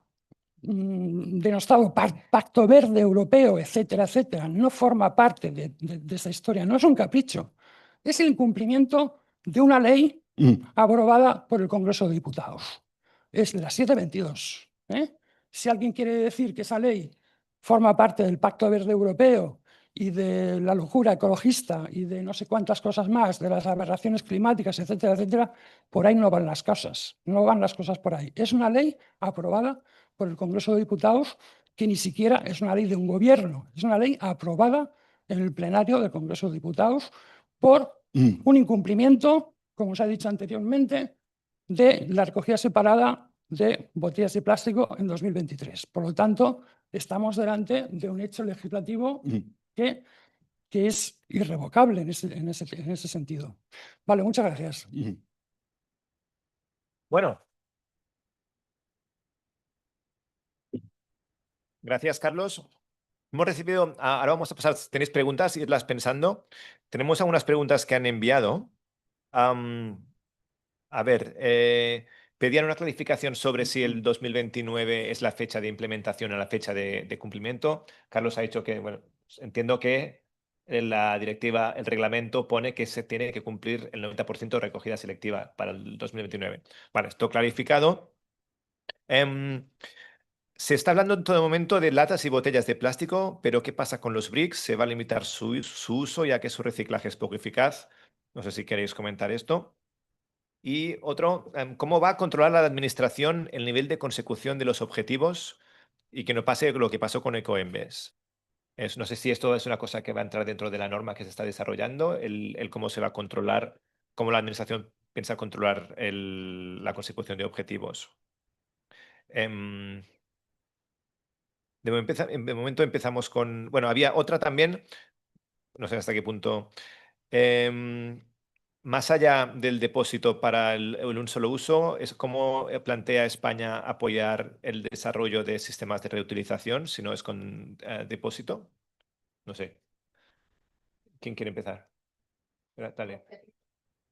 Bueno, yo el tema del BRIC, ¿no? Quería simplemente que entiendo que es una aclaración, ¿no? Porque, y ahí va un poco en la línea de lo que apuntaba antes, ¿no? El reglamento de envases y residuos de envases realmente no pretende, aunque en otro ámbito sí, ¿no? En los ámbitos del diseño que afectan directamente al funcionamiento del mercado, pero en la materia de gestión de residuos no pretende armonizar, es una armonización puramente parcial. Por eso decía antes que en términos generales, con independencia de que pueda haber actuaciones operativas internas en España, el reglamento de la Unión Europea es plenamente compatible con el reglamento estatal, ¿no? ¿Por qué? Pues porque incorpora envases con carácter adicional, ¿no?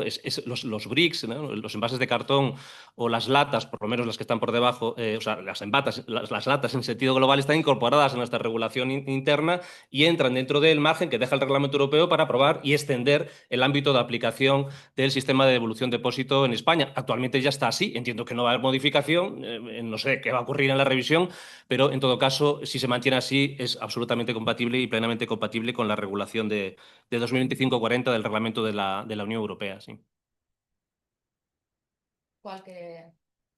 En relación con los BRICS, solo decir que sí que puede que se modifique. Pero claro, eso es una decisión política, jurídicamente 100%.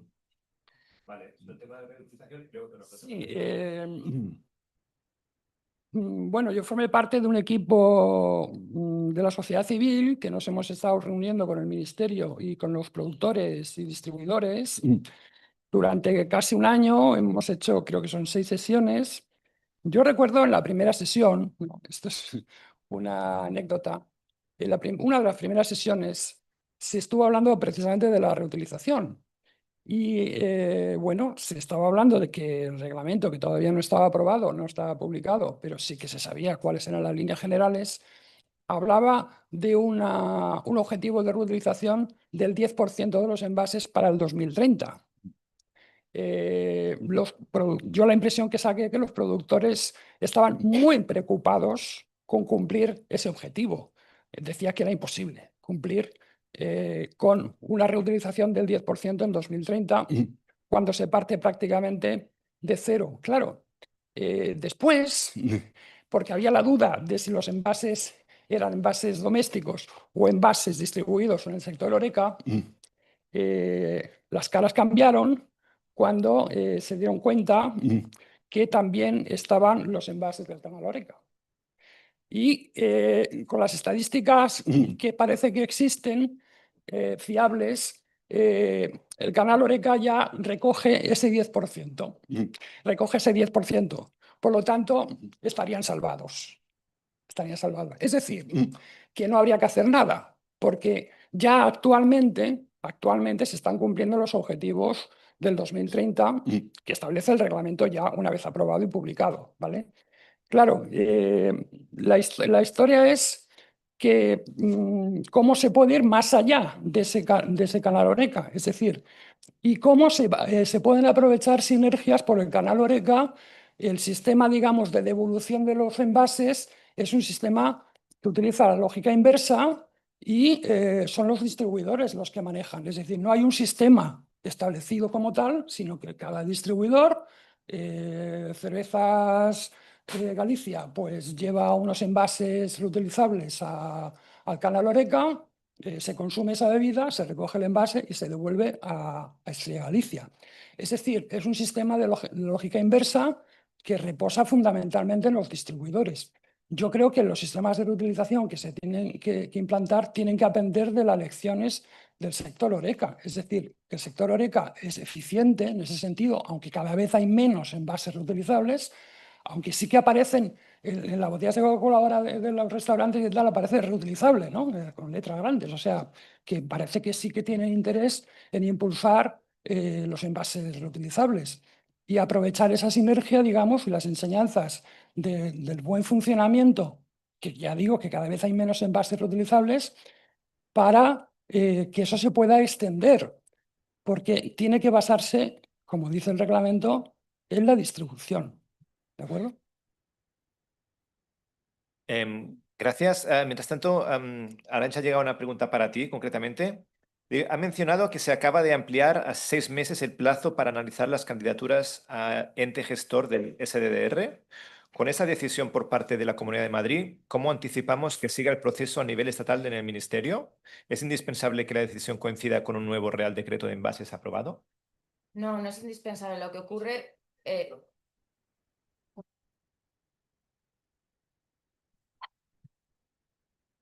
A ver, en general, las tramitaciones de las autorizaciones de los scrap tardan años.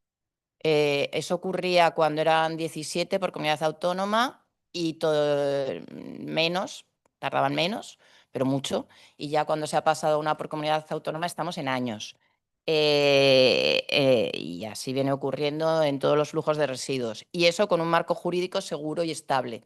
Con lo cual no es que sea una cuestión exclusivamente del SDDR, sino que es general y agravada por la novedad del ordenamiento jurídico y la novedad del propio SDDR. Entonces no se sabe qué es lo que va a ocurrir, pero claro, en el procedimiento está funcionando, como lo da una comunidad autónoma, pero tiene que escuchar a todas las demás y al Ministerio a través del informe de la Comisión de Coordinación de Residuos. Pues si para los scrap de residuos han tenido, fijaos, que darles una autorización provisional para poder empezar, están llegando ahora las definitivas, ya han pasado años desde el reglamento, pues imaginaos esto. Entonces, ¿qué es lo que está haciendo las comunidades autónomas? Ir a máximos, que el máximo es un año, los 6 meses que hay más 6 meses de prórroga. Y cuando ni aún así hay posibilidades, hay casos excepcionales para suspender el procedimiento. En general no se están utilizando y lo que se está haciendo es cerrarlo y volverlo a iniciar un nuevo procedimiento que parte de donde se quedó el anterior. Es decir, no va a la casilla de salida, sino que retoma los documentos que hay. Si, por ejemplo, ya hay partes de informes de comunidades autónomas, pues los usa. Entonces, ¿qué puede pasar con esto? Pues sí, nos podemos ir a años, pero esto se basa únicamente en la práctica de lo que está ocurriendo. Me puedo equivocar perfectamente y que en este caso se vaya por otra vía o se acelere. Y luego no hemos contestado al anterior de qué pasa si se incumplen los objetivos. Así que yo lo que he visto en el pasado es que tenemos muchas dificultades para lo que es inspección, control y sanción. ¿Por qué? Porque en el Estado de las Autonomías, en materia de medio ambiente, los artículos 148 y 149 de la Constitución reparten entre Estado y comunidades autónomas. Las comunidades autónomas son las que ejecutan, por lo tanto, las que inspeccionan y sancionan, y suelen tener poco equipo. Y bueno, pues el seguimiento es sobre todo para casos extremos, relacionados incluso con temas penales en los que aparece el SEPRONA. ¿Qué ocurrirá, tú crees, si aquí se incumple?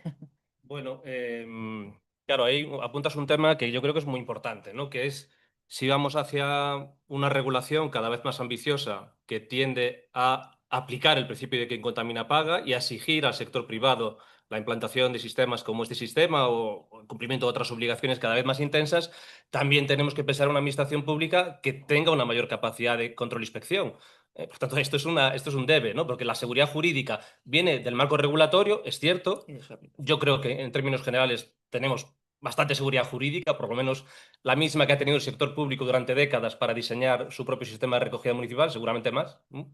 Es cierto que las autorizaciones son un elemento clave porque completan la regulación otorgando la seguridad jurídica de la que hablaba antes Arantxa. Ahí tenemos quizás un problema de conocimiento y de capacidad estructural en el sector público. Y después, en cuanto al cumplimiento de objetivos, la responsabilidad principal es de los operadores del sistema, que van a tener que implantar protocolos, ¿no? de seguimiento, sistemas de información para la obtención de datos y reportar el cumplimiento de objetivos, que es lo que dice el reglamento de la Unión Europea, es lo que dice el reglamento estatal. Por tanto, a partir de ahí está la responsabilidad de las administraciones públicas para garantizar el cumplimiento. ¿Qué pasará si se incumple el 90%? Pues pueden pasar diferentes cosas. Primero, estaremos incumpliendo el derecho comunitario.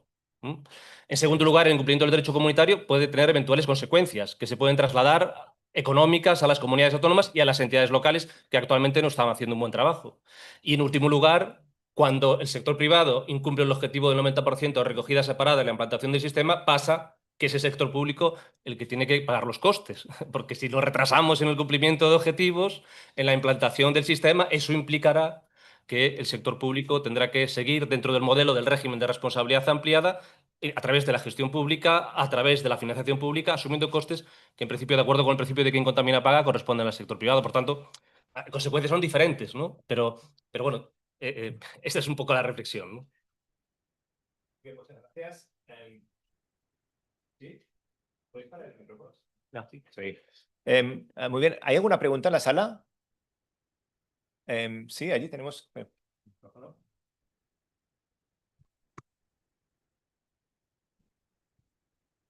Gracias, buenas tardes. Gracias por las presentaciones. Quería consultar sobre... sí, soy Florencia Canzonieri y trabajo en la Asociación de Bebidas en Argentina. Y venimos siguiendo mucho lo que sucede acá en España, sobre todo caso de Ecoembes y Ecovidrio. Y la consulta que les quería hacer era cómo se imaginan a futuro que va a ser esa interacción entre Ecoembes, Ecovidrio,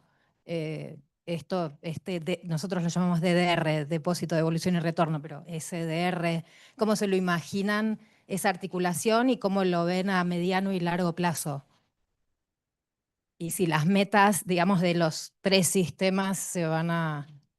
No hay articulación posible, perdonad que me adelante, porque el reglamento europeo dice que el SDR, el operador, tiene que ser independiente.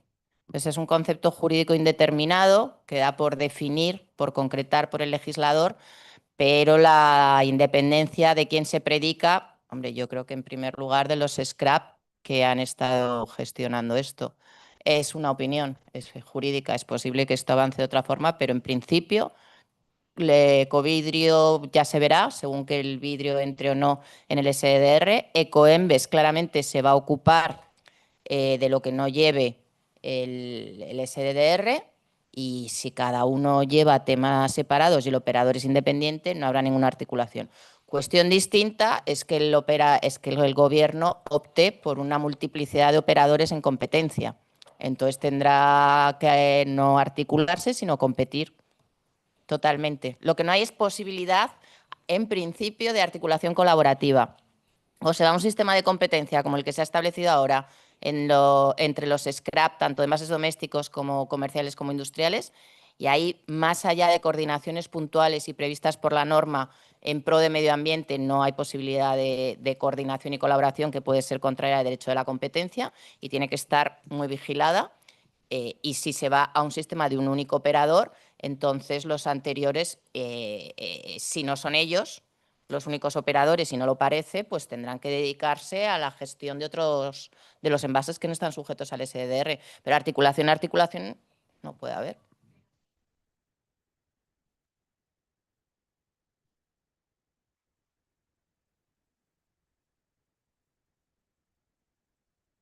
Por supuesto. Por supuesto. Por supuesto.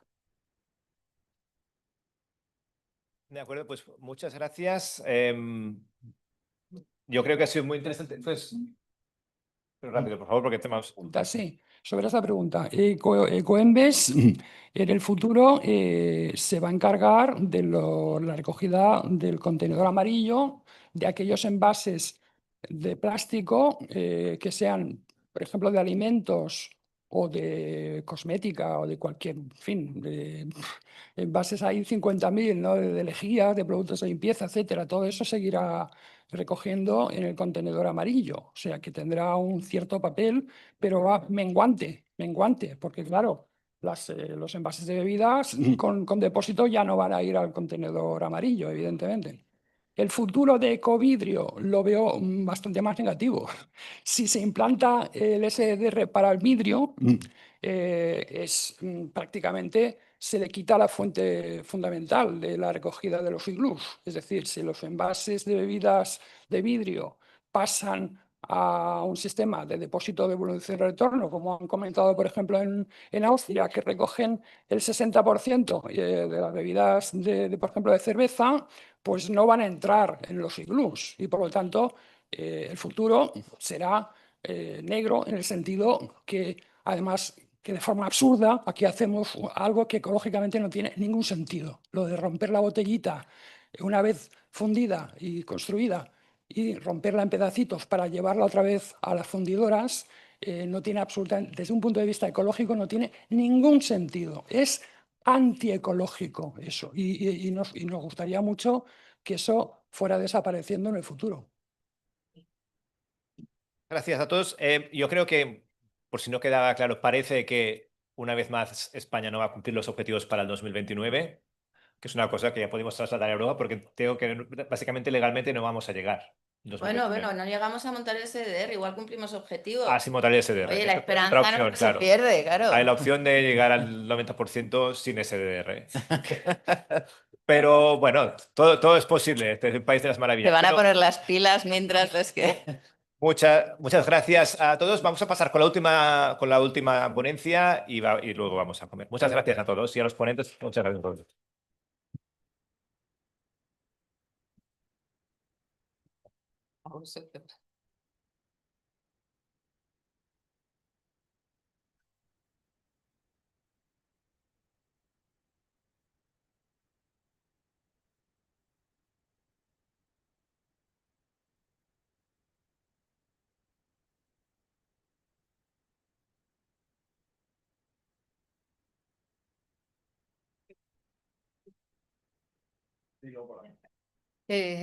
Muy bien, pues después de esta mañana fascinante, tenemos la última intervención, que es Antonio Romero, que es secretario general de SDR España, que nos va a dar una visión que creo que muchos de nosotros estamos esperando, de cómo sería o cómo están planteando el sistema en España. Para 26, 27, 28, no sabemos cuándo, pero cómo lo plantean. Antonio, muchas gracias. Bueno, buenos días a todos. Sé que es un momento duro, ya es la 1:30, tenéis ganas de comer los europeos más que los españoles, pero bueno, cada vez somos más europeos. Yo traigo malas noticias porque os voy a quitar media hora más del tiempo, pero sobre todo traigo malas noticias para César porque te voy a hacer la mañana imposible, porque bueno, tengo unos cuantos clics y seguro que Miquel también está por ahí para echar una mano. Y lo primero de todo, agradecer a la organización que nos haya invitado a la Asociación SR para España en contar qué estamos haciendo. Yo voy a tratar de explicar qué estamos haciendo y sobre todo hacer un resumen porque me lo habéis puesto muy fácil todos los que habéis participado antes que yo y tenía ahí a Tomás al lado que es alemán y ha visto que no he copiado nada, pero en la presentación he incorporado muchas de las cosas que ya se han ido contando y creo que es un resumen de los aspectos que nos pueden influir o influenciar en el SDR que tenemos que implantar en nuestro país. Y sobre todo también quería dar la enhorabuena a los organizadores por la calidad y la cantidad de asistentes que habéis tenido del evento. Creo que aquí está representado en todos los que hoy tienen algo que decir del SDR, todos los que habéis participado en los 18 países europeos que han desarrollado el SDR, así que felicidades a la organización. Y sin más, empiezo con la presentación. Yo he dividido la presentación en 4 aspectos. Primero, ¿por qué estamos hablando hoy del SDR? El cambio de paradigma que supone el SDR con lo que hoy tenemos, qué retos nos encontramos como país a la hora de hablar del SDR y por último, qué estamos haciendo en la Asociación SDR para España. ¿Por qué hablar del SDR? Bueno, pues esto lo venimos hablando toda la mañana, ¿no? Y ahí hay un timeline que podéis ver de los hitos que han ido ocurriendo desde el año 2022. En la parte de arriba vais a ver en la parte de abajo vais a ver el desarrollo normativo. En abril del 22 se aprueba la ley de residuos, que marca una serie de alertas tempranas para el cumplimiento de objetivos de recogida separada de botellas de plástico de un solo uso, donde marca el 23 y el 27 como esos objetivos para desarrollar el sistema. A finales del año se aprobó el Real Decreto de Envases, que lo que hacía era refrendar precisamente esa ley de residuos y hablaba de 2 años para la implantación de un sistema de depósito en caso de incumplimiento de los objetivos. Miquel. Y después del Real Decreto de Envases tenemos el Reglamento Europeo de Envases, que se aprobó a finales del año pasado. Si pasáis, porfa. Ahí tenemos, a finales de año se aprueba el Reglamento Europeo de Envases y este Reglamento Europeo de Envases lo que viene a decir es que pues, tendremos que alcanzar ese 90% del objetivo de recogida separada. Ya lo amplía no solamente a botellas de plástico de un solo uso, sino también a las latas. Antes del 2029 tendremos que llegar a ese 90% de recogida separada. Y en nuestra normativa, pues como venimos diciendo durante toda la mañana, en noviembre del 2024 el Ministerio para la Transición Ecológica y el Reto Demográfico presenta un informe donde se alcanza el 41,3% de recogida separada de botellas de bebida y automáticamente se inicia ese cronómetro de 2 años para la puesta en marcha. Hay una serie de hitos que han venido condicionando la actividad de la asociación y la actividad de la puesta en marcha del SDR en nuestro país, que ya se han venido mencionando durante toda la mañana. Por un lado tenemos los 6 meses para presentar la solicitud de autorización, que terminaron en abril del 2025, y luego tenemos ese año que, como muy bien explicaba antes Arantxa, son 6 meses más 6 meses para que resuelva la comunidad autónoma donde tiene sede social la entidad operadora o el futuro scrap que operará el SDR para presentar esa autorización. Nos iríamos a noviembre del 2026 como escenario que marca la normativa para poner en marcha el sistema de depósito, y si nos vamos a la parte del Reglamento Europeo de Envases, pues estaríamos hablando de ese enero del 2029 para empezar a desarrollar las medidas que, como bien decía Carlos, pues son lo que nos marca también esa otra fecha y ese otro hito de puesta en marcha del sistema de depósito. Parece que actuamos de manera reactiva, ¿no? Desde la industria y la distribución, parece que se actúa de manera reactiva, y porque hablamos del SDR por ese incumplimiento de objetivos. Pero permítame solamente un minuto hablar de lo que se ha ido consiguiendo. Yo vengo aquí en calidad de secretario general de la asociación, pero también tengo el gorro de AECOC, que es la Asociación de la Industria y la Distribución, y me gustaría lanzaros algunos de los datos del último estudio, el último barómetro que hemos hecho sobre sostenibilidad, porque las empresas, las más de 34.000 empresas que están en AECOC, llevan muchos años trabajando en pro de la sostenibilidad, ¿no? Y algunos de los hitos en ese impulso a la economía circular, lo que vemos es que más del 85% de esas 34.000 compañías ha incluido medidas para reducir el uso del plástico. Hemos conseguido reducir un 15% el uso del plástico y hemos incorporado más de un 41% de plástico reciclado en el proceso productivo. Adicionalmente, también tenemos la parte de reducción de emisiones y lucha contra el cambio climático, donde vemos que el 83% de las compañías ha incorporado medidas para afrontar el cambio climático, y hemos conseguido una reducción del 32% de las emisiones de gases de efecto invernadero. Y por último, y ya no os aburro más con todas las medidas y el esfuerzo que ha hecho el sector, tendríamos la apuesta por la eficiencia energética, ¿no? El 97% de las compañías han tomado medidas para incorporar energías renovables, y el 70% del uso de energía que ya se produce en el sector viene precisamente de esas fuentes de energías renovables, ¿no? Y esto no es más que nada poner en valor todo el esfuerzo que se están haciendo desde industria, distribución y todos los operadores intermedios para cuidar el planeta y para dejar a nuestros hijos un mejor planeta, ¿no? Y volviendo al SDR, tenemos que entender que este SDR lo que nos trae es un cambio de paradigma. Estábamos acostumbrados a ver este sistema, pensamos que el SDR nos trae un sistema que es súper novedoso, ¿no? Pero antes habláis en el vídeo que habéis presentado, y enhorabuena también por el vídeo porque está muy claro, ¿no? Hablábamos de Suecia en 1984 como el primer sistema que pone el sistema de depósito en marcha, y ahí veíamos una de las primeras máquinas que se implantaron para desarrollar el SDR ya en los años 80. O sea que estamos hablando de algo nuevo para nuestro país, pero no algo novedoso en la gestión de los residuos de envase y la gestión de los residuos de envases de bebida a nivel europeo y también a nivel mundial, ¿no? Ese cambio de paradigma, como decía, pues nos obliga a repensar la forma en la que hoy gestionamos nuestros residuos de envases de bebida. Pasamos de un sistema de contenerización, que cada vez tenemos más colores en la calle y ya no sabemos a dónde tenemos que tirar los residuos, y nos lleva pues, a un sistema como este, ¿no? Venimos hablando de qué es el SDR, pues tenemos gestión automática, gestión manual, puntos de retorno en espacios públicos, puntos de retorno, máquinas RVM que se denominan dentro de establecimientos comerciales, ¿no?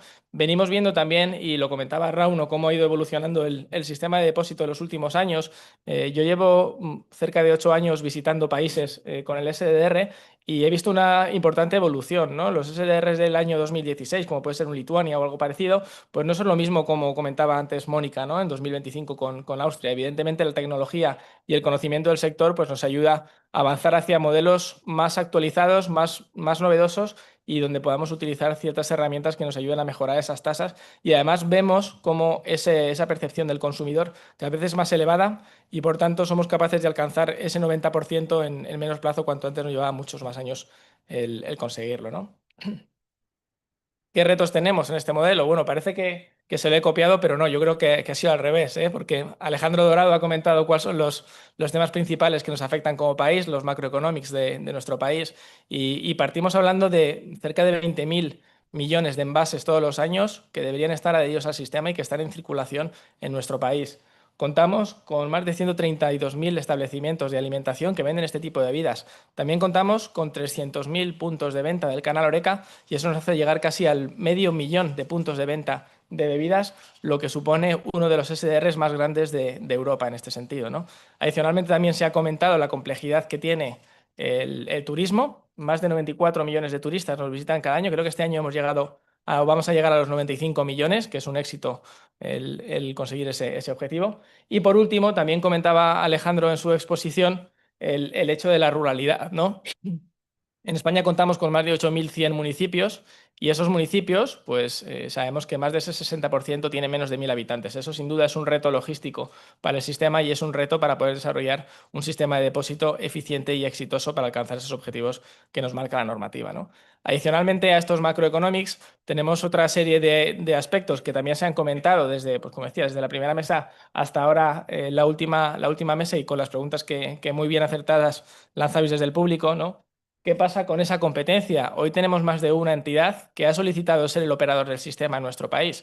A nivel europeo solamente contamos con dos experiencias, el modelo alemán y el modelo polaco. Muchos de los que estáis aquí los conocéis bastante bien y bueno, y todos conocemos pues cómo funciona un sistema de depósito en competencia y las oportunidades que nos puede traer el hablar de un modelo en competencia o un modelo único, ¿no?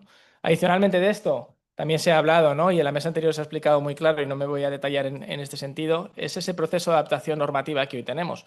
Las empresas, como todos en la vida, necesitamos seguridad jurídica para tomar decisiones, para invertir. El modelo de SR es un modelo que requiere mucha inversión, no solamente en CAPEX, no solamente en infraestructuras, sino también en la operativa propia del sistema. Y por ello las compañías necesitan tener seguridad jurídica para desarrollar un modelo eficiente y un modelo exitoso que nos permita cumplir los objetivos. Adicionalmente, también lo comentábamos antes, ¿no? Ese proceso de autorización. Bueno, ahí veis la solicitud que presentamos nosotros a la Comunidad de Madrid, porque es donde tenemos la sede social. Y por el momento, como bien decía antes Arantxa, pues nos han dicho que tenemos 6 meses más para resolver esa aplicación que hemos planteado al sistema.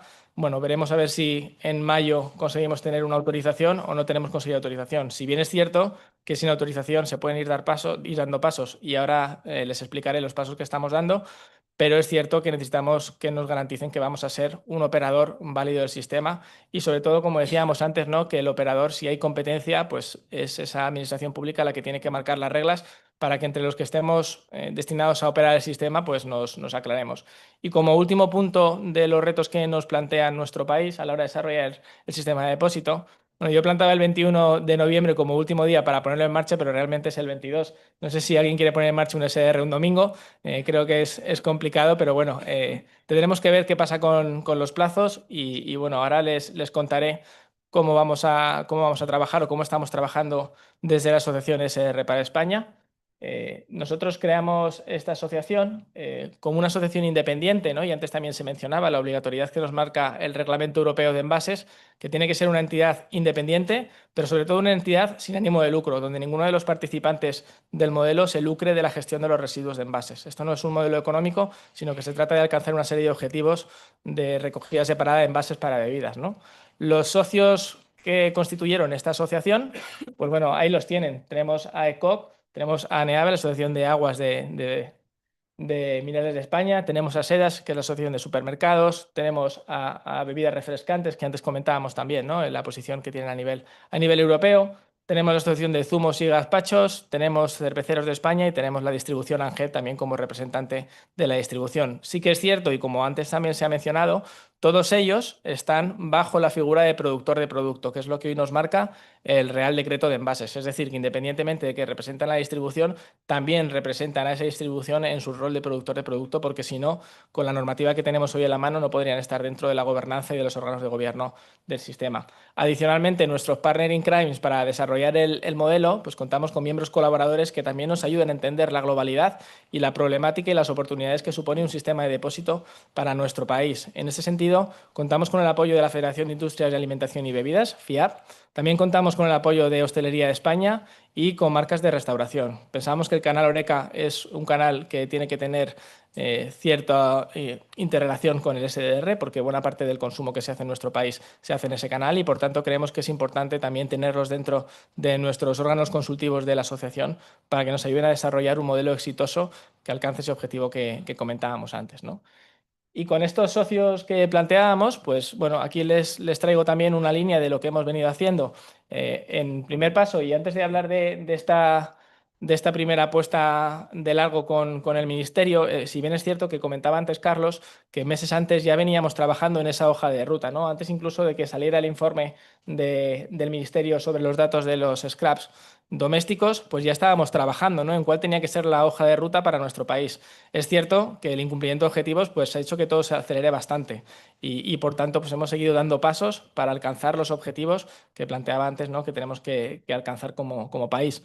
El primer hito importante, posterior a esas reuniones que comentábamos y ese grupo de trabajo, y desde aquí también agradecerle al Ministerio, ¿no?, que nos diera la oportunidad de saber qué pensaban ciertas entidades y ciertos stakeholders sobre esa hoja de ruta y los retos que teníamos como país. Bueno, pues en el mes de abril, ante el Secretario de Estado de Medio Ambiente y la Directora General de Calidad y Evaluación Ambiental, le presentamos nuestra iniciativa, nuestro deseo de montar un sistema de depósito para envases de un solo uso en nuestro país. En el mes de mayo constituimos la asociación SR para España, y en ese propio mes de mayo también presentamos la autorización dentro de plazo para ser uno de los operadores del sistema de depósito, devolución y retorno. En el mes de julio presentamos ante la sociedad más de 250 directivos de empresas afectadas u obligadas por el SDR, nos acompañaron en esa apuesta de largo que hicimos de esta asociación SR para España. También tuvimos la oportunidad de traer expertos, ¿no? Nos acompañó también Mónica para contar su experiencia, ¿no?, y ver qué es esto del SDR, porque como les comentaba antes, aunque es algo que lleva desde los años 80, pues aquí a veces puede sonar un tanto novedoso y a diario no os imagináis la cantidad de consultas que recibimos sobre distintos aspectos, ¿no?, que tenemos que clarificar a las empresas. Y después de esa presentación en sociedad, pues fuimos incorporando socios o miembros colaboradores a esta entidad. En julio firmamos con Hostelería de España como miembro colaborador y en septiembre firmamos con Marca de Restauración. Ya también os adelanto que esta semana vamos a firmar con otro nuevo miembro colaborador que nos va a ayudar también a entender esa globalidad del modelo. Y luego, por último, y aquí es donde me voy a extender un poquito más, hemos empezado a montar unos grupos de trabajo, ¿no? Empezamos el 29 de septiembre con la creación de una serie de grupos de trabajo y estos grupos de trabajo... Sí, ahí, perfecto.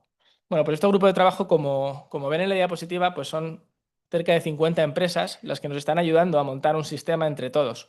Empresas de todos los tamaños, empresas nacionales, multinacionales, pequeñas, grandes, que nos ayudan a definir en ese grupo de trabajo, como les decía, que empezamos el 29 de septiembre, que hemos creado 6 distintos grupos de trabajo con distintas temáticas, y estas temáticas son operativa, logística, finanzas, legal, IT, comunicación, relaciones institucionales, bueno, y también tiene la pata de marketing, porque consideramos que en esta primera fase, en esta fase inicial de desarrollo del modelo, pues tenemos que empezar a tratar estos temas con esta separación de temáticas, ¿no? Veremos si a medida que vayamos avanzando en el proceso de desarrollar un SDR, pues tendremos que reconfigurar estos grupos de trabajo para alcanzar ese objetivo, ¿no?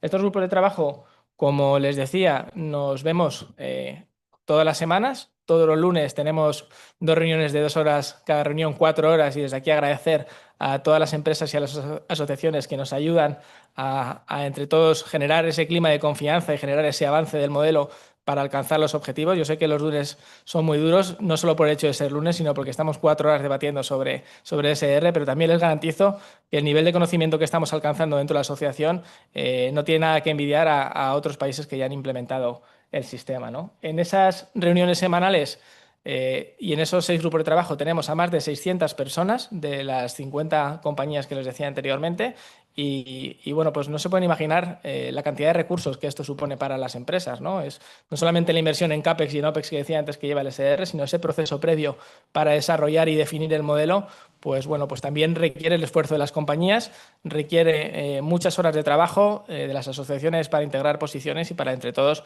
ser capaces de definir ese modelo, ¿no? Al final, lo que estamos haciendo con esos 6 grupos de trabajo en esas reuniones semanales es establecer cuáles tienen que ser las bases del modelo. Todos somos conscientes que hay una falta de seguridad jurídica en este momento, pero eso no nos quita para seguir avanzando y para seguir dando pasos, porque la hoja de ruta está clara, tenemos que implantar el sistema de depósito en nuestro país, y por eso, bueno, creemos, Miquel, que es el momento de empezar a poner los ladrillos, ¿no? Ya desde el mes de abril empezamos a construir este modelo de SDR. Y bueno, por concluir y dejaos un rato de preguntas, al final he traído unas ideas finales como conclusiones. Lo que estamos trabajando dentro de la asociación es el desarrollo de un modelo único y universal que establezca el sistema de depósito, devolución y retorno para envases de un solo uso en nuestro país. lo que estamos buscando es esa amplia representación, ¿no? Yo creo que no hemos calculado en número de envases o en toneladas puestas en el mercado, pero tenemos una alta representación de todos los sectores afectados por el modelo, no solamente en número de empresas, sino por la cantidad de envases que ponen en el mercado. Y luego lo que estamos buscando dentro de este modelo es dar esos pasos, ¿no? Que ahora parecerán pequeños, pero que creo que nos pueden llevar a todos a un bien común, que es montar ese sistema de depósito. Adicionalmente, lo que estamos buscando es garantizar esa transparencia, que todo aquel que sea productor de producto, que esté en estas asociaciones que han montado el sistema, que se sienta parte y que se sienta dueño de las decisiones que se han ido tomando, y queremos ser muy transparentes, y buena prueba de ello es que no nos cerramos a contestar a nadie sobre qué estamos haciendo dentro de la asociación. Creo que es el trabajo que nos ayudará a evitar errores del pasado y que todos nos vean como una entidad accesible. Y luego, por último, tenemos esa misión de alcanzar los objetivos que nos marca el Reglamento Europeo de Envases de ese 90% en 2029. Por ello, como conclusión, estamos buscando desarrollar un modelo con el compromiso de todos y que sea un modelo para todos los que están dentro del sistema y dentro de la obligación del SDR. Y nada más. Muchísimas gracias.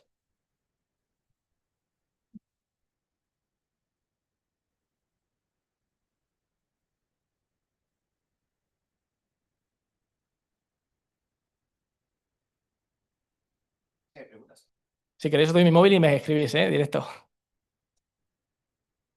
Como queráis, Miquel. Vamos a empezar.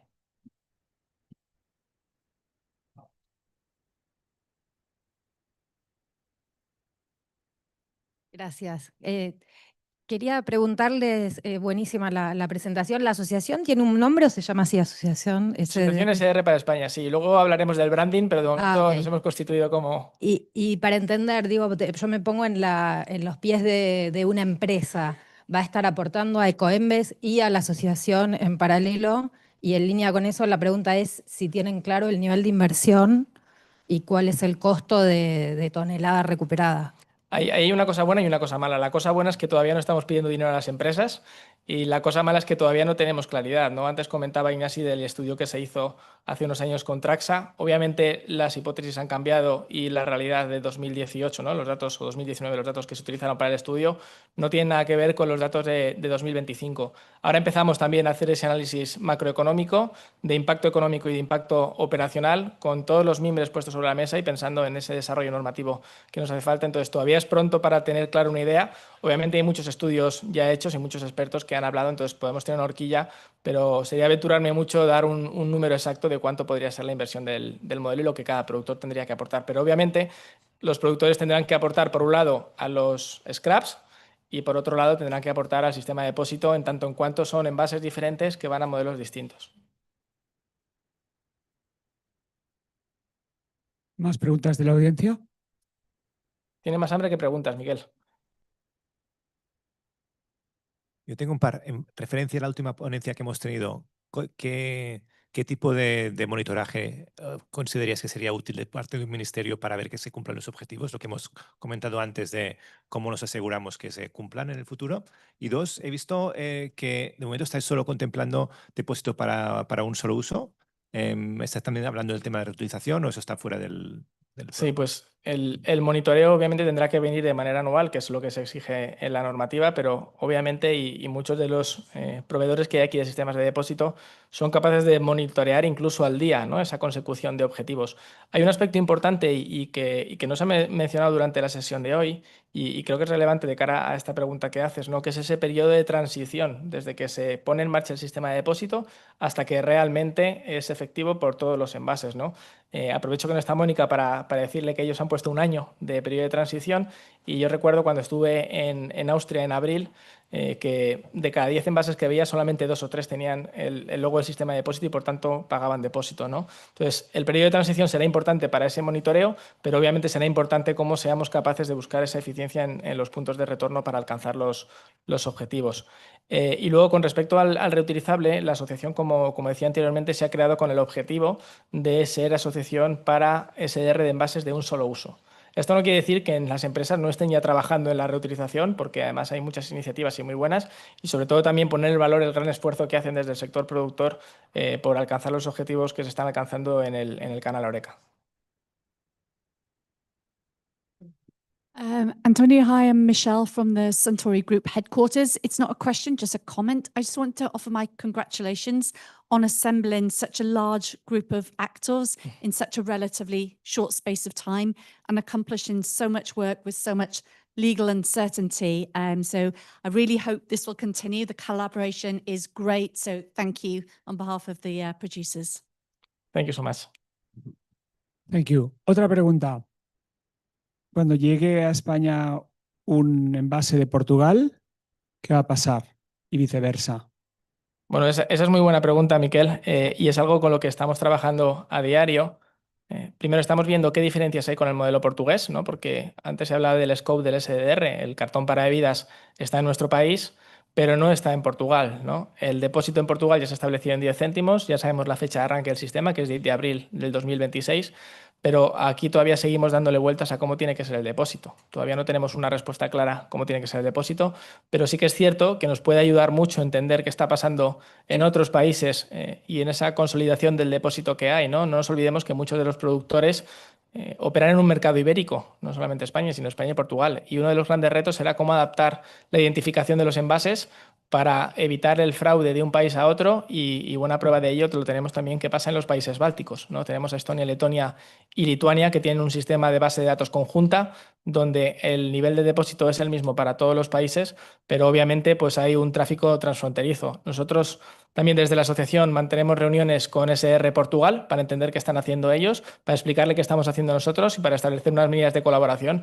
que nos permitan en un futuro, como se planteaba antes incluso, ¿no? ¿Qué pasaría con un SDR paneuropeo? Que a veces la normativa lo plantea, pero bueno, nosotros de momento vamos a montar un SDR en España, dando los pasitos que tocan y el día de mañana veremos qué pasa con Portugal.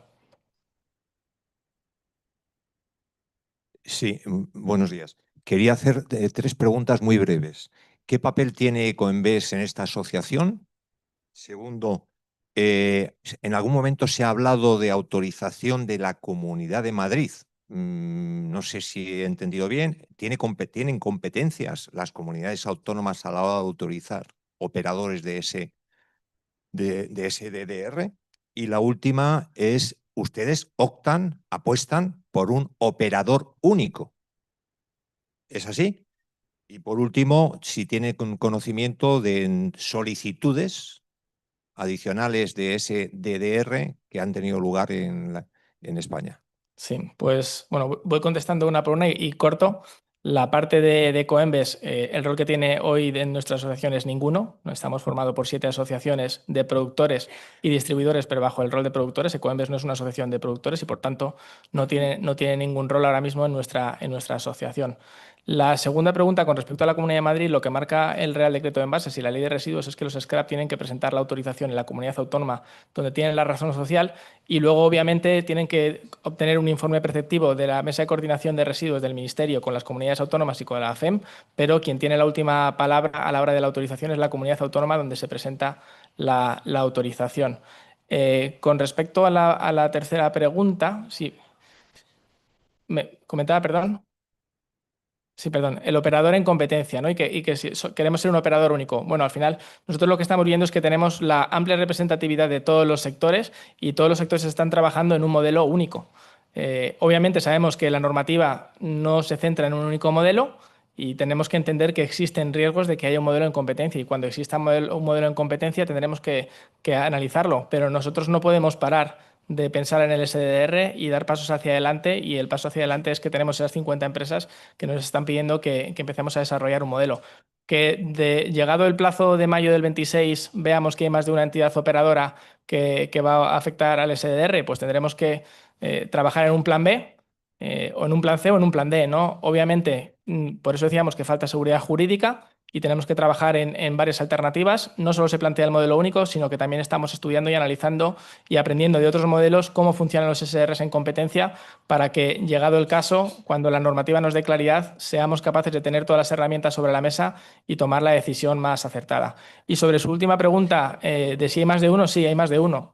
Públicamente lo ha dicho Procircular, que se ha presentado, Procircular Depósito, y sabemos y tenemos conocimiento de que hay más de un operador que se ha presentado para manejar el SDR. Queda tiempo para 2 preguntas. Una que va a ser online, que la voy a mencionar, Y os doy unos segundos para si alguien más de la audiencia quiere hacer una última pregunta. Antonio, la digo en inglés. Is there a specific thinking about producers that products that are produced in a country and sold in several countries, some with DRS, some without, labeling? How are you going to deal with that? Bueno, todavía, como decía, el problema más cercano que tenemos es Portugal. Obviamente, si vendemos en mercado ibérico, tendremos que ver cómo adaptamos los envases. Y obviamente también conocemos, la semana pasada estuve en Oslo y bueno, pude ver que hay determinadas marcas de bebida que tienen 5 logos dentro de su etiqueta, ¿no?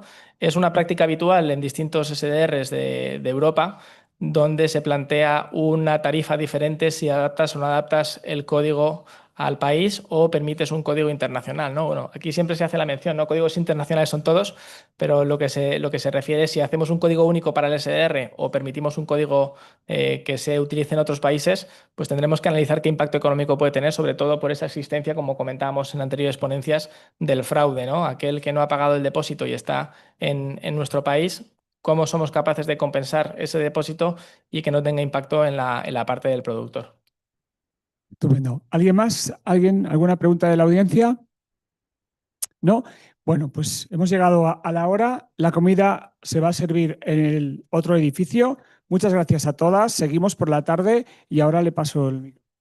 And we're having a group photo of the European Alliance for Best in Class. So I'm talking about Nicolas and Delphine, Adam from Natural Mineral Waters, Akim and Olivier from Nestle, Laura Michelle from Suntory, Ramon Luis from Ball, Yannick from Red Bull, and Brian, Miriam from Envipco, Thomas from Tomra, Eusebio from Resucular. If you're a member, come on up, quick photo. Y muchas gracias, Antonio, por vuestra presentación. Y a las 3:15 estamos de vuelta. Gracias, Antonio.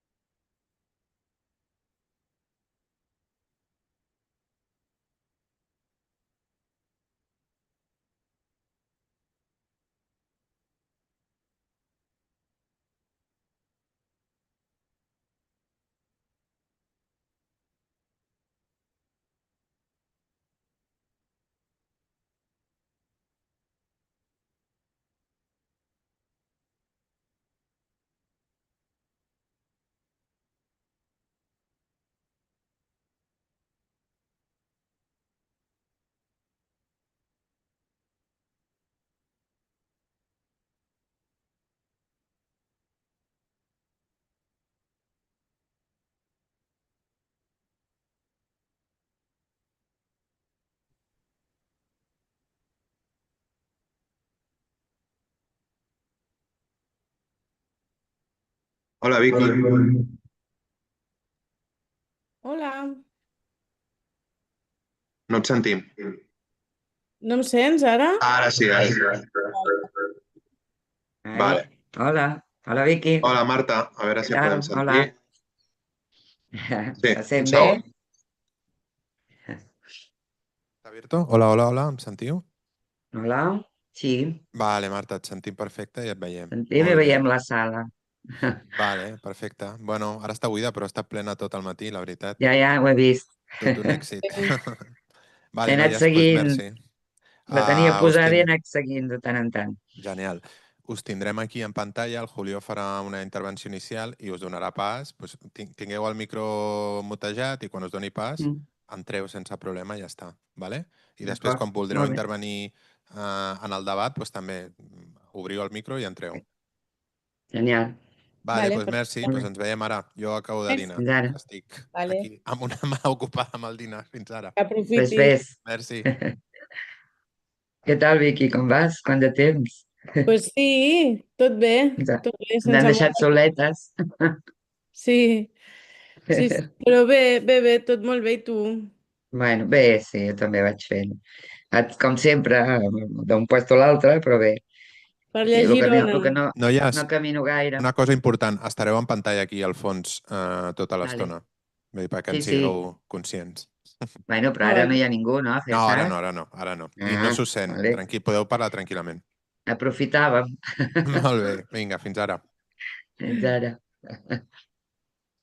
Doncs bé, l'únic que ara no puc caminar gaire perquè me vaig trencar el gluti.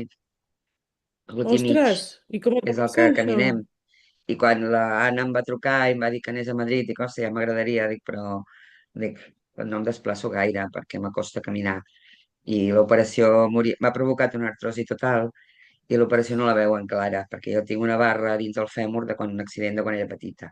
I per posar-me pròtesis, que és el que tocaria, perquè jo pogués caminar, puc caminar 50 metres, No camino bé del tot, hi ha dies que millor que altres, però clar, és que la cadera i la pelvis i el fèmur es toquen. Llavors no tinc mobilitat. Però puc conduir, no em fa mal, però bueno, clar, no tinc mobilitat, no tinc problemes. I per posar-me la pròtesi, que és el que tocaria, m'haurien de treure el ferro aquest. I l'equip de traumatòlegs no ho veu clar, perquè pensen que hauran de trencar, com que fa més de 50 anys que és aquí, aquest ferro, que, haurien segurament de trencar el fèmur, i jo ja no estic per això, saps? Per aquestes coses. Llavors, bueno, Vaja. així anem, però per lo de més, molt bé. Olín, I tu, què tal? cosa, no? Bé, jo molt bé, molt bé. La veritat, no ens queixem en absolut, al contrari, tot molt bé. Que bé, me n'alegro. Fa temps ara que ara no ens veiem gaire. Sí. Va haver una època que ens veiem més sovint. Sí, a veure si fem alguna iniciativa o alguna cosa per aquí, per Catalunya, també, que estarà bé, no? A veure, a veure. Passa que a mi ara m'ha d'autoritzar PIMEC, jo haig de demanar permís, ja no és com abans. Per què? Perquè abans ho lideràvem des de Girona, tots aquests temes de medi ambient i aquest tema i tot això, i ara tot ho han centralitzat des de Barcelona. I jo per participar aquí vaig haver de demanar permís, que I qui ho m'autoritzessin a porta? participar. I qui ho porta? Ningú, jo penso. Bueno, Joan Barfull ja el coneixes, és el cap de Medi Ambient, però el que ens repercuteix aquí a Comerç depèn de la Pilar Mínguez, que és la nova directora. I, bueno, i tot ha de passar per l'aprovació, ara han canviat coses. I, bueno, per aquest i per un altre webinar que va fer la Rosa a Menorca també vaig haver d'anar per mi. Ostres, abans decidia, me deia alguna cosa, deia pim-pam, va, sí, saps? I ara tinc que preguntar i que m'autoritzin. Però, bueno, no me diuen que no, tot s'ha de dir. Home, només faltava, també et dic. Perquè, de fet, els que més ho hem treballat som nosaltres, no?, des d'aquí a Girona. Llavors, no té cap sentit que ho facin des d'allà quan no han participat en moltes coses. Però bé, és el que hi ha, que diem, no? Pues sí. Però bueno, tot bé. Has seguit una mica durant el dia o no? És que no he pogut, no vaig anar a Madrid per això, de fet me'n vaig demà a Madrid, però avui m'havia compromès a participar en la junta directiva del clúster dels residus, que també hi formem part, Vale. i per això estic connectada online, si no hi hagués anat, però... Ja. Jo també m'ho plantejava si anar-hi o no, que ja hagués pogut agafar el tren i després taxis, ja està, et deixen a la porta i solucionat. Però també tenia altres coses, i entre una cosa i l'altra vaig decidir, com que van dir que tu també et connectaves, dic, doncs va, jo també. Ja no hi vaig, ja em connecto. Ja està. Pues sí. Però sí que al dematí, quan he pogut, he anat fent, però tenia ocasió, he escoltat alguna de les intervencions. He deixat connectat i anava escoltant a vegades. Molt bé. Però bueno, bé. Bé. Bueno, pues... Ah, perquè ahir el programa era de 10:15 a 11, la pantalla. Sí, no? 3:15? No, perquè aquest no és el que toca, l'ha deixat aquí, no sé per què. Bueno, perquè O s'ha equivocat? no veiéssim nosaltres tant, no? Perquè sortíem allà al mig. No ho sé. Que no sortíssim tant a la pantalla gran. Estic aquí al despatx del mercat i he posat el telèfon fix, com que és d'aquests. I no, l'Ami l'he portat al quartet al costat i només falta que soni mentre estiguem aquí. Que A la tens una meitat. oficina a dintre del mercat mateix? Sí. Ah, no ho Al sabies? mercat municipal. A dalt del mercat municipal, bueno, jo a Pimec ara hi vaig poc, perquè puc fer moltes coses des d'aquí al despatx, tot el que no és reunions o d'allò, a la seu de Pimec no hi vaig. Però jo al matí porto tot el mercat municipal de Salt, soc la directora del mercat. Llavors, a la zona d'oficines, jo estic sempre aquí al despatx, quan toca baixo al baix, però estic més a despatx que res més. I aquí, pues, bueno, ho tinc tot a mà. Rosa, Rosa, em sents? Bones, sí, em sentiu? Vale. Mira-la. Et sentim. Hola. Rosa. Hola, com esteu? Ah, no, solo por escuchar. Em Rosa, pensava pots que parlar? series de A veure Madrid, com et Rosa. sentim. Sí, sí. Què tal, tot Hola, bé? ¿qué tal? ¿Cómo va? ¿Cómo estáis? Molt bé, Bé, bé. perfecte. Ja us tenim a les 3 en pantalla. Julio, que está aquí. Julio, habla a las chicas. Hola compañeras, ¿qué tal? Oye, es un placer Hola. veros, Vicky, Rosa, ¿qué Hola. tal? Buenas tardes. Pues nada, Hola. luego os presentaremos aquí una a una. Molt bé. Pues estamos en cuerpo presente 3 y 3. qué Fer! bien. Sí, creo que me Vinga. acuerdo, Fer. Bueno, noies, us deixem mutejades, que cop que us interpel·lin o que vulgueu intervenir, us obrireu el micro i vosaltres mateixes, ¿vale? Ja farem una pregunta perfecte. inicial per cadascuna, per tothom, i després obrim el debat, ¿vale? Vale. Suposo que va lligat a el que ens vas enviar per mail, no, César? Exacte. Vale. Vinga, fins Genial. ara, merci. Fins ara. Fins ara.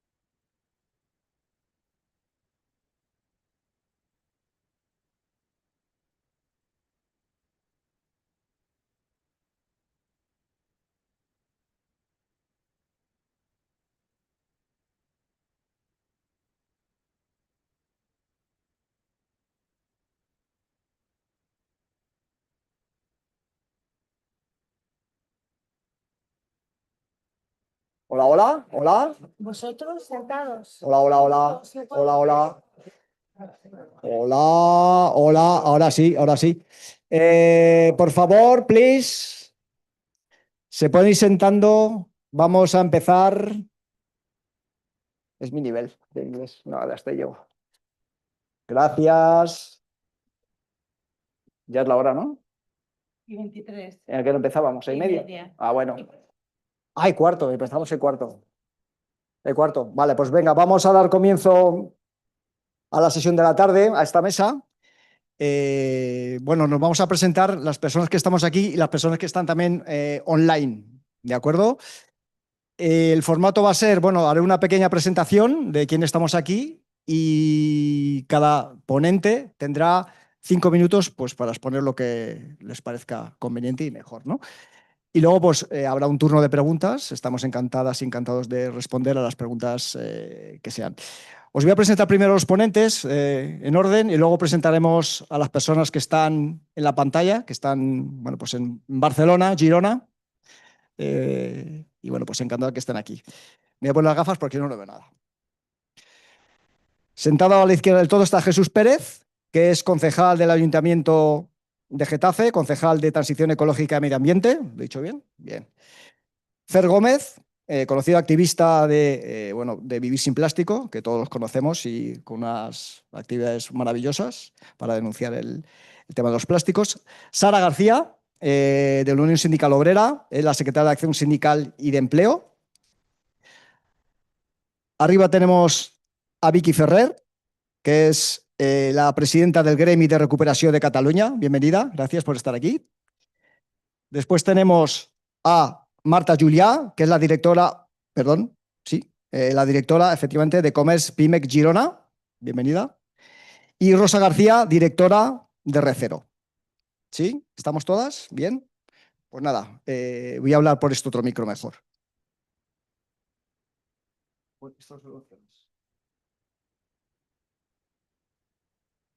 En primer lugar, dar las gracias a la organización por invitarnos a las organizaciones que estamos aquí. Realmente es un vuelco de lo que se ha hablado esta mañana, porque aquí están, pues, sobre todo organizaciones sociales, sindicales, de consumidores, consumidoras y, bueno, pues también pequeñas pymes, ¿no?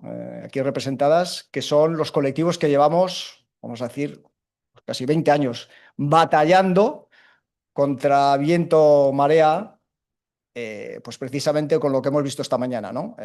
Las pegas, las cortapisas, todos los problemas que se han ido poniendo precisamente pues para, vamos a decirlo claramente, bloquear el SDR. Estamos viendo que, bueno, pues por el sector de la industria el SDR no se aplicaría en nuestro país hasta el año 2065 o más allá, no hay ningún problema.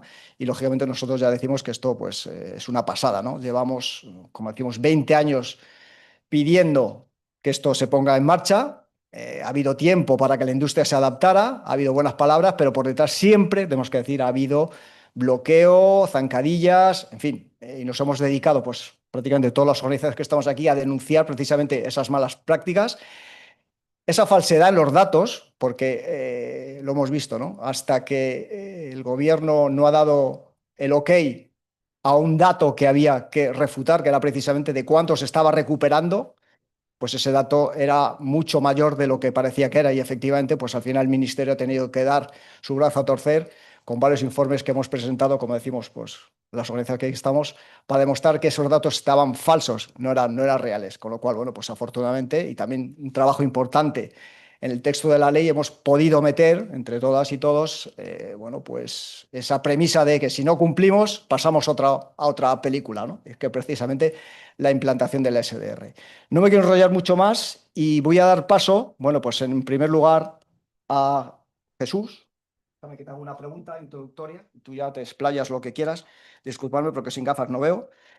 Y la pregunta es, él viene de parte de los municipios, como os he dicho, es concejal, y bueno, pues la cuestión que yo le planteo, tú luego puedes extenderte por donde quieras, es cómo va a ser el rol de los municipios y cómo les va a afectar, y cómo va a ser también la relación entre los diferentes sistemas que tenemos actualmente. Jesús, yo creo, te vas a quedar ahí, yo creo que mejor aquí para que te puedan ver, ¿no? Y sobre todo los que están vía online. Gracias.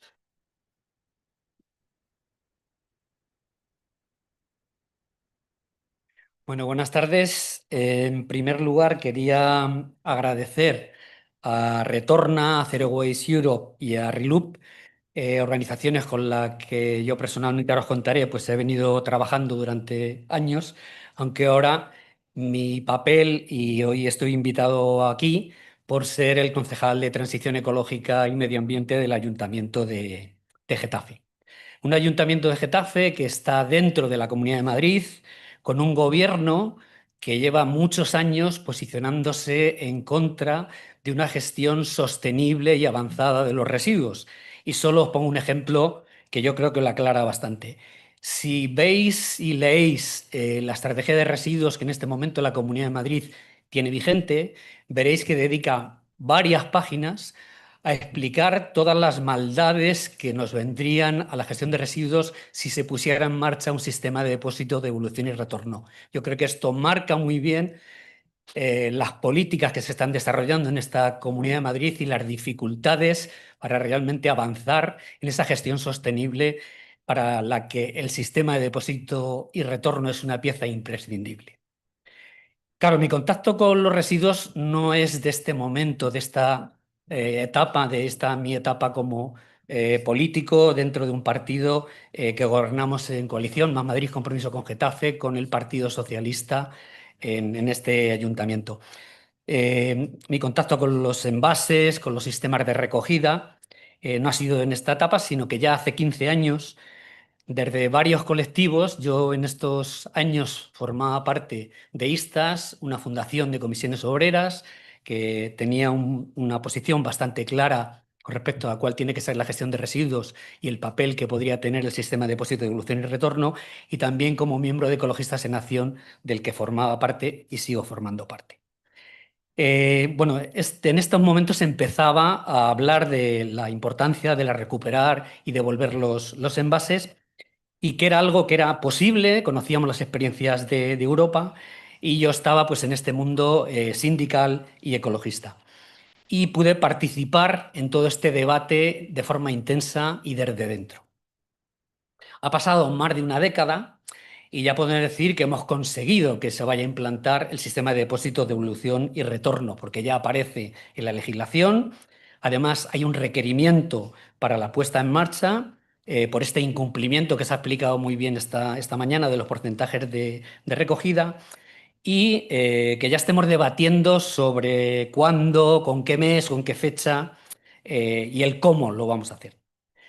Nos hubiera gustado, claro, que hubiera sido muchísimo antes, que fuera más ambicioso, pero no podemos también dejar de recordar que este camino, la importancia que ha tenido, y también pues que en este momento yo creo que es un momento de celebración para toda la gente que ha puesto muchísimo esfuerzo en que esto sea por fin posible.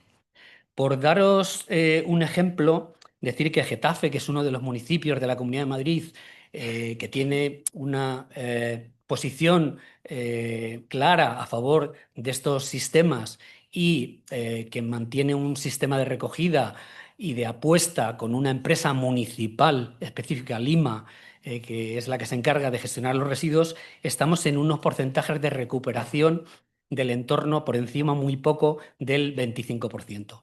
Estamos hablando de que esta es una situación para un municipio en la Comunidad de Madrid de los que tenemos un porcentaje de recuperación alto. Estamos todavía lejísimos de estos porcentajes que la Unión Europea ya nos pedía, que nos pide, y que una herramienta como el SDR es absolutamente imprescindible. Volviendo a mi papel como municipio, como Ayuntamiento de Getafe, como gobierno municipal, la gestión de los residuos, como sabéis, es una de las mayores partidas municipales. Y bueno, esto es para todos los ayuntamientos. Además, es una cuestión que si se hace bien pasa desapercibida. O sea, si las calles están limpias, si no hay residuos, si los contenedores no se desbordan, bueno, pues parece que todo funciona y es lo que todos esperamos. Pero si no se hace bien, es algo que los vecinos y vecinas enseguida, bueno, pues mantienen una posición como muy beligerante, que es lo que toca, ¿no? Entonces, esto de hacerlo bien no es una acción, no es una opción, pero hacerlo... Me queda un minuto. Sí. Pero si acabo de empezar. Y te he regalado medio minuto. Pero si... No, Bueno, deciros que dentro de lo que estamos un poco haciendo desde el gobierno municipal, acabamos de hacer alegaciones a la estrategia de economía circular de la Comunidad de Madrid y, sorprendentemente, la Comunidad de Madrid no había incluido el sistema de depósito, devolución y retorno en esta economía circular, esta estrategia de economía circular. Si realmente no apostamos por los sistemas de depósito, devolución y retorno, y como también se ha comentado esta mañana, por la reutilización, es absolutamente en vano que hablemos de economía circular. Ya hemos perdido muchísimo tiempo, la única opción es ponerlo en marcha. Es importantísimo que se cuente con los municipios y, por supuesto, contar con el Ayuntamiento de Getafe y con el Gobierno municipal para dar los siguientes pasos. Muchas gracias.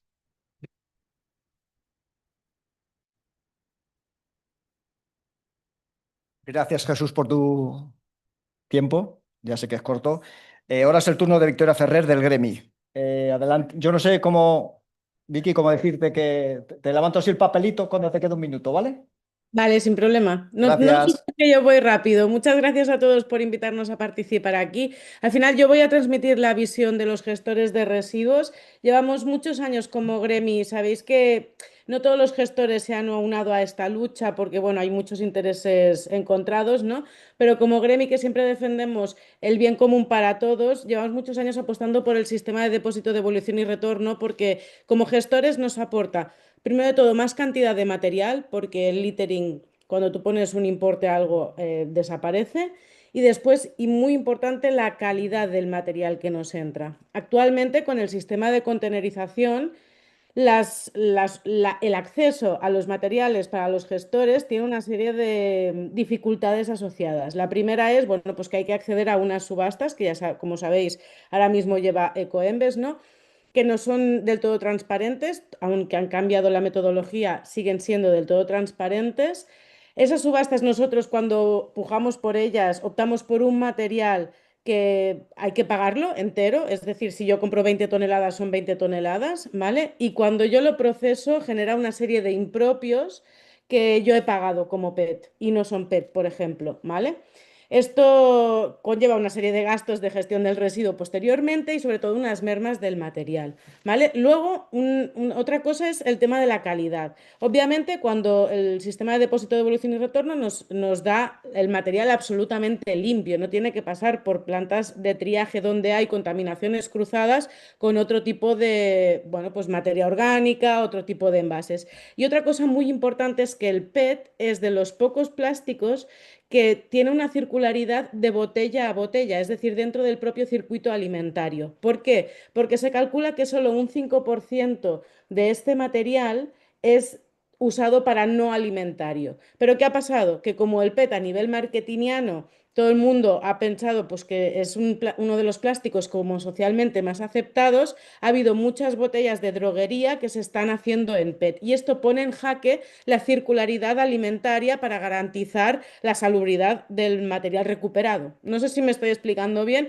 pero el hecho de imponer un sistema de depósito, devolución y retorno que solo recoge botellas de bebida ya de facto nos anula esta problemática y nos permite la circularidad de botella a botella sin mermas y sin más problemática.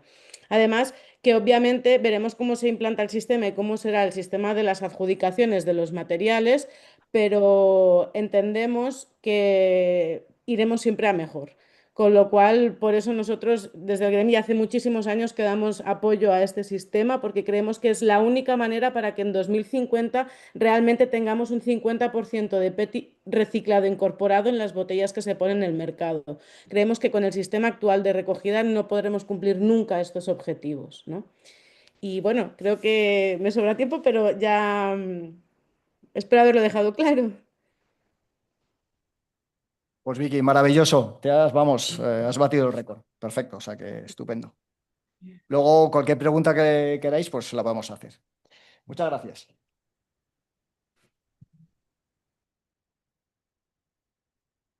La siguiente ponente va a ser Rosa García, la directora de R0. Y se me olvidó lanzarte la pregunta, Vicky, pero bueno, esta vez se la voy a lanzar a Rosa, que la puedes contestar o no, ¿vale? O sea, esto ya siéntete libre en 5 minutos.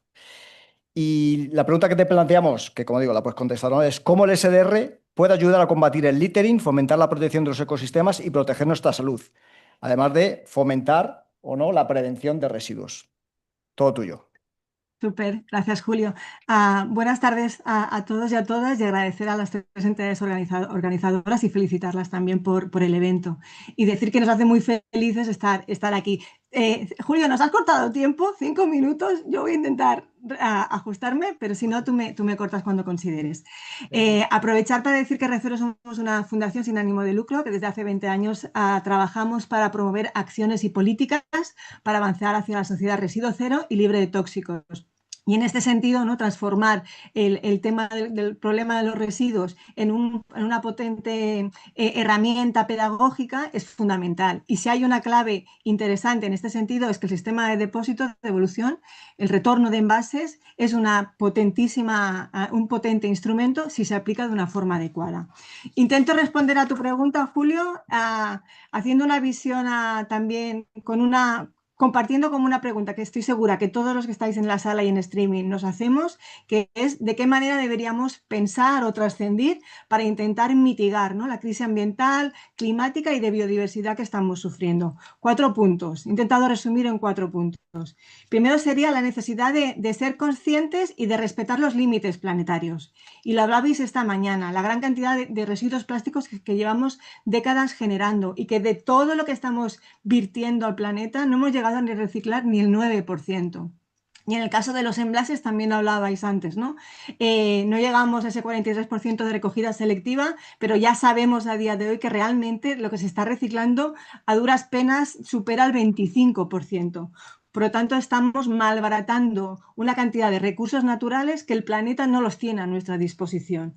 Además, tenemos la mochila ecológica de las emisiones. A nivel de Estado español, entre un 8 y un 10% de las emisiones vienen derivadas de los residuos. Hacer un buen uso de esos recursos y un nuevo modelo de gestión de envases como sistema de retorno nos ayudaría también a reducir esa mochila. El segundo punto es que deberíamos respetar la vida en todos los niveles. Y a nivel macro, lo decía Xavi de Surfriders esta mañana, estamos contaminando nuestros mares y nuestros océanos con esa cantidad de microplásticos y nanoplásticos que la gran mayoría provienen de envases de alimentación. Por lo tanto, aquí, si tenemos una visión realmente, ¿no?, de esos macroecosistemas, avanzar en una recuperación efectiva también nos ayudaría a reducir ese impacto a nivel ambiental y de la salud del ecosistema. Pero es que si somos más egoístas y solo nos miramos nuestro ombligo, también poner en marcha un buen sistema de retorno de envases también nos ayuda a reducir el impacto sobre la salud. Porque pensando, ¿no?, en reducir el consumo de recursos, prevención, a fomentar la reutilización, la durabilidad y la calidad de los productos, también como productores también podéis incidir en un nuevo diseño de los envases y reducir sustancias como los ftalatos, bisfenoles o los PFAs, que sabemos que tienen una afectación directa en nuestra salud. De hecho, todos los que estáis hoy en la sala y los que estamos online, esta mañana hemos orinado plástico, debido de nuestro metabolismo, de lo que estamos ingiriendo cada día, especialmente también a través de los envases de alimentos. Por tanto, un sistema de depósito pensado también con esa disminución de la toxicidad también nos puede ayudar. Tercer punto, pensar cómo podemos confiar en esa capacidad humana que tenemos de buscar soluciones y de poner los recursos necesarios. Y el retorno de envases es un buen sistema, sobre todo si lo pensamos desde el minuto cero con reutilización. Si lo hacemos de esta manera, lo que podemos conseguir es esa mejora a nivel de impacto y eso es importante a nivel de cómo estamos aplicando las leyes y creo que lo hablabais esta mañana.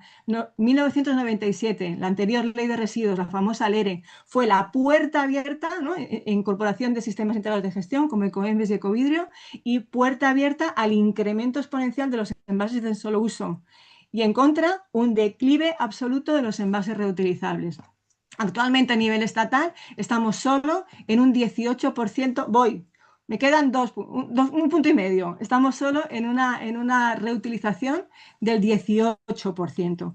Pero eso además también la reutilización creemos que sí que tiene efectos positivos para el sector económico. Uno, la disminución de la dependencia de los recursos naturales. Somos un país altamente dependiente de las materias primas que vienen del exterior. En esta situación geopolítica no podemos depender del usar y tirar.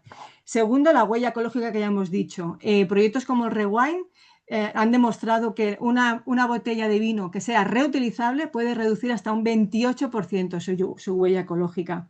Escuchaba antes que se hablaba de que la reutilización no es fácil para el sector del retail. Es cierto y lo entendemos. También derivado de la externalización que llevamos haciendo de producir envases de un solo uso y que lo gestionen nuestros ayuntamientos y la ciudadanía.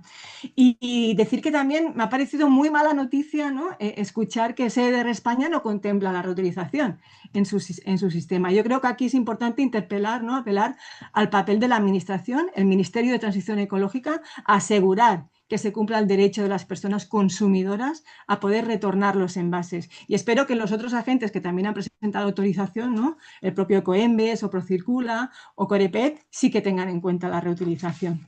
Y para acabar, el último punto yo creo que es que nos lo tenemos que pasar bien, que hacer las cosas bien, con visión amplia del bien común, la renaturalización y también, ¿no? A nivel del sistema de depósito pensado de una manera eficiente y urgente, no para aquí, como decía, no el 2065 ni el 2029, de forma urgente, yo creo que también nos puede ayudar a ese sentimiento que decíamos de no llevar la botella de vidrio, tirarla al contenedor verde y que se te rompa el corazón cada vez que la botella se rompe, ¿no? Apostar firmemente por la reutilización seguro que nos ayuda a ser más felices también como sociedad. Gracias. Muchas gracias, Rosa, por ajustarte al tiempo. Ahora le damos la palabra a Fer Gómez, de Vivir sin Plásticos, y lo mismo, te voy a hacer una pregunta retadora, si la quieres la contestas, si no, no. Y es, ¿cómo hubiera sido vuestro viaje por toda la costa española si en nuestro país el SDR hubiera funcionado hace 10 años? Ahí te dejo.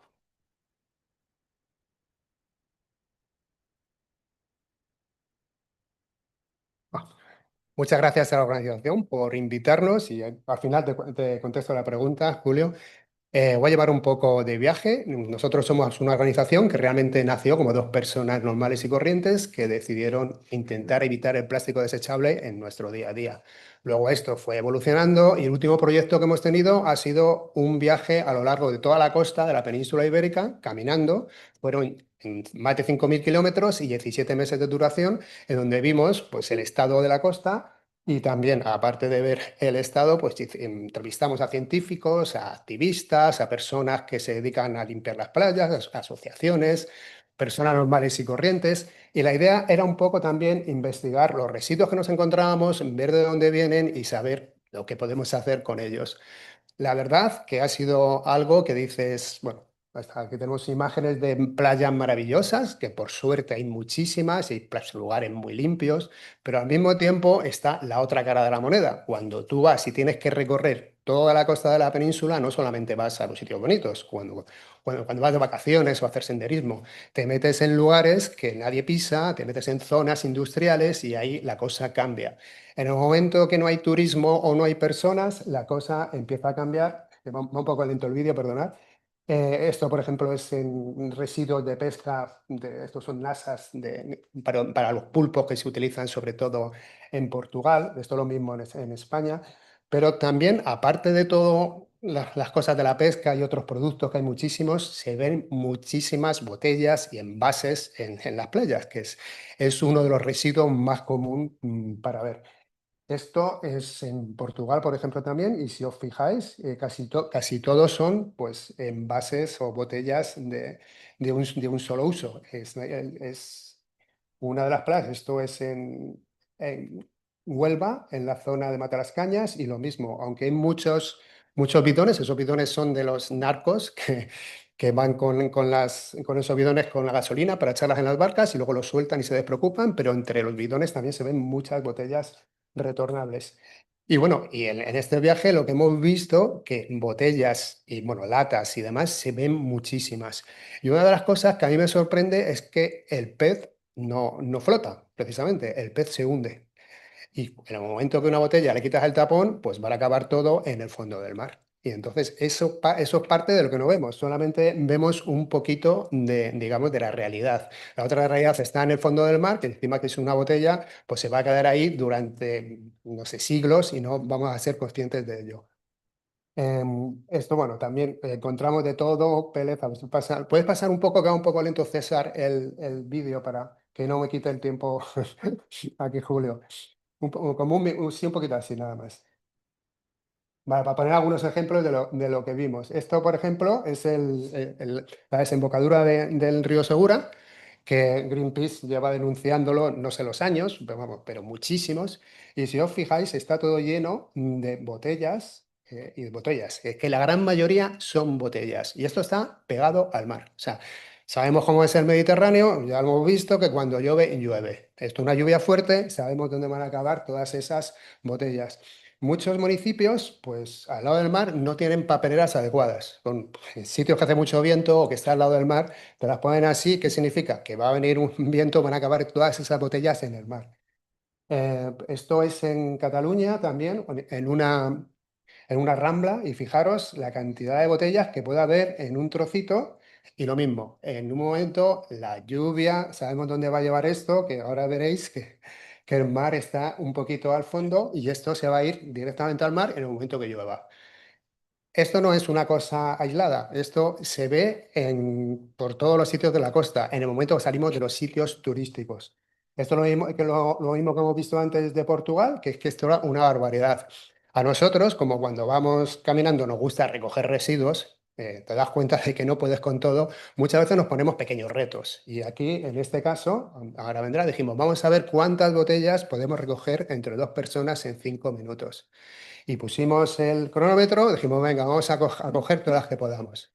Fueron 85 botellas, tipo de PET de bebidas, en 5 minutos dos personas.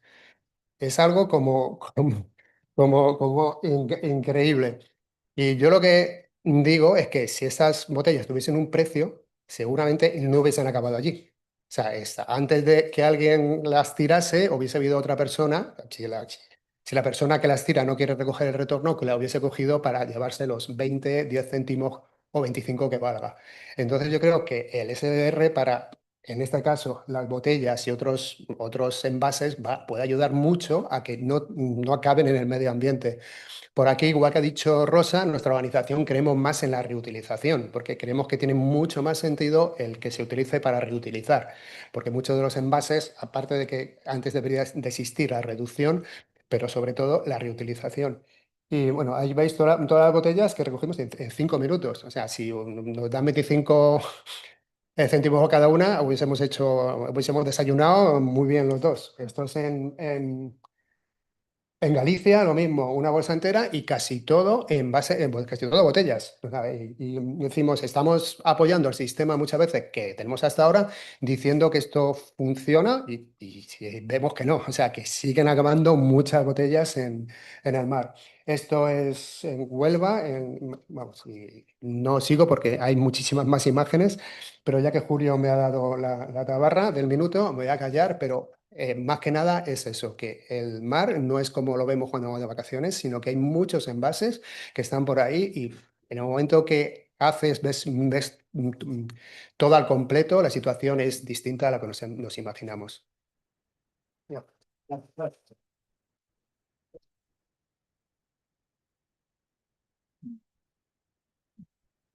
Bueno, ahora es el turno de Sara, que como sabéis es la parte sindical, también pues involucrada en el tema, y la cuestión que te vamos a plantear es si el SDR, bueno, pues supone una oportunidad de empleo verde. Adelante, Sara. Pues gracias, Julio. Bueno, por supuesto que sí, la respuesta es sí, ya con esto me puedo sentar. Nada, ante todo, dar muchas gracias al equipo de Retorna y a las organizaciones que han hecho posible esta jornada también y este encuentro tan enriquecedor. Por contextualizar, la Unión Sindical Obrera es el tercer sindicato a nivel estatal en España. Formamos parte de la Confederación Europea de Sindicatos y de la Confederación Sindical Internacional y, por supuesto, estamos alineados con las reivindicaciones de estas organizaciones en materia medioambiental y también en el planteamiento de creación de empleo verde y la necesidad de llevar a cabo una transición justa que no deje a nadie atrás. Por eso llevamos, yo creo que de 2011 formando parte de Retorna también, apoyando. También nos unimos a la plataforma de ley de residuos ya, porque entendemos que es urgente y necesario el despliegue total de la ley al completo, como hemos visto a lo largo del día de hoy. Y también hemos respaldado la denuncia que se hizo al Estado español ante la Comisión Europea por el incumplimiento del objetivo comunitario de reutilización y reciclaje del 50% en 2020. Tenemos muy claro que hay que llevar políticas que protejan nuestro entorno natural y que apuesten por un cambio en el modelo económico para que sea sostenible y que genere al mismo tiempo empleos de calidad. El tema de la gestión de residuos, como llevamos hablando todo el día, es claramente una asignatura pendiente en nuestro país. Su mejora podría llevar a cabo también y sería una oportunidad de creación de puestos de trabajo de calidad que ofrezcan oportunidades tanto en áreas urbanas como rurales, que se ha comentado también esta mañana de esa implantación, no generando un desequilibrio territorial.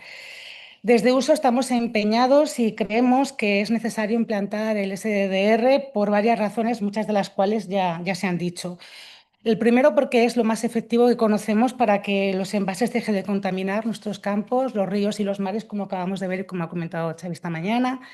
Por nuestra salud personal, por la laboral y por la medioambiental, como ha comentado también Rosa, porque es una oportunidad económica de implantación de un sistema de economía circular que va a generar empleo y que está generando empleo en los países donde se ha implantado ya este sistema, porque mejora el reciclaje, fomenta la economía circular y además lleva a cabo una labor pedagógica muy interesante que es involucrar a los propios consumidores en el proceso de reciclaje, cosa que también ayudaría a que sea más efectivo y no nos encontremos en las playas todo lo que acabamos de ver.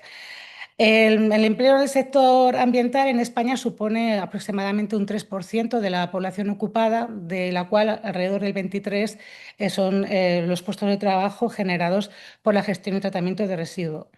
Para hablar de empleo verde y SDR, nosotros nos hemos, por supuesto, buscado la ayuda de RELUP y sus informes en los estudios que han hecho en 13 casos de aplicación del sistema en Europa y Norteamérica.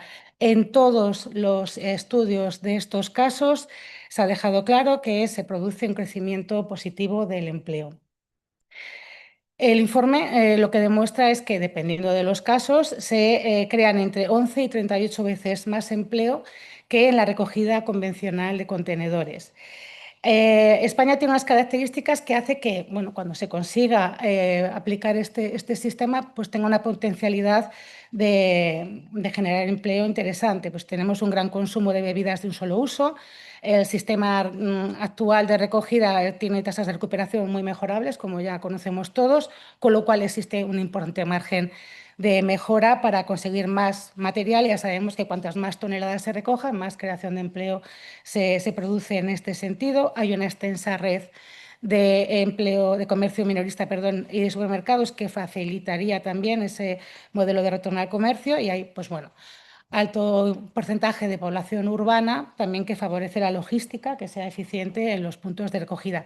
Aquí no hay que olvidar, como he dicho antes, el ámbito rural y también esas peculiaridades del mercado laboral español, de estacionalidad, los puntos también, gracias Julio, turísticos bueno, que generan picos de gran consumo y de mucha generación de material que tendríamos que tener en cuenta de cara a plantearlo. En definitiva, la aplicación de este sistema generaría empleo prácticamente en todos los sectores, pero sobre todo en recogida, clasificación, transporte de envases, reciclaje y procesamiento de materiales.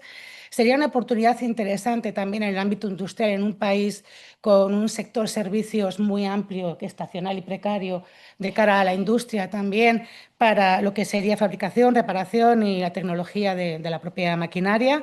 Y un poco también, como se ha hablado de administración y del compromiso de la administración, también generaría necesidad de recursos por parte de las propias administraciones públicas de cara a la supervisión, control, auditorías también del propio sistema, los refuerzos también en las agencias autonómicas y la coordinación con los ámbitos locales. Y sin olvidar lo que es la economía social, que en muchas ocasiones generan mucho empleo en materia de reciclaje, tanto en centros especiales de empleo como cooperativas y pequeñas empresas, también sería una oportunidad importante de creación de empleo para ellos. En definitiva, nosotros creemos que el sistema de depósito es la única manera de asegurar que productores, supermercados, consumidores, gestores de los contenedores de recogida se responsabilicen, no responsabilicemos, porque esto es una tarea de todos, al 100% de que todas las latas, botellas, bricks de bebidas se reutilicen o se reciclen en su totalidad, y así evitaremos que cada día 35 millones de envases pues, sean incinerados, se olviden, se pierdan o estén flotando en el mar. Muchas gracias. Muchas gracias, Sara. Y para terminar, pues le damos paso a Marta Juliá, de PIMEC. Y también te lanzo una pregunta que la puedes contestar o no. Y bueno, pues la pregunta sería, ¿cómo crear un sistema conveniente para los consumidores? ¿Cuál sería la mejor manera de involucrar a los pequeños minoristas? Adelante. Bueno, buenas tardes. Gracias por la invitación. Antes que nada, quiero agradecerla porque poder participar en esta mesa para dar voz al pequeño comercio tampoco es habitual y en una ocasión como la de hoy, pues muchísimas gracias. A ver, no sé si contestaré directamente la pregunta que me has hecho, pero hace más de 10 años que desde Pyme Commerce trabajamos con una misma idea en mente, que es evaluar y visualizar los beneficios económicos, ambientales y sociales de la implantación de un sistema de depósito con resultados altamente favorables en todas las actuaciones que hemos realizado desde el año 2013, que fue el año en que como Pyme Commerce tuvimos el primer contacto con la propuesta en la prueba piloto que se realizó en Cadaqués, en una localidad de la Costa Brava, en ese año. Y hoy, cuando el sistema está más cerca que nunca, pues no puedo dejar pasar la oportunidad de manifestar que el comercio de proximidad ha sido y debe seguir siendo una pieza clave para que el sistema funcione de verdad desde el primer día. El medio ambiente se ha convertido en muy pocos años en un vector imprescindible para una gestión empresarial moderna y eficiente. Y no nos equivoquemos, el comerciante es un empresario, por lo tanto, debemos verlo desde este punto de vista. Crece el comercio con valores y sostenible y crece el consumo consciente y la demanda de una venta más ética y respetuosa. El sistema de depósito es una oportunidad para diferenciarnos y visualizar la función del comercio de proximidad en la mejora de la sostenibilidad y fortaleciendo esta relación de los establecimientos con la ciudadanía. El comercio local no es solo un punto de venta, es un espacio, también es un espacio de relación, de confianza y de valores. Y somos la cara visible del consumo cotidiano, el puente entre la industria y la ciudadanía. Y eso nos da una responsabilidad, pero también nos da una gran oportunidad. Y desde este punto de vista es como lo enfocamos como PYME. Hace unos cuantos años escuché una frase que he usado en muchas ocasiones, algunos de los aquí presentes ya me la han escuchado expresar otra vez, y entonces parecía que era una alusión, pero decía que en un futuro no demasiado lejano, ser pequeño y estar cerca sería una ventaja. Y nos vamos acercando a este futuro. Los clientes nos piden productos más sostenibles, menos residuos, más cercanía. La sociedad reclama coherencia y el comercio de proximidad puede responder desde el compromiso y desde el ejemplo. Durante todos estos años hemos identificado, para un poco situar, ¿no?, la situación, hemos identificado la falta de información o informaciones confusas referente al sistema como la principal causa de las reticencias de los pequeños comerciantes frente al sistema. Porque durante mucho tiempo se pensó que la sostenibilidad era una carga, que era un coste añadido, pero las experiencias reales nos han demostrado lo contrario. Es una forma de fortalecer la relación con la ciudadanía y de diferenciarnos positivamente frente a las grandes cadenas. Y voy a dar un ejemplo. Un buen ejemplo es la campaña Comprar en el mercado te da más, que impulsamos junto con la Asociación de Vendedores Ambulantes de las comarcas gironinas y la Asociación de Recircula en varios municipios de Girona. Durante unas semanas, los clientes podían devolver envases de bebidas, botellas, latas y bricks en una máquina instalada en los mercados, en la entrada de los mercados ambulantes, y a cambio recibían un pequeño vale de descuento para comprar en las paradas de los mercados municipales o de los comercios locales. El resultado fue 86.800 envases recogidos en pocos meses. Más concretamente, 6 municipios solo, un día a la semana durante el horario de matinal, que es cuando se hace el mercado ambulante, durante 3 meses, con una acogida extraordinaria tanto por parte de la ciudadanía como del sector. Resaltar también que esta campaña se realizó con restricciones de movilidad y de aforamiento debido a la pandemia. Por tanto, es difícil imaginar lo que hubiera sido en circunstancias normales, ¿no? Pero más allá de las cifras, lo más valioso de esta campaña fueron las historias humanas, como la del Pera, un vendedor de mercado ambulante que cada semana veía como dos señoras llegaban con 2 bolsas llenas de botellas que habían recogido de los parques, de los jardines, de las calles o de los bosques de alrededor, y con los céntimos que recibían compraban pan y productos frescos para comer. O de Isabela, una niña de 9 años que guardaba las botellas en su casa para llevarlas al mercado y con los céntimos que recogió compró una planta para su madre. Esta acción ambiental hizo aflorar generosidad, voy rápido, generosidad, creó sinergias entre negocios y descubrió nuevas formas de ayudar a las personas, a las microempresas y al medio ambiente, pero sobre todo demostró que el comercio puede ser un actor activo del sistema, no un mero espectador. Y con esta experiencia, ¿qué pedimos para el futuro? Pues en primer lugar, simplicidad. Simplicidad para que el sistema sea fácil de aplicar para todos, también para los pequeños establecimientos. En segundo lugar, equidad y apoyo. Hay que garantizar que el pequeño comercio reciba las herramientas, la información y los incentivos necesarios para participar en igualdad de condiciones. Y finalmente, participación real. Los comerciantes debemos de estar presentes en el diseño y en la toma de decisiones. Se ha hablado también esta mañana, no se trata solo de implantar un sistema, sino de construirlo juntos con la complicidad de todos los agentes sociales, como tuvimos oportunidad de demostrar en el año 2016, también con la colaboración de Recicuela y con la participación de muchos de los que estáis aquí en el primer encuentro de economía circular mediterráneo que hicimos en Barcelona en 2016, con todos los ejes sociales. Exceptuando en esta jornada del día 16, el comercio y el turismo son sectores que frecuentemente y sin motivo alguno han quedado excluidos de la economía verde de las ciudades. Y debemos diseñar este sistema contando con el comercio de proximidad desde el principio, más que nada para tener una estructura mucho más eficiente, arraigada y socialmente justa. Y termino. El sistema de depósito no es solo una cuestión de residuos. Desde Pyme Commerce pensamos que es una oportunidad para repensar cómo compramos, cómo vendemos y cómo nos relacionamos con nuestro entorno. El pequeño comercio puede y quiere liderar este cambio porque desde la sostenibilidad se hace visible, donde el consumidor pone rostro al compromiso en nuestros establecimientos. Como decía un comerciante de sal, esta campaña nos atrae, la campaña que hablaba antes de los mercados, decía, esta campaña nos ha traído beneficios, solo beneficios, nuevos clientes y un entorno más limpio. Y ahora nos toca fidelizarlos. Pues de eso se trata, de convertir un gesto tan simple como devolver un envase en un acto de corresponsabilidad colectiva. El comercio ha sido, es y debe continuar siendo la mejor infraestructura social para que este sistema funcione. Y por lo tanto, reiterar la importancia de la participación del pequeño comercio en todo el proceso, porque no estamos hablando solo de reciclar, hablamos de reconectar con el valor de lo cercano, de lo responsable y de lo compartido. Muchas gracias.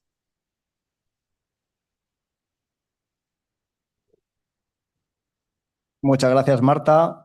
Y bueno, tenemos un ratito todavía, hasta y media, en el cual vamos a plantear, o quiero plantear aquí, a las personas que habéis intervenido, bueno, pues una propuesta, ¿no?, para debatir, ¿no? A las organizaciones que llevamos años luchando, batallando para lograr, bueno, pues que nuestro país disfrute, vamos a decirlo así, de un sistema de evolución y retorno de envases, como nos merecemos. Y bueno, pues la propuesta para abrir el debate, sentiros libres de intervenir cuando, bueno, como sea, ¿no?, desde online o aquí, en el micrófono, es si os dejaran diseñar a vosotras, a vosotros, un sistema, un SDR, un sistema de devolución y retorno de envases, ¿cuál sería la primera de las medidas que tomaríais? Ahí os lo suelto. Pues empiezo yo mismo, y eso, que aparte de para reciclar, que fuese también para reutilizar. O sea, un sistema mixto como poco. Y si pudiese ser todo reutilizable, mejor. Pero como eso es un poco inalcanzable, un sistema mixto sería fundamental. Un sistema como funciona en muchos países, ¿no? Por ejemplo, en Alemania, pues es así, ¿no? Efectivamente, está además premiado, ¿no?, o primado los envases reutilizables a los desechables. Estupendo. No sé si alguien más quiere decir algo. Sí, yo me uno a la petición de FER de un sistema mixto.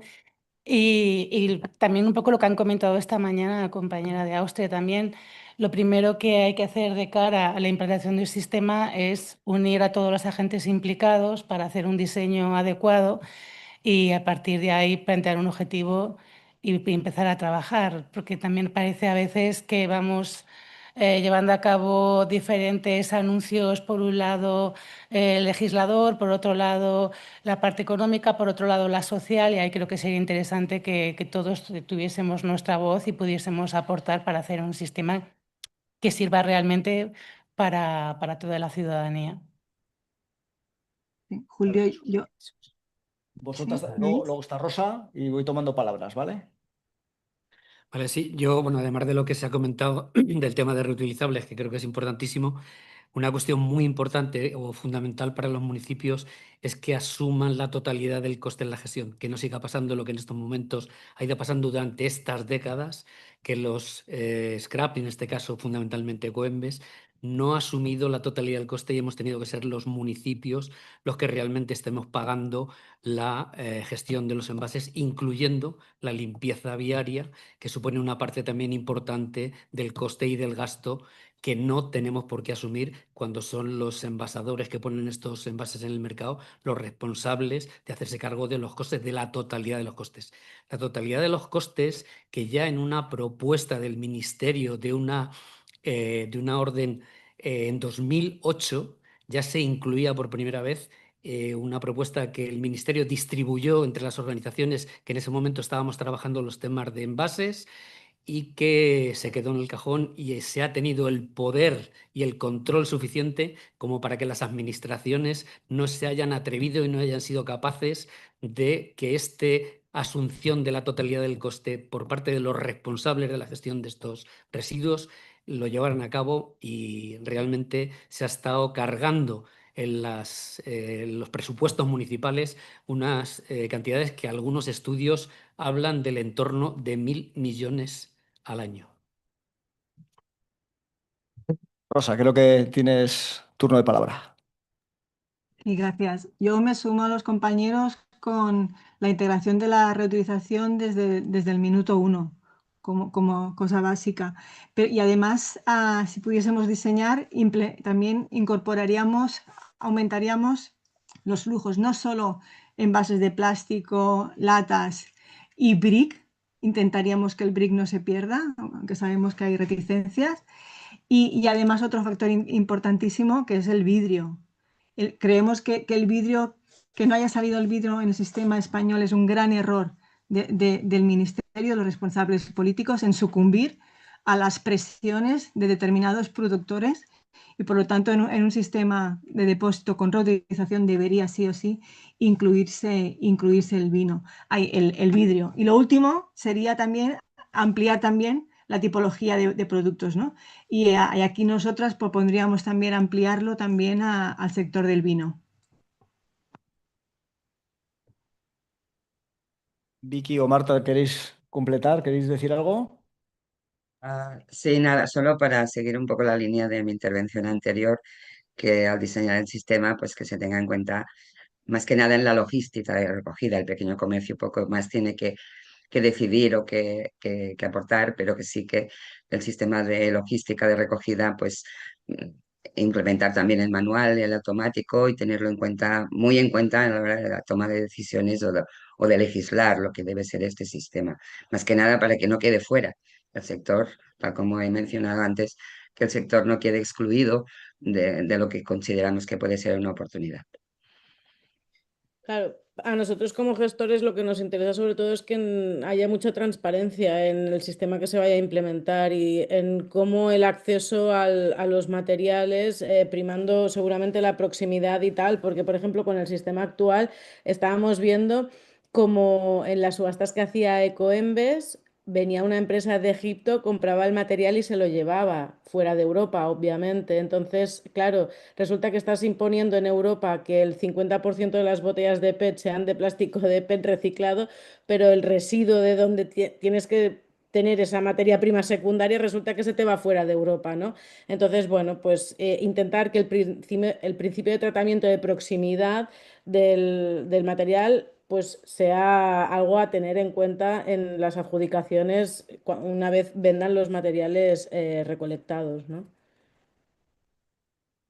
Muchas gracias, Victoria. Y os hago otra pregunta antes del turno de preguntas o la ronda de cuestiones, que como podéis imaginar, claro, cuando a colectivos ecologistas esto nos interesa mucho, porque para nosotros un sistema de evolución y retorno es la puerta imprescindible para, lógicamente, poder disfrutar de envases reutilizables, que son, bueno, pues lo que estamos pidiendo para nosotros, por lo menos para Greenpeace, el usar y tirar se tiene que acabar lo antes posible. Entonces, la pregunta para aquí, para las personas que están en la mesa, os quiero preguntar, ya sé la respuesta, pero quiero que la explayéis, ¿no?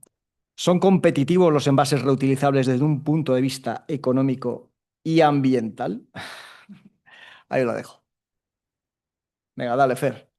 Bueno, ambiental está claro, vamos, yo creo que está clarísimo que reutilizar, vamos, es el sentido ambiental, porque una cosa de usar y tirar, encima por mucho, antes lo ha dicho Rosa muy bien, no sé qué frase ha echado que me pasa a mí, cada vez que vas a tirar una botella al contenedor de vidrio, se me cae una lágrima, dices que es perfecto, unas botellas pero preciosas, hay algunas que yo que sé, tienen grabados y tal, que te han bebido un agua con gas y la tiras y dices, ¿cómo es posible que tiremos esto? A mí me parece ridículo.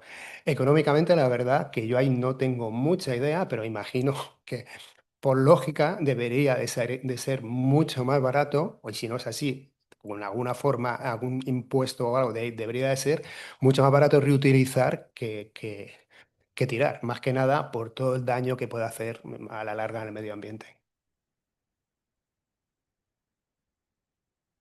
No, yo creo que es evidente que bueno, en este país hemos pasado de una reutilización a que desapareciera. Por tanto, para las empresas que han hecho posible este cambio a ir al envase de un solo uso, ha sido muy rentable y sobre todo la utilización de plástico y la sustitución de envases de vidrio por envases de plástico. Pero claro, desde el punto de vista ambiental y también desde el punto de vista económico, Europa necesitamos recursos. Los recursos cada vez van a ser más difíciles y más caros. Por tanto, plantear, o sea, hablar de economía circular sin apostar clarísimamente porque la reutilización tiene que ser un porcentaje muy alto dentro de lo que son los flujos económicos es absolutamente inasumible. Entonces, desde el punto de vista económico, desde el punto de vista ambiental, y si queremos mantener la industria en Europa con el tratamiento y la gestión y la industria que vuelva a generar esos envases y que utilice los envases reutilizables, para mantener el empleo, porque yo creo que esta cuestión no queremos empresas que deslocalicen el empleo, sino que tenemos que ser capaces de construir una sociedad y esto para los municipios es algo importantísimo, mantener el empleo local y para esto es necesario que estos recursos, que son los materiales de los envases, y la apuesta por la reutilización es una oportunidad grandísima de generar empleo y, como decía Rosa, pues también un empleo de calidad, un empleo local.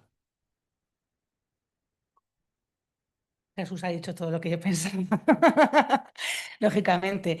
Sí, bueno, yo recuerdo cuando tuvimos la crisis del COVID que también se estuvo replanteando el modelo económico a nivel europeo, la autosuficiencia también industrial y de suministros y de aquello no ha quedado prácticamente nada. Entonces, bueno, lógicamente a nivel ambiental es indiscutible, a nivel económico entiendo que también hay tenemos que ser inteligentes y aprovechar esos recursos que nosotros mismos generamos y lo que llevamos comentando a lo largo de todo el día. Todos los envases que se recuperan con este sistema están menos contaminados, estamos hablando también de material y materia prima de buena calidad, que además es más barato también en la propia gestión porque no hay que andar limpiando como ocurre ahora y muchas quedan inutilizadas en este momento. Entonces, pues sí, claro que sería rentable económicamente y tendría oportunidades de empleo. La cuestión es que haya un buen diseño también de esa reconversión y de ir hacia ese modelo también real de economía circular y no solo para tener un sello que te dé reputación corporativa. Si mantenemos el turno, Rosa, ¿quieres aportar algo? Sí, gracias. Yo aportaría que me parece una pregunta muy conveniente. en el sentido de que, ¿no?, el sistema de depósito no deja de ser un instrumento de responsabilidad ampliada del productor. Y hasta que no se implante un buen modelo de retorno de envases, realmente esa responsabilidad está claro que estamos lejos de cumplirla por parte de los, ¿no?, fabricantes y distribuidores. Y yo creo que hay un punto interesante en esto que, ¿no?, que también planteaban los compañeros, que es el fake este de que los envases de un solo uso son más baratos.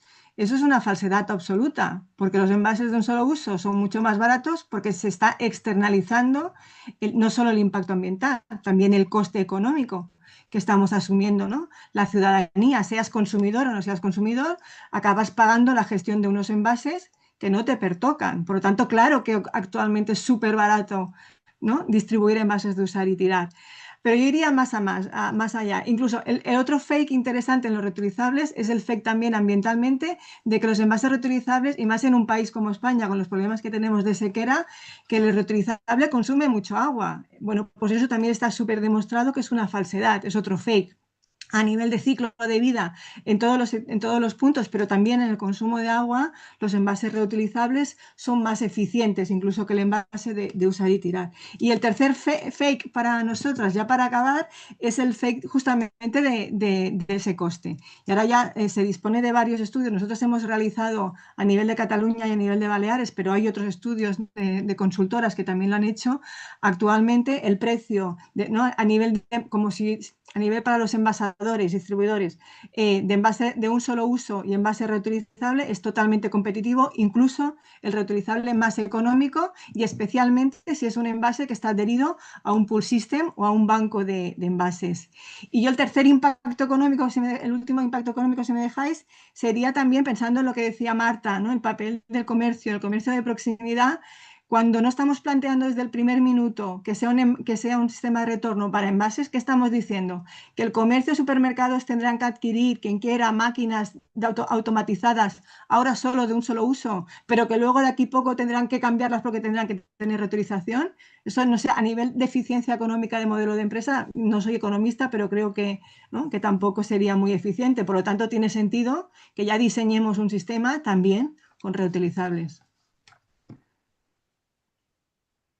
Vicky, no sé si quieres aportar algo. La verdad es que no, creo que lo han dejado todo muy claro, pero obviamente sí que los sistemas que se implementen tenemos que pensar a largo plazo, ¿eh? No hay que pensar en corto, porque es que si no, al final a la ciudadanía la acabas perdiendo. Bueno, Marta, tu turno y cerramos este Sí, turno. nada, solo que si hablamos solo de envases de bebidas, evidentemente el sector del comercio les vende a granel, pues las bebidas ya nos llegan envasadas, ¿no? Pero podríamos pasar al sector de la restauración. Muchos de los bares pequeños de muchos pueblos y ciudades ya están reciclando, ya tienen las botellas que las recoge el mismo distribuidor. Por lo tanto, para ellos no es un coste excesivo la reutilización, al contrario, es un alivio por no tener que después dejarlas, todas las botellas que dejarlas en los contenedores. Por lo tanto, económicamente viable, yo pienso que sí. Y igualmente en otro tipo de envases, ya en la venta a granel, se está aplicando la reutilización, ya no se está vendiendo con aquellos tuppers de plástico que se tiraban después de usar, ¿no? Ahora ya vienen con otro tipo de plásticos más reutilizables, con otros sistemas, sobre todo en la venta de alimentación, en el comercio local, se está aplicando muchísimo ya otros sistemas de envases en reutilización, no solo hablando de envases de bebidas. Muchas gracias, Marta. Bueno, nos quedan escasos 10 minutos, 9 minutos. Ya me están aquí. Abrimos turno de preguntas del público. Venga, pasamos preguntas. Te iba a preguntar una cosa, Miquel. Cuando sean en inglés, ¿las puedes tú traducir para que podamos responder? Porque, claro, nosotros no tenemos traducción simultánea. Hola, buenas tardes. Yo quería traer una pregunta como plataforma de esa participación ciudadana en nombre de las familias que estamos metidas dentro de la plataforma.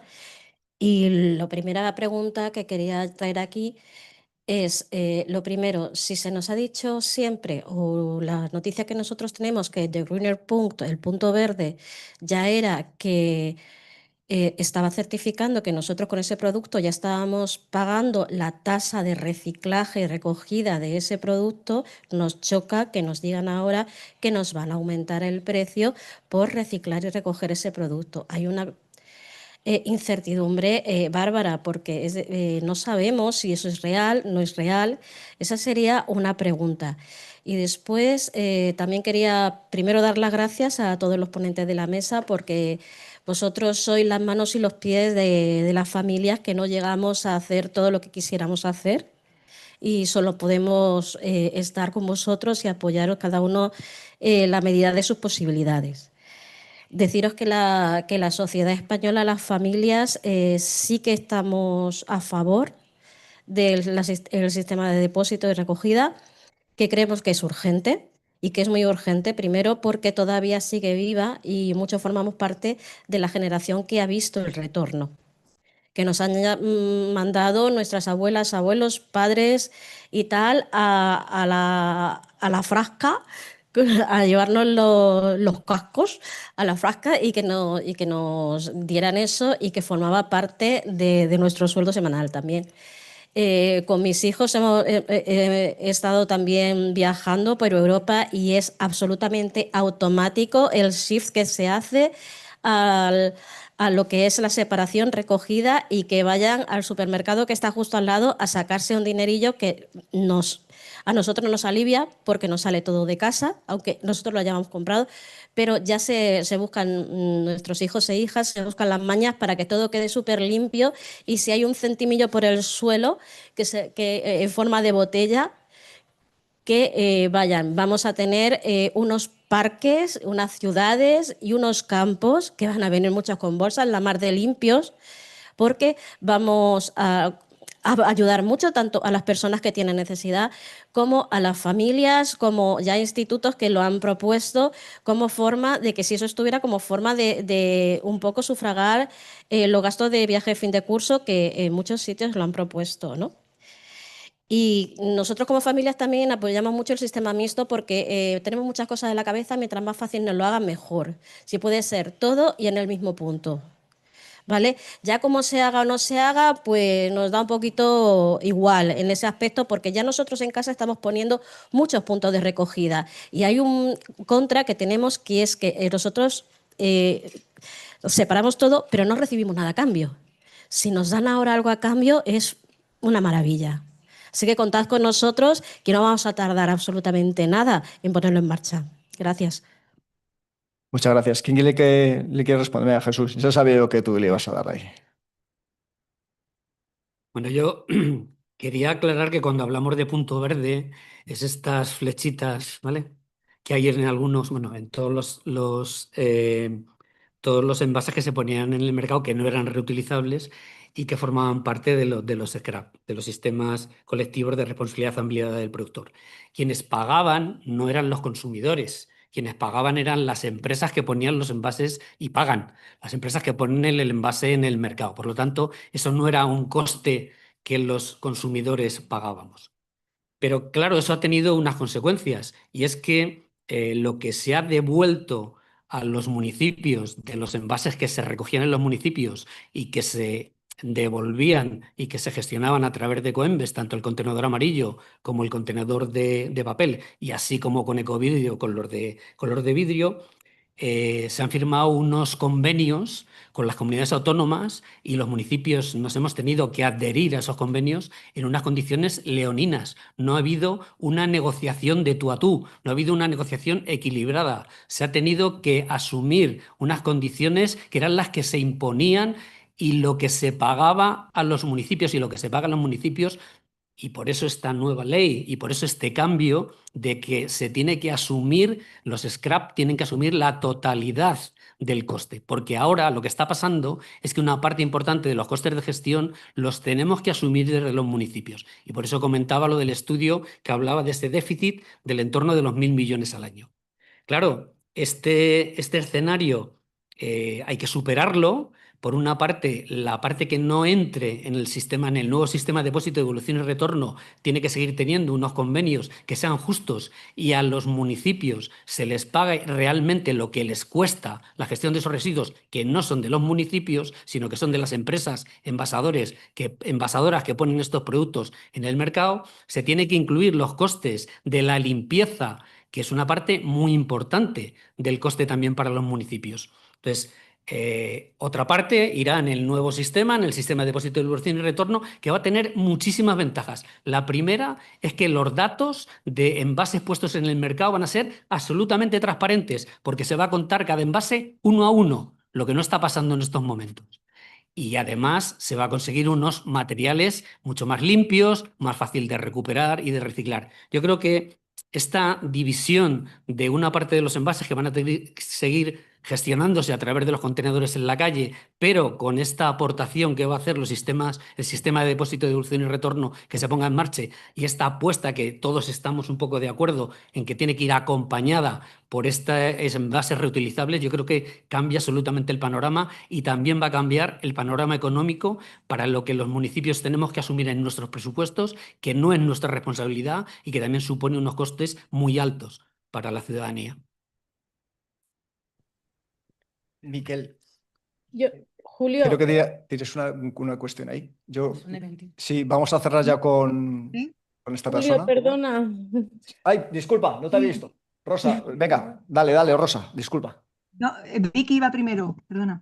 Gracias. Vicky. Para complementar lo que decía Jesús, a mí me gustaría que la gente entendiera que el punto verde, la ecotasa esta, es lo que calculan los envasadores que le tienen que pagar el scrap. Pero esto al final sí que acaba pagando el ciudadano, porque a fecha de hoy lo interiorizan como costes de producción de esa bebida, ¿vale? ¿Y cuál es el problema del sistema actual? Que es un sistema que se ha creado en base a una deficiencia. Y me explico. La ecotasa no está correctamente aplicada porque la ecotasa, Ecoembes actualmente la está calculando según el material del envase que tú pones en el mercado y según 4 variables más, ¿vale? Si es PET, si es PET transparente, PET color, si la botella mide tanto, tal, ¿vale? La cuestión es que está mal calculada porque, por ejemplo, un envase de yogur de un material que actualmente no se está reciclando está pagando menos tasa de ecotasa que una botella de PET que sí que se está reciclando. Es decir, tenemos un sistema de ecotasas que está mal justificado y los envases, por eso hay tanta reticencia a implementar un SDDR, los envases que son el caviar del contenedor amarillo son los que se están proponiendo que salgan de ese contenedor amarillo y el problema lo tienen con que no saben calcular bien las ecotasas de lo que quedará en el contenedor amarillo para sufragar correctamente los gastos. Y esa es la deficiencia mayor que tiene el sistema de contenerización, que es lo que hay que cambiar y donde hay que apretarse también en ese aspecto. Y no nos olvidemos que sí que lo estamos pagando los ciudadanos también. ¿Me explico? Lo que con el sistema de depósito, devolución y retorno lo pagaremos, pero se nos devolverá si lo hacemos bien.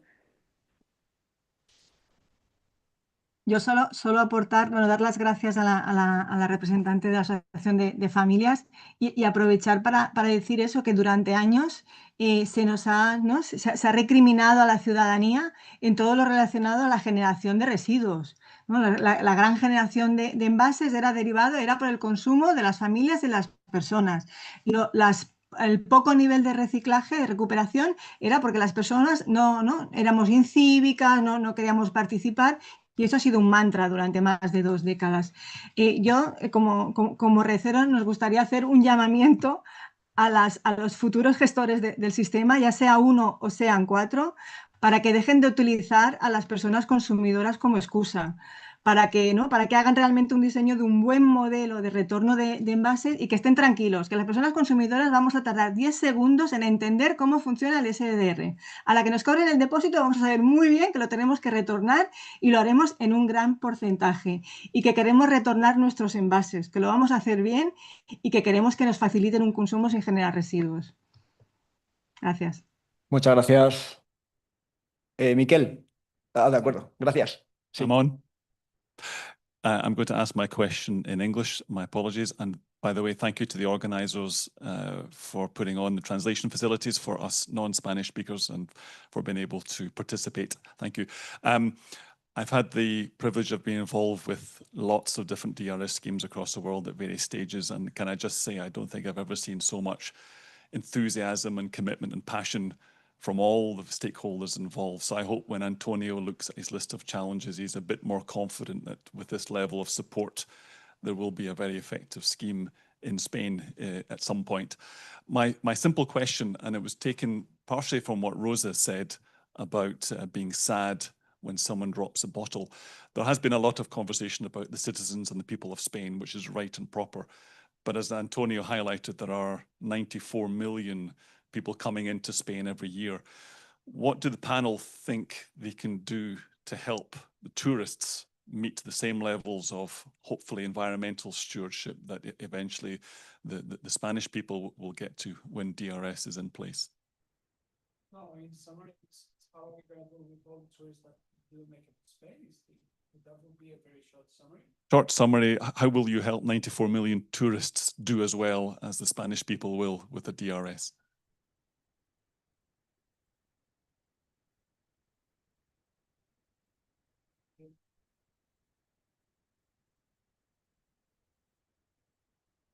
Yo quiero decir una cosa, que buena parte, sorry for my in Spanish, buena parte de esos turistas vienen de países que ya tienen el sistema implantado y saben perfectamente, bueno, pues cómo funciona y cuáles son sus ventajas, ¿no? Con lo cual, bueno, pues yo ahí veo un win-win directamente. O sea que, Muchos hemos ido. bueno, además eso, o sea, pero que estos turistas que vienen, que en buena parte pues son alemanes, del Reino Unido, en fin, de Países Bajos, pues conocen el sistema. Pero bueno, yo no tengo que contestar sino vosotros y vosotros. Muy rápidamente ahí, por eso comentaba también en mi intervención que hay que tener muy en cuenta los flujos de turistas y la estacionalidad en nuestro país, que también es uno de los problemas por los que tenemos tanta precariedad laboral y tanta temporalidad, porque tenemos un sector servicios y un turismo muy potente. Claro, hay diferentes tipos de turismo según la zona y las propias administraciones tienen un control bastante más o menos claro de la afluencia por temporada, dependiendo en cada sitio del volumen. Ahí habría que estudiar el número también de lugares de depósito, las máquinas, la afluencia logística. Habría que hacer un estudio, lógicamente, de implantación, teniendo en cuenta las características de cada uno de los lugares que bien tengan a lo mejor más afluencia en temporada baja, todo lo que son las zonas costeras y de turismo más de masas, y llevar a cabo también esa pedagogía y, por qué no, también en algún caso una sanción en caso de que no se lleve a cabo. Vamos a saltar al online, ¿vale? Y dejamos a Jesús para el final, que está en salas, y cerramos. Venga, esta vez Rosa y luego Vicky. Adelante. Gracias. Nosotros la experiencia que tenemos trabajando a nivel de Cataluña y las Islas Baleares, que son dos zonas de mucho impacto de turismo, para que os hagáis una idea, de esos 90 y pico millones, 20 vienen a las Islas Baleares. Julio, son personas mayoritariamente, es turismo europeo, donde vienen ya de territorios donde ya está implantado el sistema de depósito. Hace escasamente 3 semanas hicimos una encuesta de consumo a nivel de Mallorca, preguntábamos justamente por eso y el 84% de los consultados decían que estaban a favor de implantar ya un retorno de envases, incluso que el hecho de venir a España y ver que no tenían sistema de depósito les parecía que perjudicaba la imagen de España como país a nivel de sostenibilidad.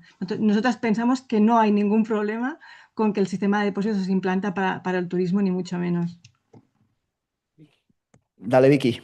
Yo estoy 100% de acuerdo, porque además en cuanto tú le pones un valor a algo, se crea el fenómeno este de las personas sin techo o personas en situación vulnerable, ¿no? que recogen los envases y los llevan a devolver, con lo cual esa economía sumergida de alguna manera también contribuye al buen funcionamiento del sistema para aquellos que no han sido concienciados, por lo que sea.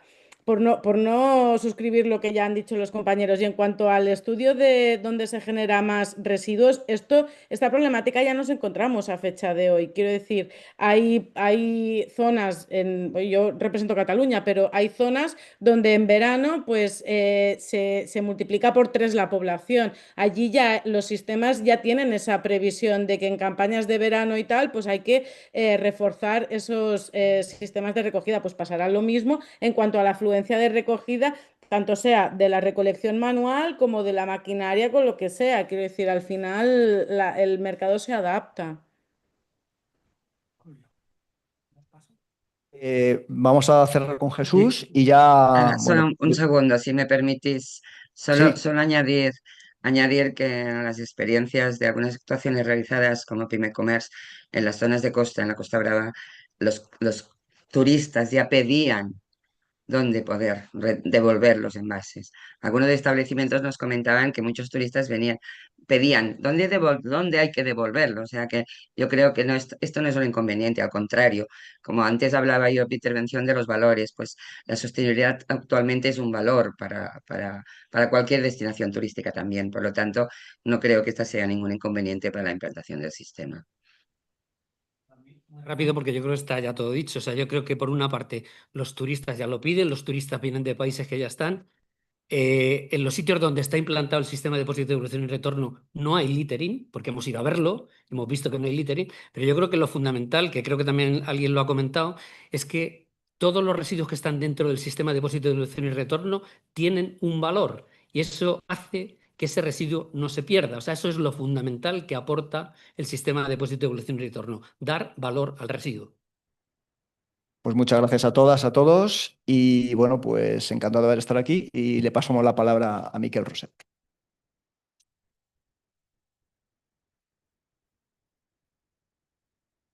Muy bien. Si me permitís hacer una pequeña aportación a todo lo que habéis traído a la mesa.